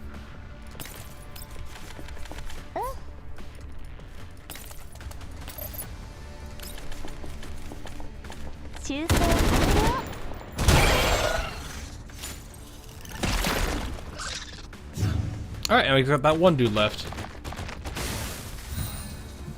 But why, though? Know what? We don't need it, but we'll do it anyway.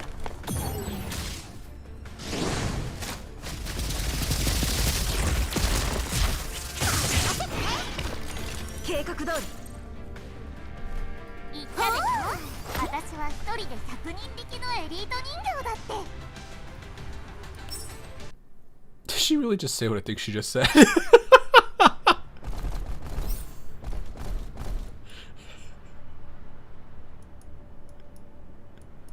Oh, okay.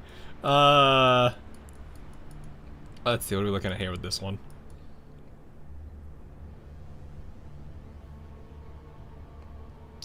This is an interesting map.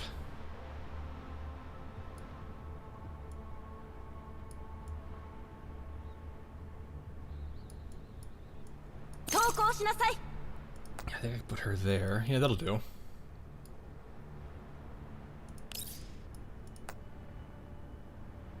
I'm assuming that this is one of... Oh, yeah, because he can move. You could lift that there. Man, this is weird. This map, this layout's weird. Doable, but weird. Should I get Power Surge?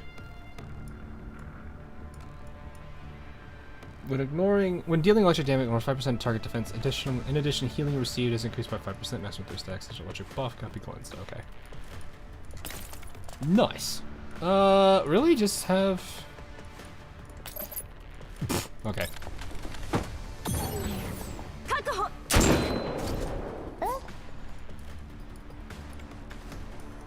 Alright, we're gonna go over here. We're gonna put a sentry. And this man is about to get absolutely annihilated by sentries. And now they can't go this way. And so it begins.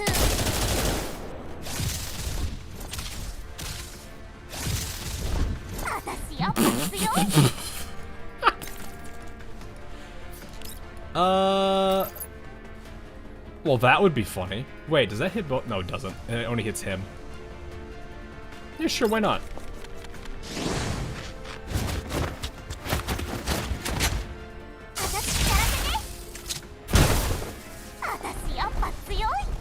Oh, she gets additional movement. Nice. I don't really think I want to move her, though.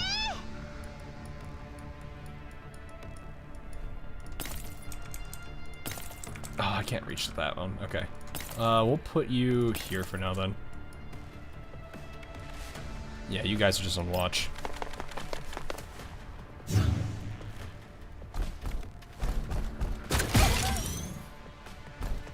How dare you shoot her?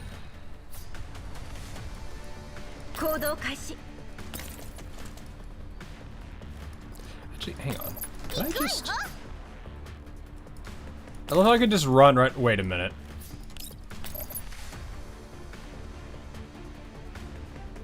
Okay, I have an idea.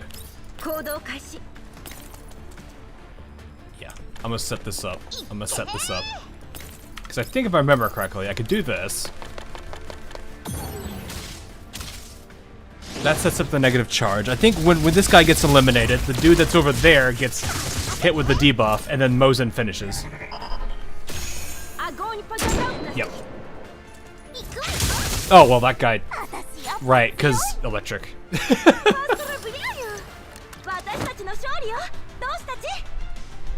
I was like, that works. I was thinking that the dude behind the tower was going to stay alive, but he didn't. But then I guess I didn't think or factor in the... oh, yeah, he's going to get immediately obliterated by the electric damage. Environmental intel recording complete. I'm just talking about his body hit the ground. Yeah, sometimes it's like that when the support fire takes out the target before the actual attack hits.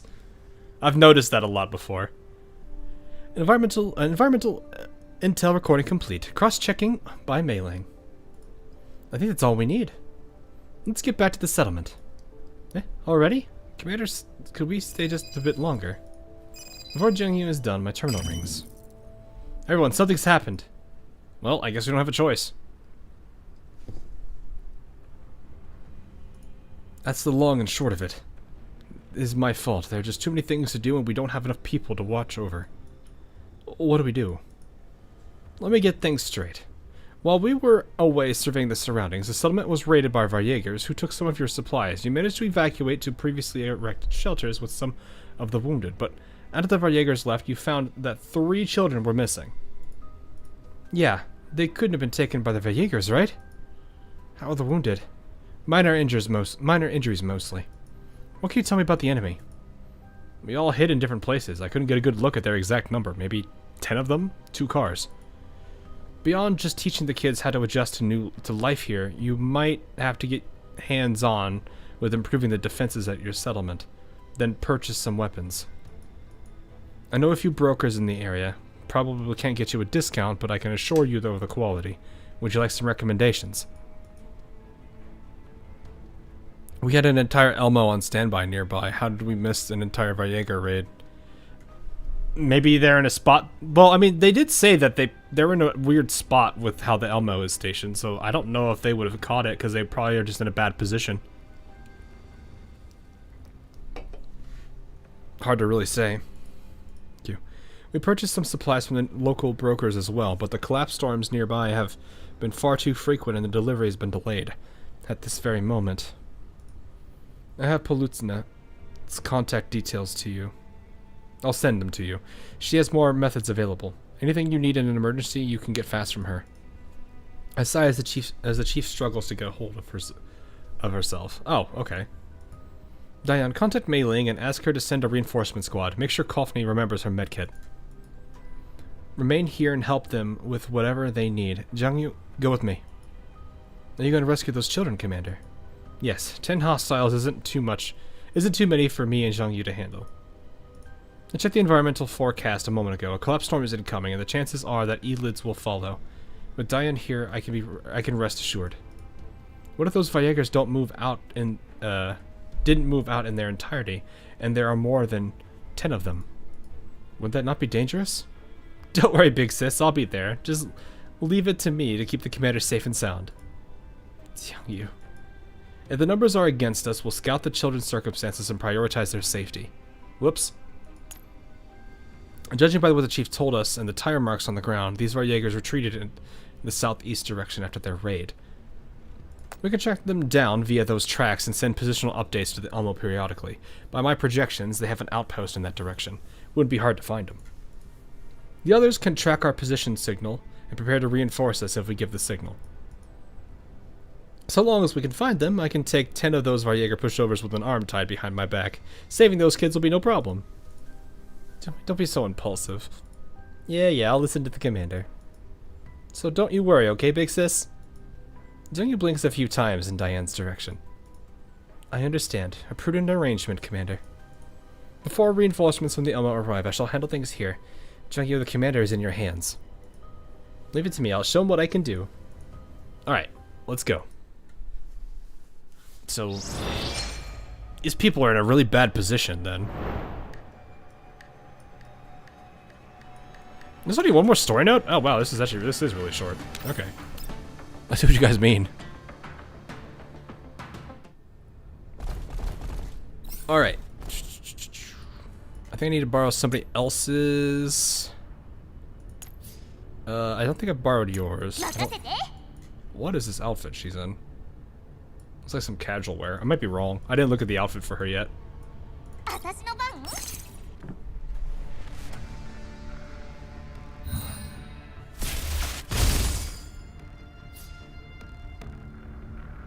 Okay. I don't know what that was, but that was something.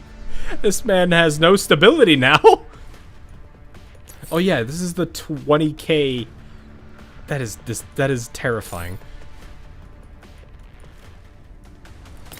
I feel like I should just annihilate this person, honestly.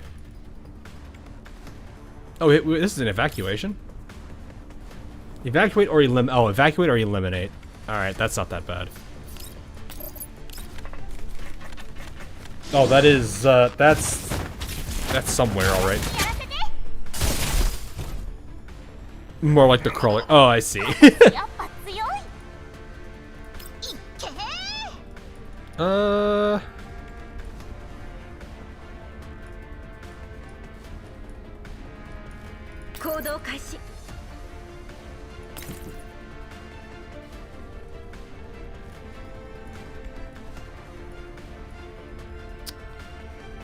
think I can do this. Yeah, we'll do this. I'll run. Oh. Okay, I think I could run Andoris up here, maybe? Because I should be able to place turret there to hit them.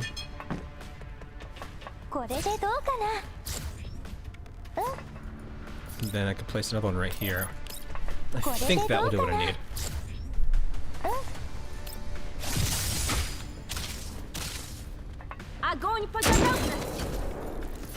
Yep, alright. And then at that point, it's just a matter of wiping out whoever else I want to wipe out. This will put the charge on him, but I don't think it's going to do much at this point. Well, no, that should wipe them both out. I have to remind myself that charge gets applied first.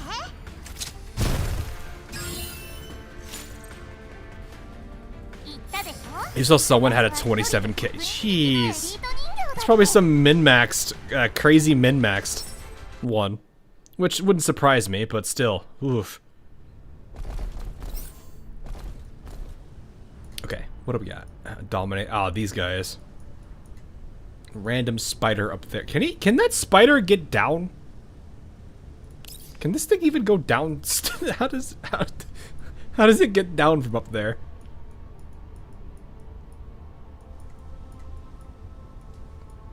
Can you even you can't get there. Okay.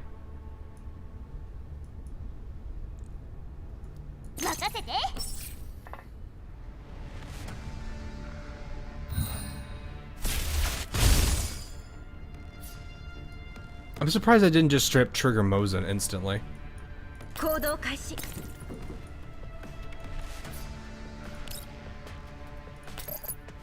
I was just gonna take him out anyway. That won't take him out. Okay. Let's do this then.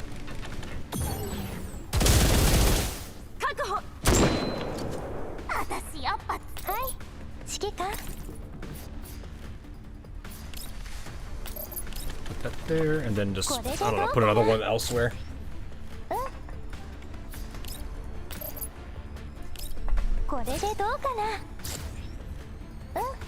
You can combo her S1 with and combo her S1, then any other move she gives you extra credit.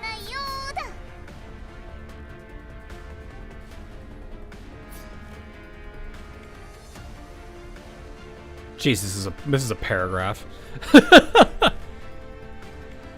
Start of battle deals 8 stability, fixed damage to all targets on 8 tiles. At the start of the turn, Jiangyu gains 1 convectance. At the end, its full expends all points and reduces the cooldown of the ultimate rolling thunder by 1 turn. When enemy units would gain negative charge multiple times, 1 stack of voltage sag. Hold on, what was that? Hold on, oh, not, oh, right.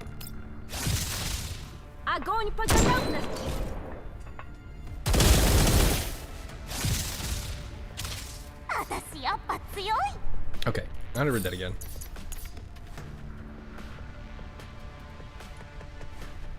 Spends it and gives a cooldown. If enemy has voltage, applies voltage stack. Damage dealt is reduced by 5%. Increases damage taken. Max to 6 stacks.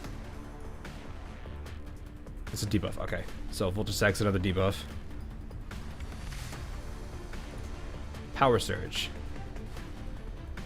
Okay, that's what we saw. We saw this one earlier.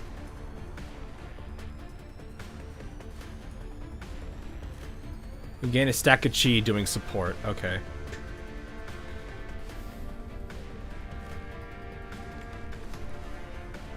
Interesting.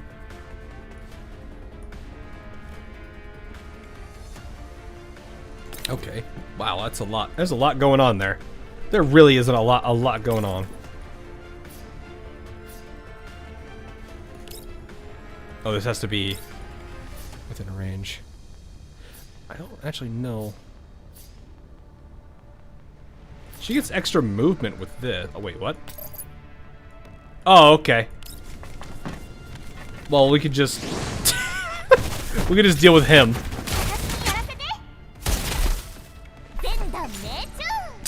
I was like trying to plan out the entire stage, and it's just like, nah, just put it there and take him out. I was like, oh, okay, okay. Macchiato, please. What on earth is this stage?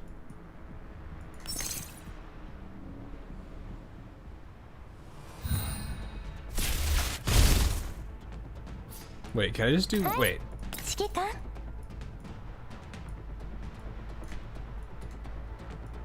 Where is this? Oh, there's a switch. It's right there. Okay. You get a turret. And you get a turret.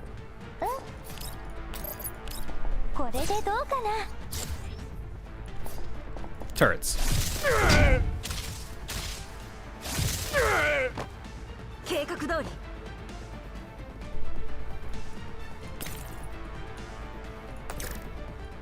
I don't really... I'm guessing they're all supposed to come next wave.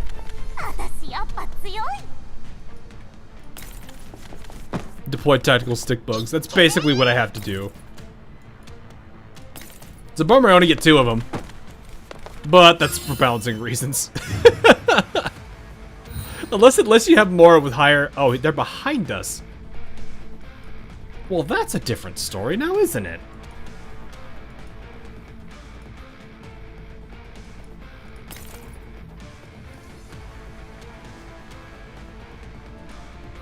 Get 3 at V6. That is hilarious, actually.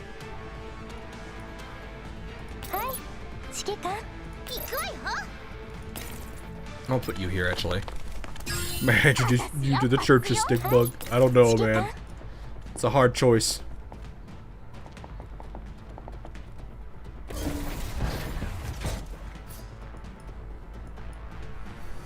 Alrighty then. Well, I say we're good here. I'm actually just gonna go ahead and advance this turn.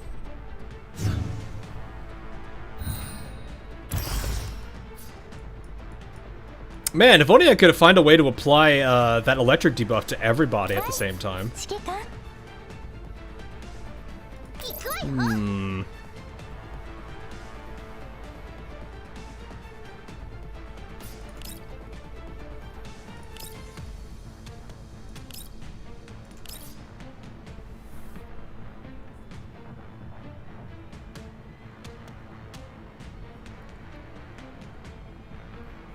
Trying to figure out how I can get more. How to get more.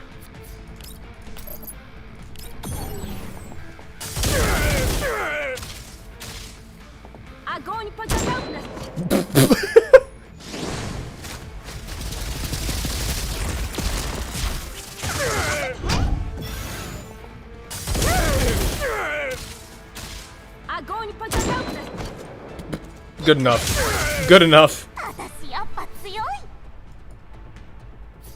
You bully this man.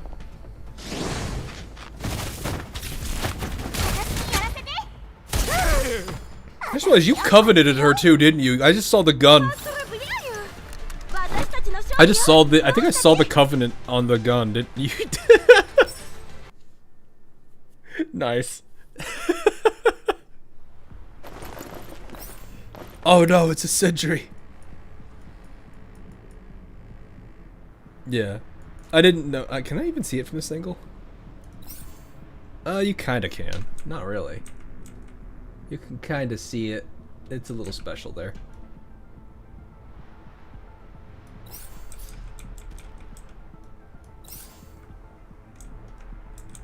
Limit all enemies. Okay. Is there anybody I would hate them? There's this man right here. I already hate this guy.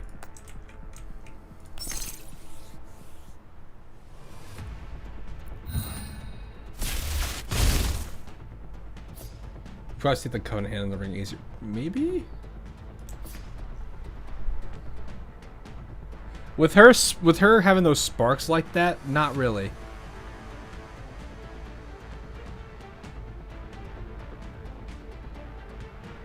I can see it now. I can see it from that angle right there. You can kind of see it. But it is kind of hard to see from the front. Or from like this angle. Actually, I think yeah, you can it's hard to notice it because of the sparking. Let's fix my perspective here. Wait, I can zoom in more. Wait, you can zoom in this.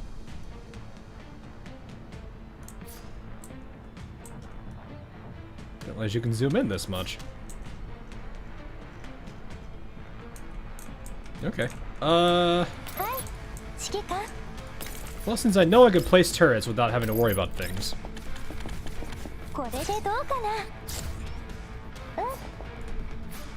Let's put it here too, for the fun of it.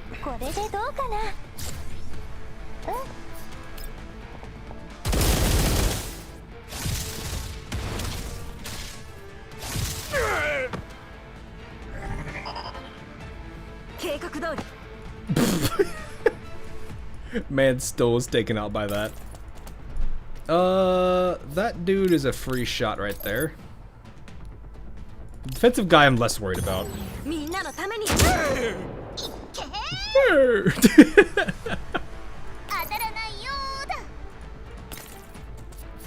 I guess hit this, and then I'll use her over there to hit the guy on the left.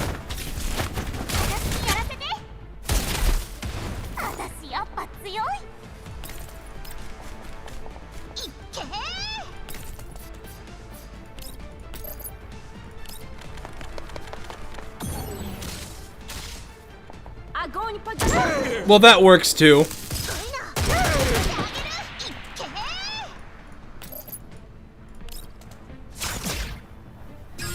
I like that skill a lot. The fact that you can like you can approach in a better position there. No. I got paralyzed.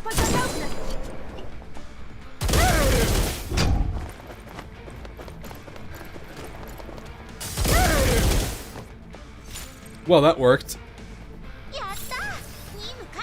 Man was like, well, I live here. I just stand here now and take it.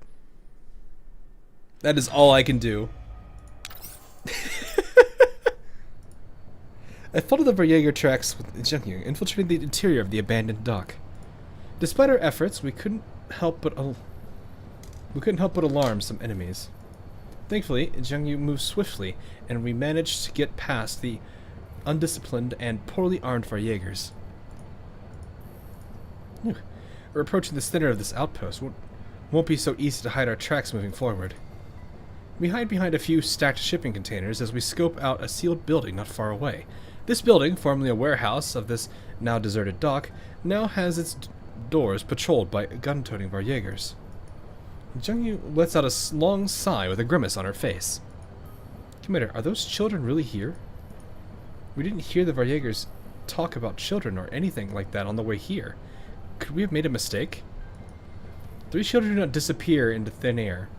If they went missing after the Jaeger attack, their whereabouts are without a doubt related to that incident. That makes sense, but where exactly are they? Allow me to speculate, Jiangyu. If for some reason Jaegers stole away some of the Elmo's supplies, what would you do? Beat the snot out of them and get what's ours back, of course. What if the numbers heavily favor the enemy and you can't beat all of them yourself? Follow them first, look for a chance to take them all out? We can't let them have our supplies no matter what. I thought as much. I would say chances are that those children are hidden somewhere inside, wherever the supplies are stored. Huh? Like you said, would anyone just stand by and watch their supplies vital to their own survival being stolen away? Could it be possible that the kids followed the Jaegers after their raid looking to get their supplies back? But they're just little kids. Could they really be that gutsy? They're not as accustomed to this place. It's possible, I guess. You got him? Nice. Congrats, congrats. Do not underestimate humanity, even its youngest members. One does not survive for long without guts in the contamination zone.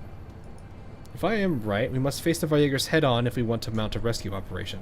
In the interest of safety, we should contact Mei Ling and wait for another squad to arrive. It will take time for reinforcements to arrive, though, and it would be disastrous if the children expose themselves. Let me sneak in. I'll go sniff out where they're hiding, while you support me from the outside. When reinforcements get here, I should have already found them. Then we'll act together and get the kids out. Will you manage alone? Don't underestimate me. I'm an ex-Griffin elite. Do you really not know what I'm capable of, Commander? Given the certain circumstances, this is indeed a good solution. Let's leave it to her. Alright, be careful. Don't worry. She gives me an okay hand sign, leaving with her weapon in hand. A few seconds later, she successfully approaches one of the building's corners. While no one's around, she smashes a glass pane, deftly vaulting the window. I wanted to put on a show for the Commander, but this place is so big. Where do I even start looking? Someone's here? Not bad at all. This place didn't look big at all, but those are some impressive spoils. It seems they just got here, and maybe they came from the other side of that, you know. Oh, what? You mean the Great Wall Railway? Yeah, that's what it's called. Yeah, close call. These people just walk about with no pattern. Nowhere is safe. And to speak of it, where would I be if I had to hide here? To avoid these patrols as well as retrieve the supplies, just 3 kids can hardly carry any supplies, right? And getting from here back to the settlement requires a method of transportation.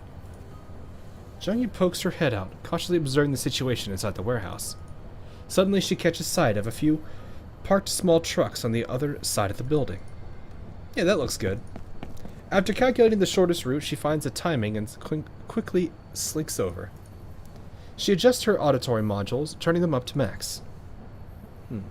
These guys are on another level of stupid, leaving the keys on the vehicle in open view. In another 2 hours, it'll be dark out, a smug child. After these bandits fall asleep, we'll leave in this self-driving car. 1. Can we really get out? If they catch up to us, it'll go really bad, right? 2. That's why we're waiting until they're asleep. We'll barge out the doors, and there's no way they'll react in time. Should quite doubt someone's going to hear us. 3 different voices. All 3 missing children are here.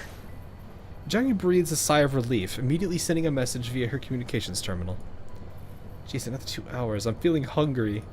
You an idiot. Deal with it.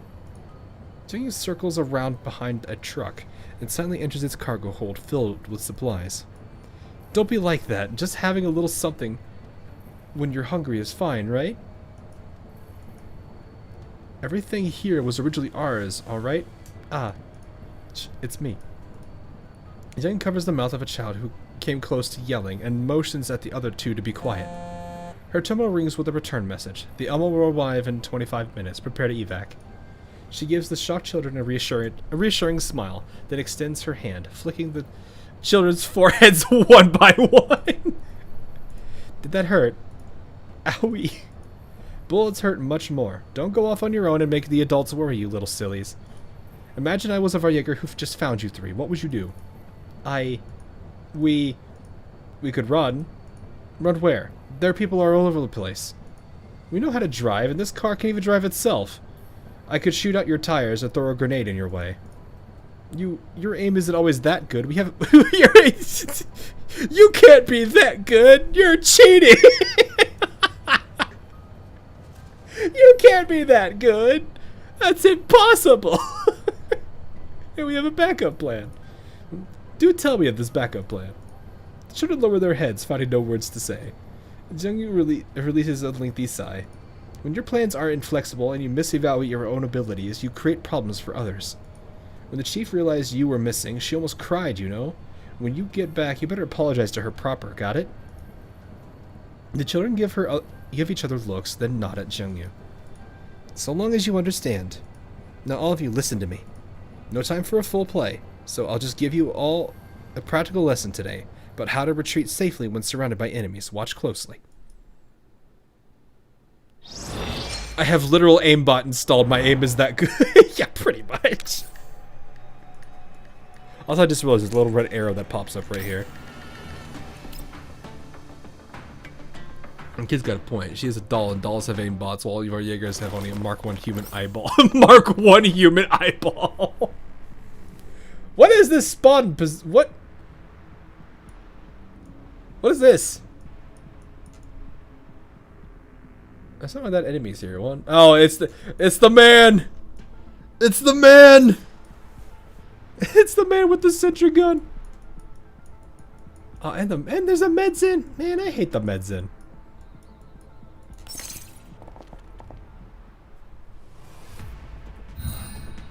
I mean, it makes sense. That happened. Alright, you are totally about to do what you would normally do in a situation. You're going to walk up to this man, put your rifle against his nose and pull the trigger. See, snipers can CQC. They just have to treat the rifle like a shotgun, I think.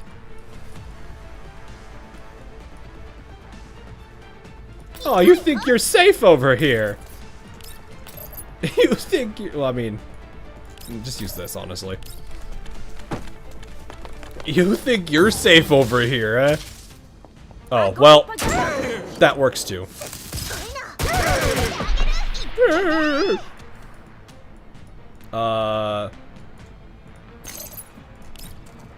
Hello.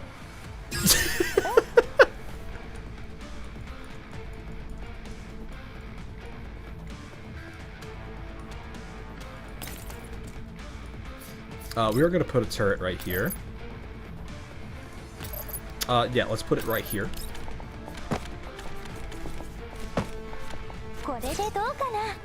And this week was Mr. Pizza. Oh, that's great. And I'm going to put a turret right here.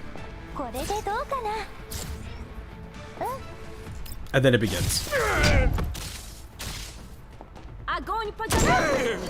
Wolf. Wolf.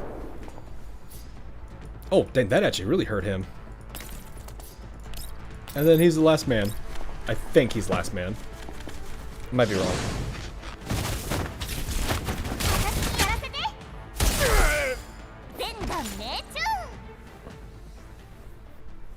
With the almost fire's support and assistance from Jiangyu, we managed to rescue the children.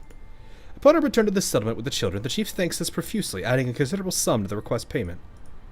Thank you, truly. If it weren't for you, chances are that these kids wouldn't have made their way back. I'm just glad I could help. However, if you want the children to adjust to life in the contamination zone, I'm afraid a stage play won't do much good. To develop their sense of danger, you still need to... Come on, just a bit more. I walk outside with the chief, finding Jiangyu in an open field out front. More than a dozen children of varied heights stand before her, practicing the horse stance. What are you doing? I'm teaching them martial arts. Martial arts? Of course, a firm stance in the foundation of martial art is the foundation of martial arts. As she speaks, Jiangyu pulls off a magnificent flying kick. To deliver a good kick, one must have strong legs. See? If you keep practicing, you'll eventually be able to do this too. I put a hand to my forehead as I watch the children gaze in awe at Jiangyu's display of prowess. If you teach them this stuff, that's not everything I've taught them, Commander. I made them promise that they would go off on their own and make everyone worry before they had mastered a kick like that. If you can't protect yourself in your endeavors, you're only making more trouble for others. After all, I of all people would know. She flashes a shrewd smile. I know what you wanted to say, Commander. So I went ahead and did it for you. Big Sis, Groza, and the others should be ready. We should get ready to leave, Commander. Alright. I walked to Jiangyu's side, beholding her countenance. She looks barely changed compared to back then. All things considered, though, through all these years of trials, she's already grown up. With her on the Elmo, I could take it easy a bit, right? Oh, is that it? Dang, it's a really short story. That is an insanely short story. Compared to all the other ones we've read.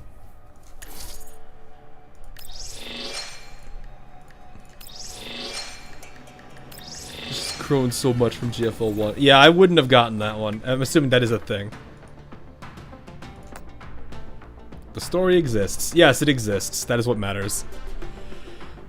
Alright. You know what? I want to see it. We'll do one round of this, because I think it's still... We'll do one round and see how this goes. We'll play on easy, so I can at least get familiar with her. Alright. Rate of fire, movement, damage. She's the only one with an A here, so that's a little concerning. Alright, let's see what this was about.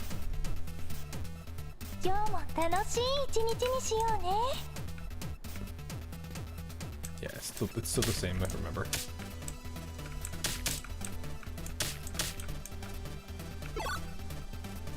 Start one shield thereafter. Gain a shield after 200 enemies defeated. Maximum 3 shields can be held at a time.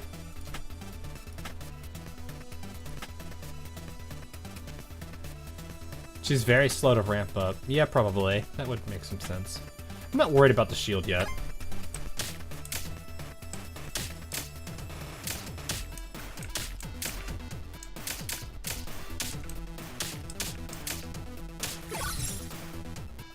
Pulse field for 10 seconds. Paralyze all enemies in the medium range for half a second. Ooh.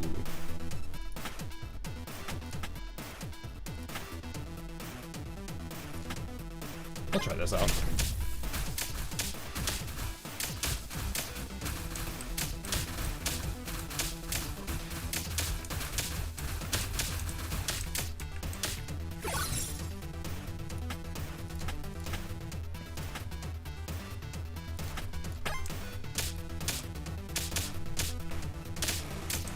Definitely is a little bit slower, but these guys are also... I mean, she's also single target, which...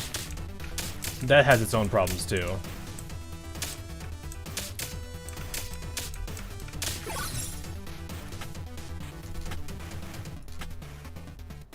Expands to cover the entire screen. Jeez!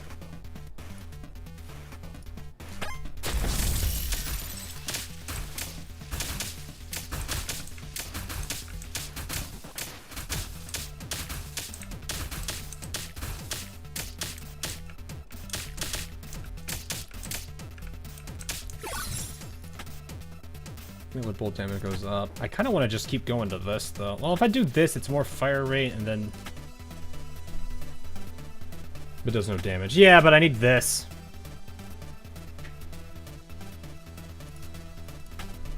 With good fire rate and good damage output, I think you'll be fine, though.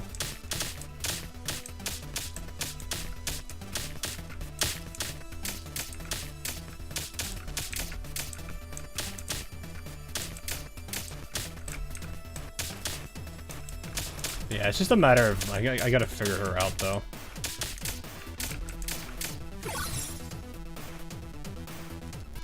Bullet size, regular bullet damage...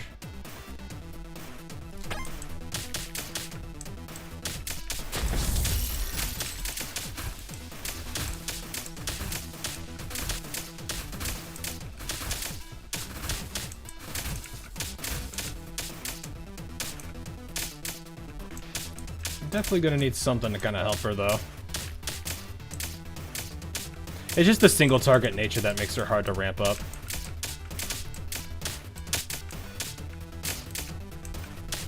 I think we'll be... What? Didn't see where that bullet was. Okay.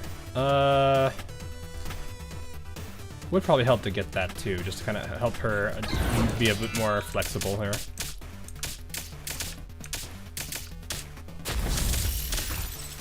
Oh, hi, you.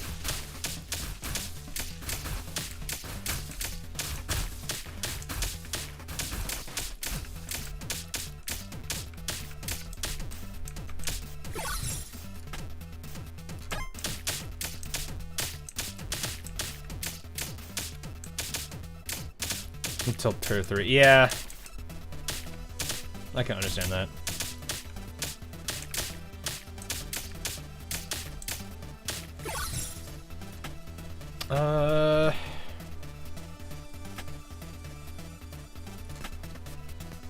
Would help to get more fire rate, even if it's not going to be much till later on.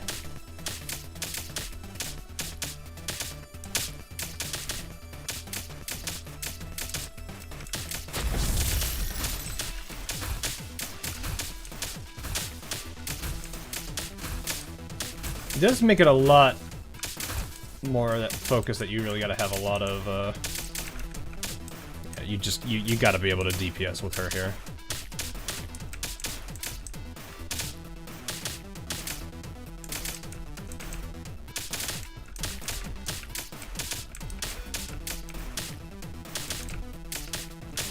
There we go. Bullet range, that's just range.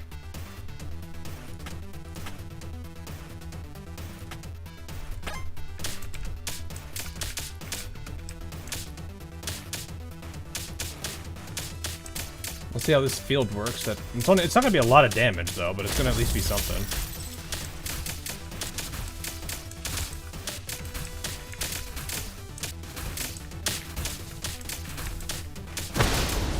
I was going to say, this is going to be probably the most damaging thing. That's going to do the most damage, probably, in the game for a while, just because it's hitting everybody. Granted, it's not a lot, but it's still hitting everybody.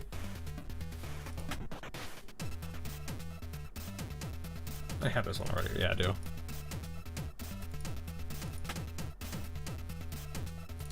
Let's take this, actually.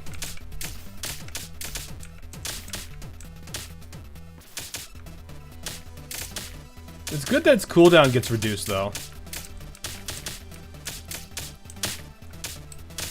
Still feels like a long time for a skill.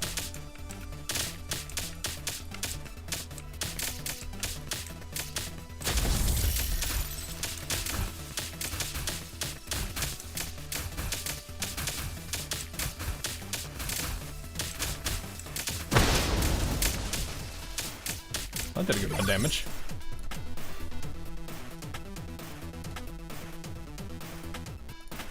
Fire rate, yeah. Oh, it's these dudes.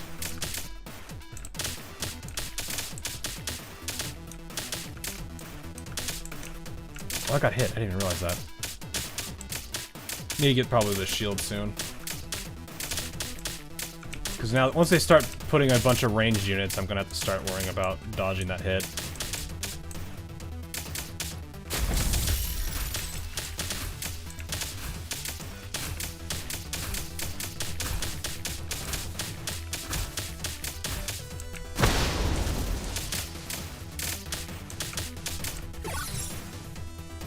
What else we got here?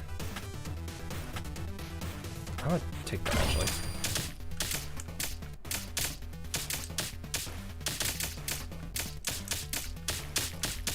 At least get the basic one, and then I'll get the other things. Those guys are so tanky.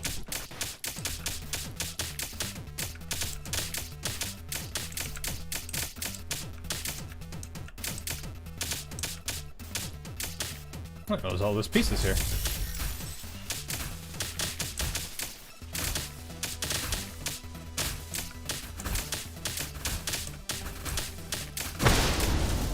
That is a very loud skill when it does that, though.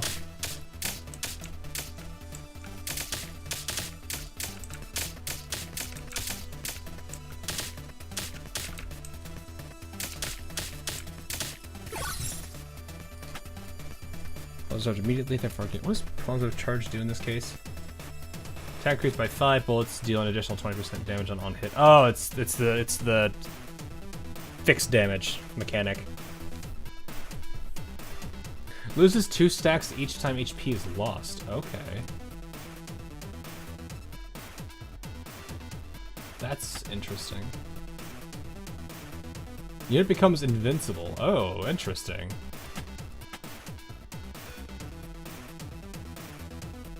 Fire rate is increased by 30. Okay, that's some interesting skills.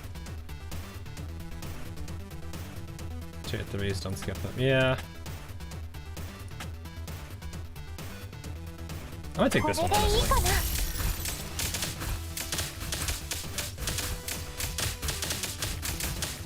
Kinda wanna get the positive charge, though.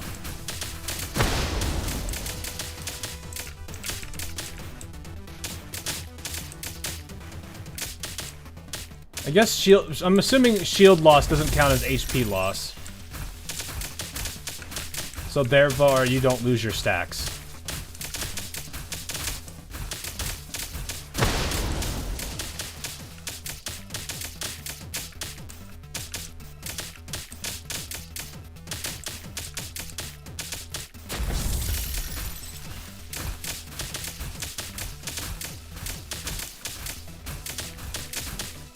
I'm pretty sure they should. They at least shouldn't.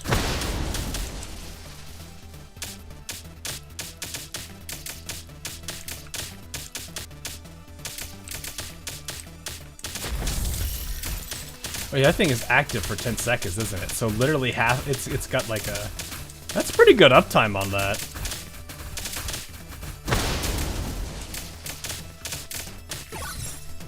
I'm gonna go grip for this one now.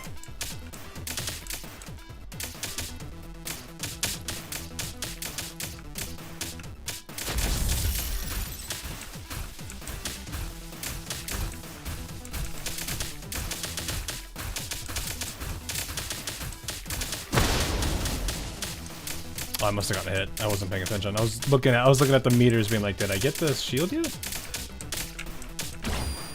There it is.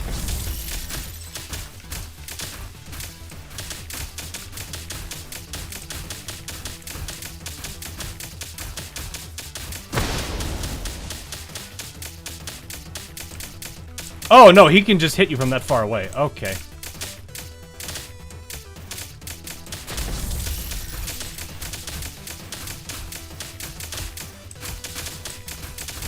That's a lot of material.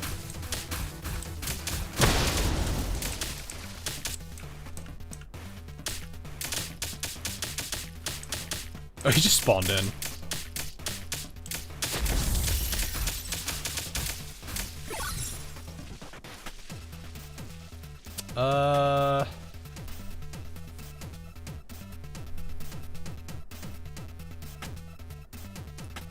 I mean, this would be good to get too, but I kind of need more damage.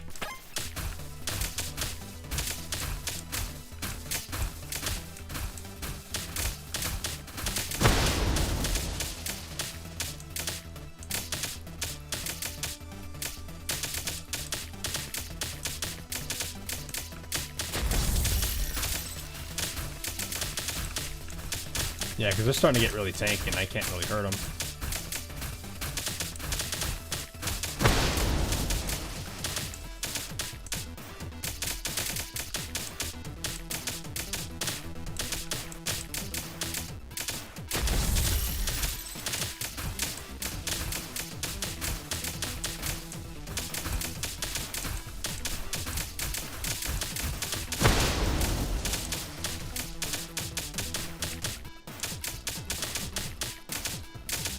Yeah, she's probably gonna be like Sabrina, where they'll have to really figure out how to rework her to get her to feel right.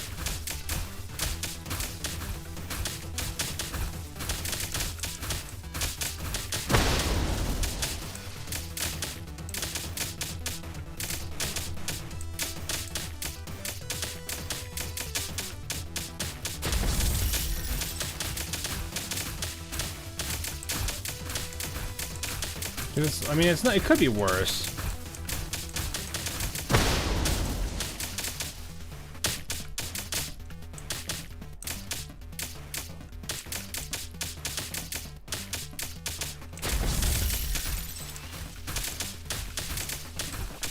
Yeah, I imagine like the screen will be pretty nuts when you get her fully leveled, or at least in a good position. Yeah, I have to see how she really is in the long game. It could be Suomi. Yeah. Plus, what also helps too is the is this enhancing stuff you can get. Like this can just straight up increase his attack and all.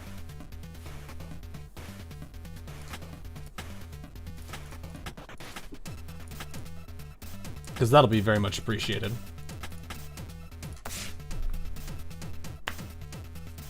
But yeah, like the others are not bad at all. I'm actually gonna use Sabrina. I wanna feel Sabrina again.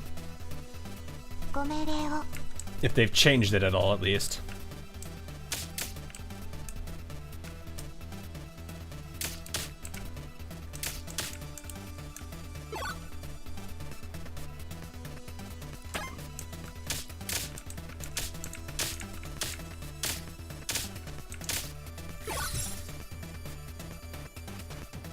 Getting that already.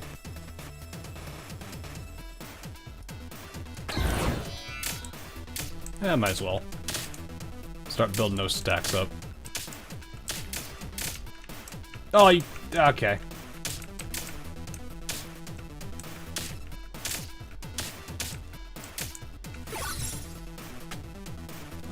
Yeah. I don't know how much else I can get with her right now.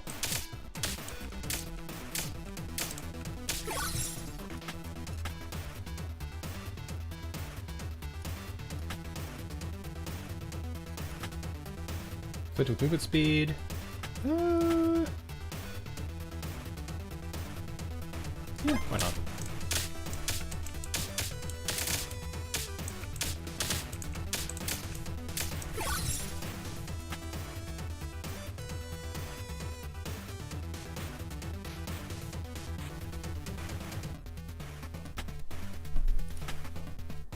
Like, I want to raise...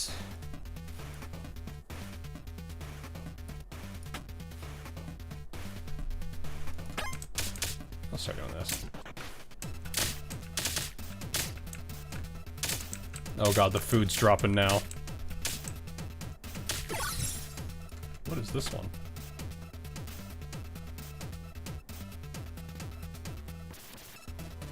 Ooh, okay. That'll help. It's like, okay, yeah, the more health I have, the more health she has, the better she does.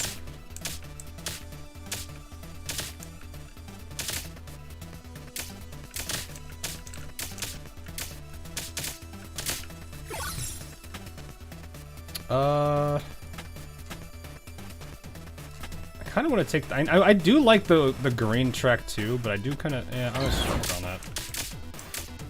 We're doing okay on all this, on all her other items.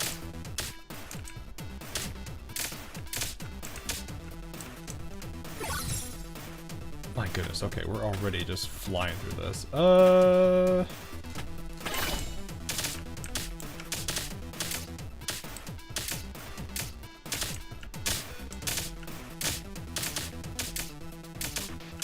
Yeah, Sabrina, like the rework they did on Sabrina is so much nicer. I do find the random food droppings to be hilarious.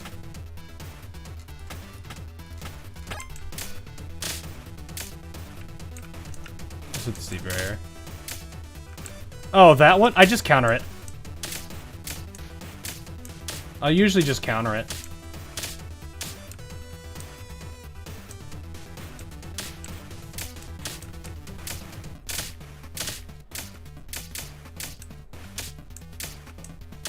Like I remember I saw that before and I just ended up getting I think I got a bunch of these. Because it increases, I think, the movement penalties effect. I think it was this one that did it. These are all actually kind of horrid, I'm not gonna lie. I might want to get at least one of those at some point, but I'm gonna go with this one at least.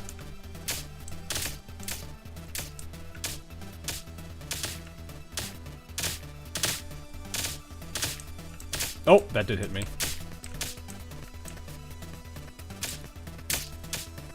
Oh, it has to be the blue one, okay.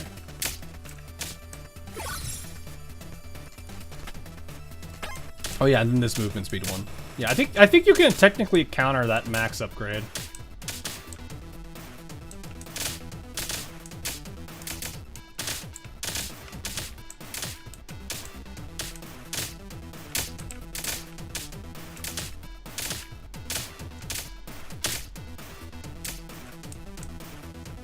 One of the bots spawned. Oh yeah, yeah. It's funny seeing that too.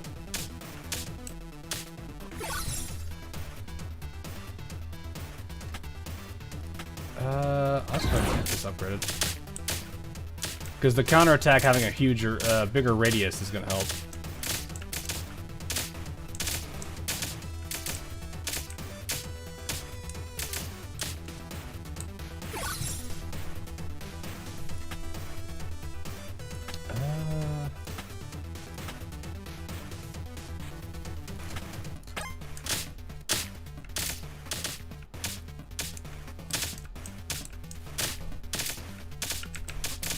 I'm not gonna go that way.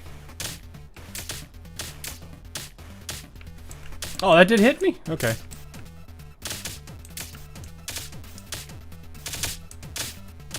Don't know if it was a red shot or something else.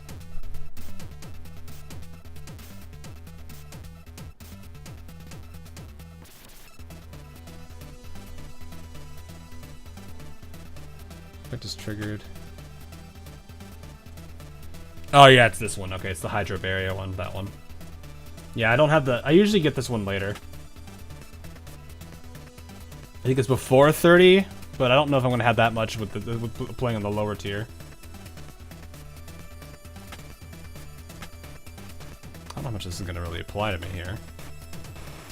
Yeah, we'll do it.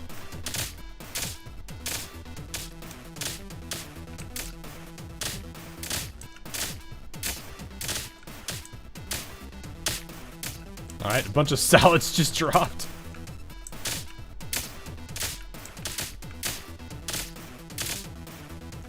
Sabrina is a very hungry girl. She needs to eat.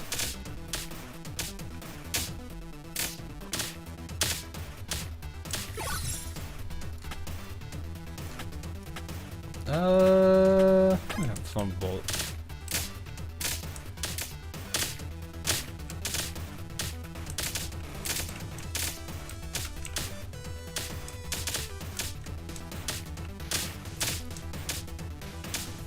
Wow, he died quickly! Holy crap, that wasn't that bad at all!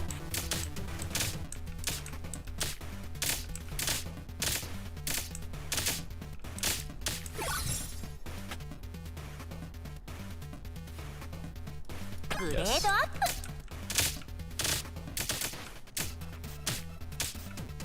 Did we have this many shells? I don't remember this many.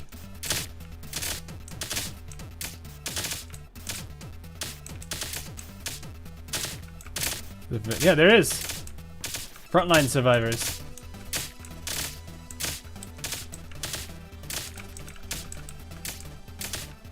It's not like a permanent thing, though.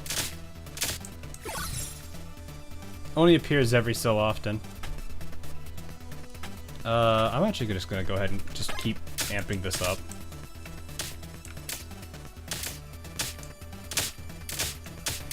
The animation for that's a black hole. Yeah, that's alright. Gosh, is all doing one, I swear. Well, yeah.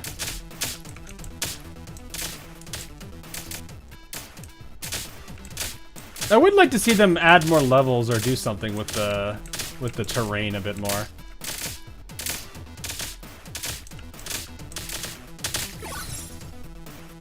What do we got? More fire rate. That's fine.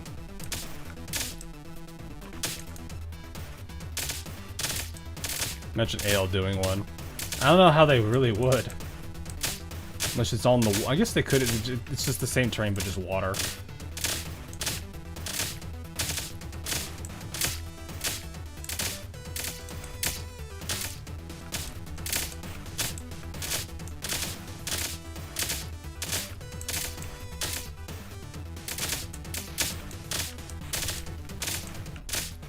Yeah, this is going a lot better. Oh! Oh, hey, this one.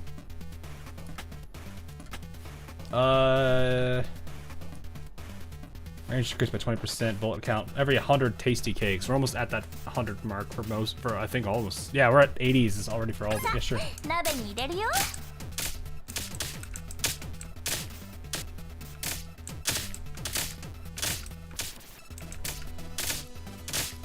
I mean, it works. It's an it's a very addictive game mode. Deep Rock Galactic did one too.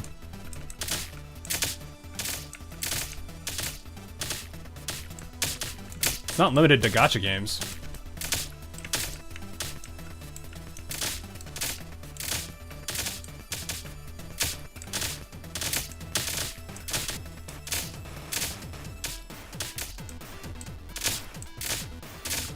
I do find it funny there is no, I think, special for... Whoop, whoa! Ah! Dang it. Oh, there's all my HP back.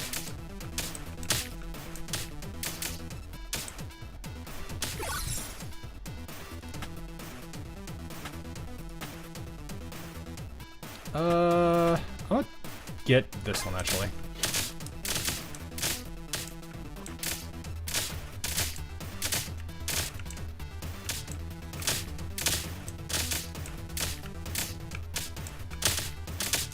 Yeah, like, Sabrina is in a much better position than she used to be. I remember the first instance of this, it was just kind of rough.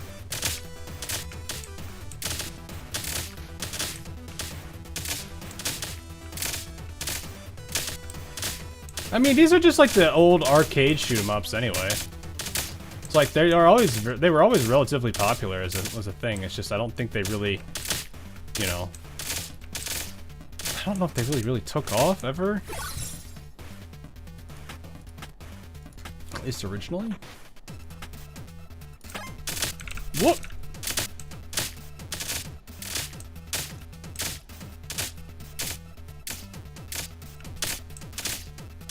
Yeah, Cheetahs was kind of interesting. I did kind of like that one. Hey, Igers. Definitely, this one's going a lot smoother. Yeah, let's take this one. We're going to attempt to make Sabrina small.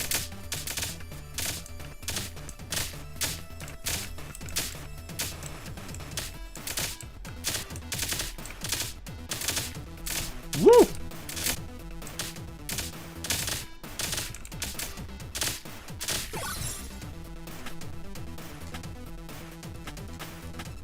I'll get this.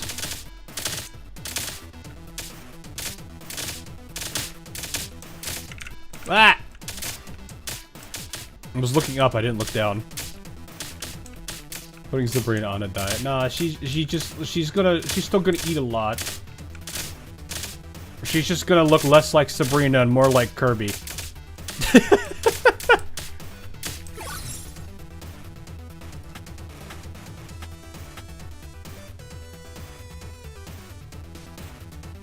You know what, I'll try it.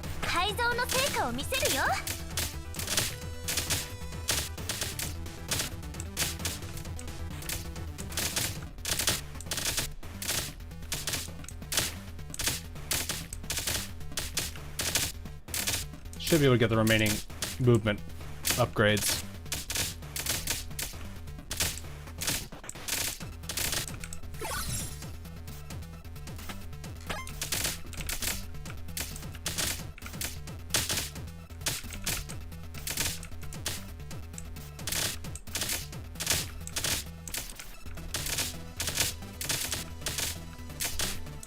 Should be proccing soon, right?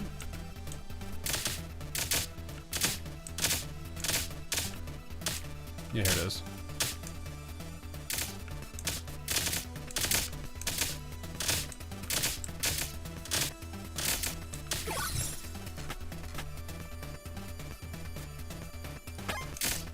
Look at how small she is.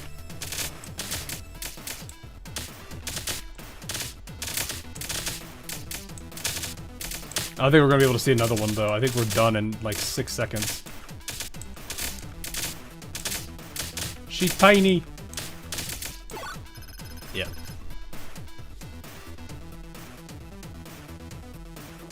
Not bad, not bad. Alright. Not bad at all.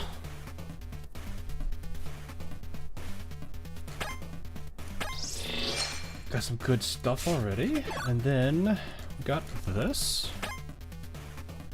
It's 100 for that. Jeez, okay. I do like how these are level 31, 32, and 33. It really does let you, like, it doesn't trample on your level ups as you go. I appreciate that they did do that. So. Oh, way too expensive. No, I just want you to play it a lot. Like, that's it. Like, I get a good number of components. Like, if you do, like, these two will get you a good chunk of them once you start getting really far in. Like, I remember I maxed out that menu at, like, well, I just used Sabrina the entire time. I had a lot of fun with Sabrina. So. Yeah, it wasn't that bad after a while. Once you get into the normal or the hard difficulty, it's not that bad. So, anyway, that is gonna be all for now. I do have some stuff planned for tomorrow for Raft, at least. Well, actually, I don't remember what I was doing in Raft. It's been at least a month, I think, since I touched it. Actually, how long has it been, actually? I have not been able to play that game in quite some time, and it makes me a little bit sad, because I actually did kind of like where that game was going. It was a nice, chill game. Yeah, it's been about a month. Actually, it's been a little over a month.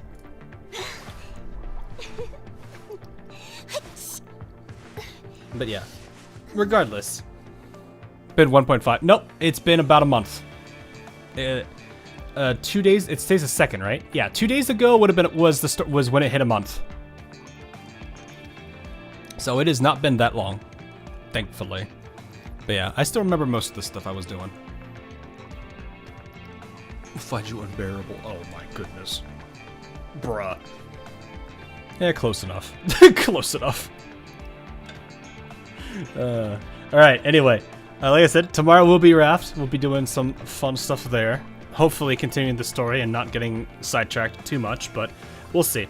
There's a lot of stuff I do need to kind of fix, but I'll figure out what I can do there. So, but for now, we will go ahead and call it here for the night. Hope you guys enjoyed. I definitely did. The stories, I'm kind of surprised at how short this one was, but Andoris actually makes me appreciate it a lot more. I kind of understand her a lot more. So, regardless, hope you guys enjoyed, and I will see you guys all again tomorrow for some Raft. You just woke up. Oh no, Fluffy! It'd be like that. It'd be like that sometimes. Well, good night. I'm sorry, man. If you do want to catch the VOD, give it like 4-ish hours. It'll be up then. I always VOD it, so don't worry. So, have a good night, everyone, and see you guys all in the near future. Laters!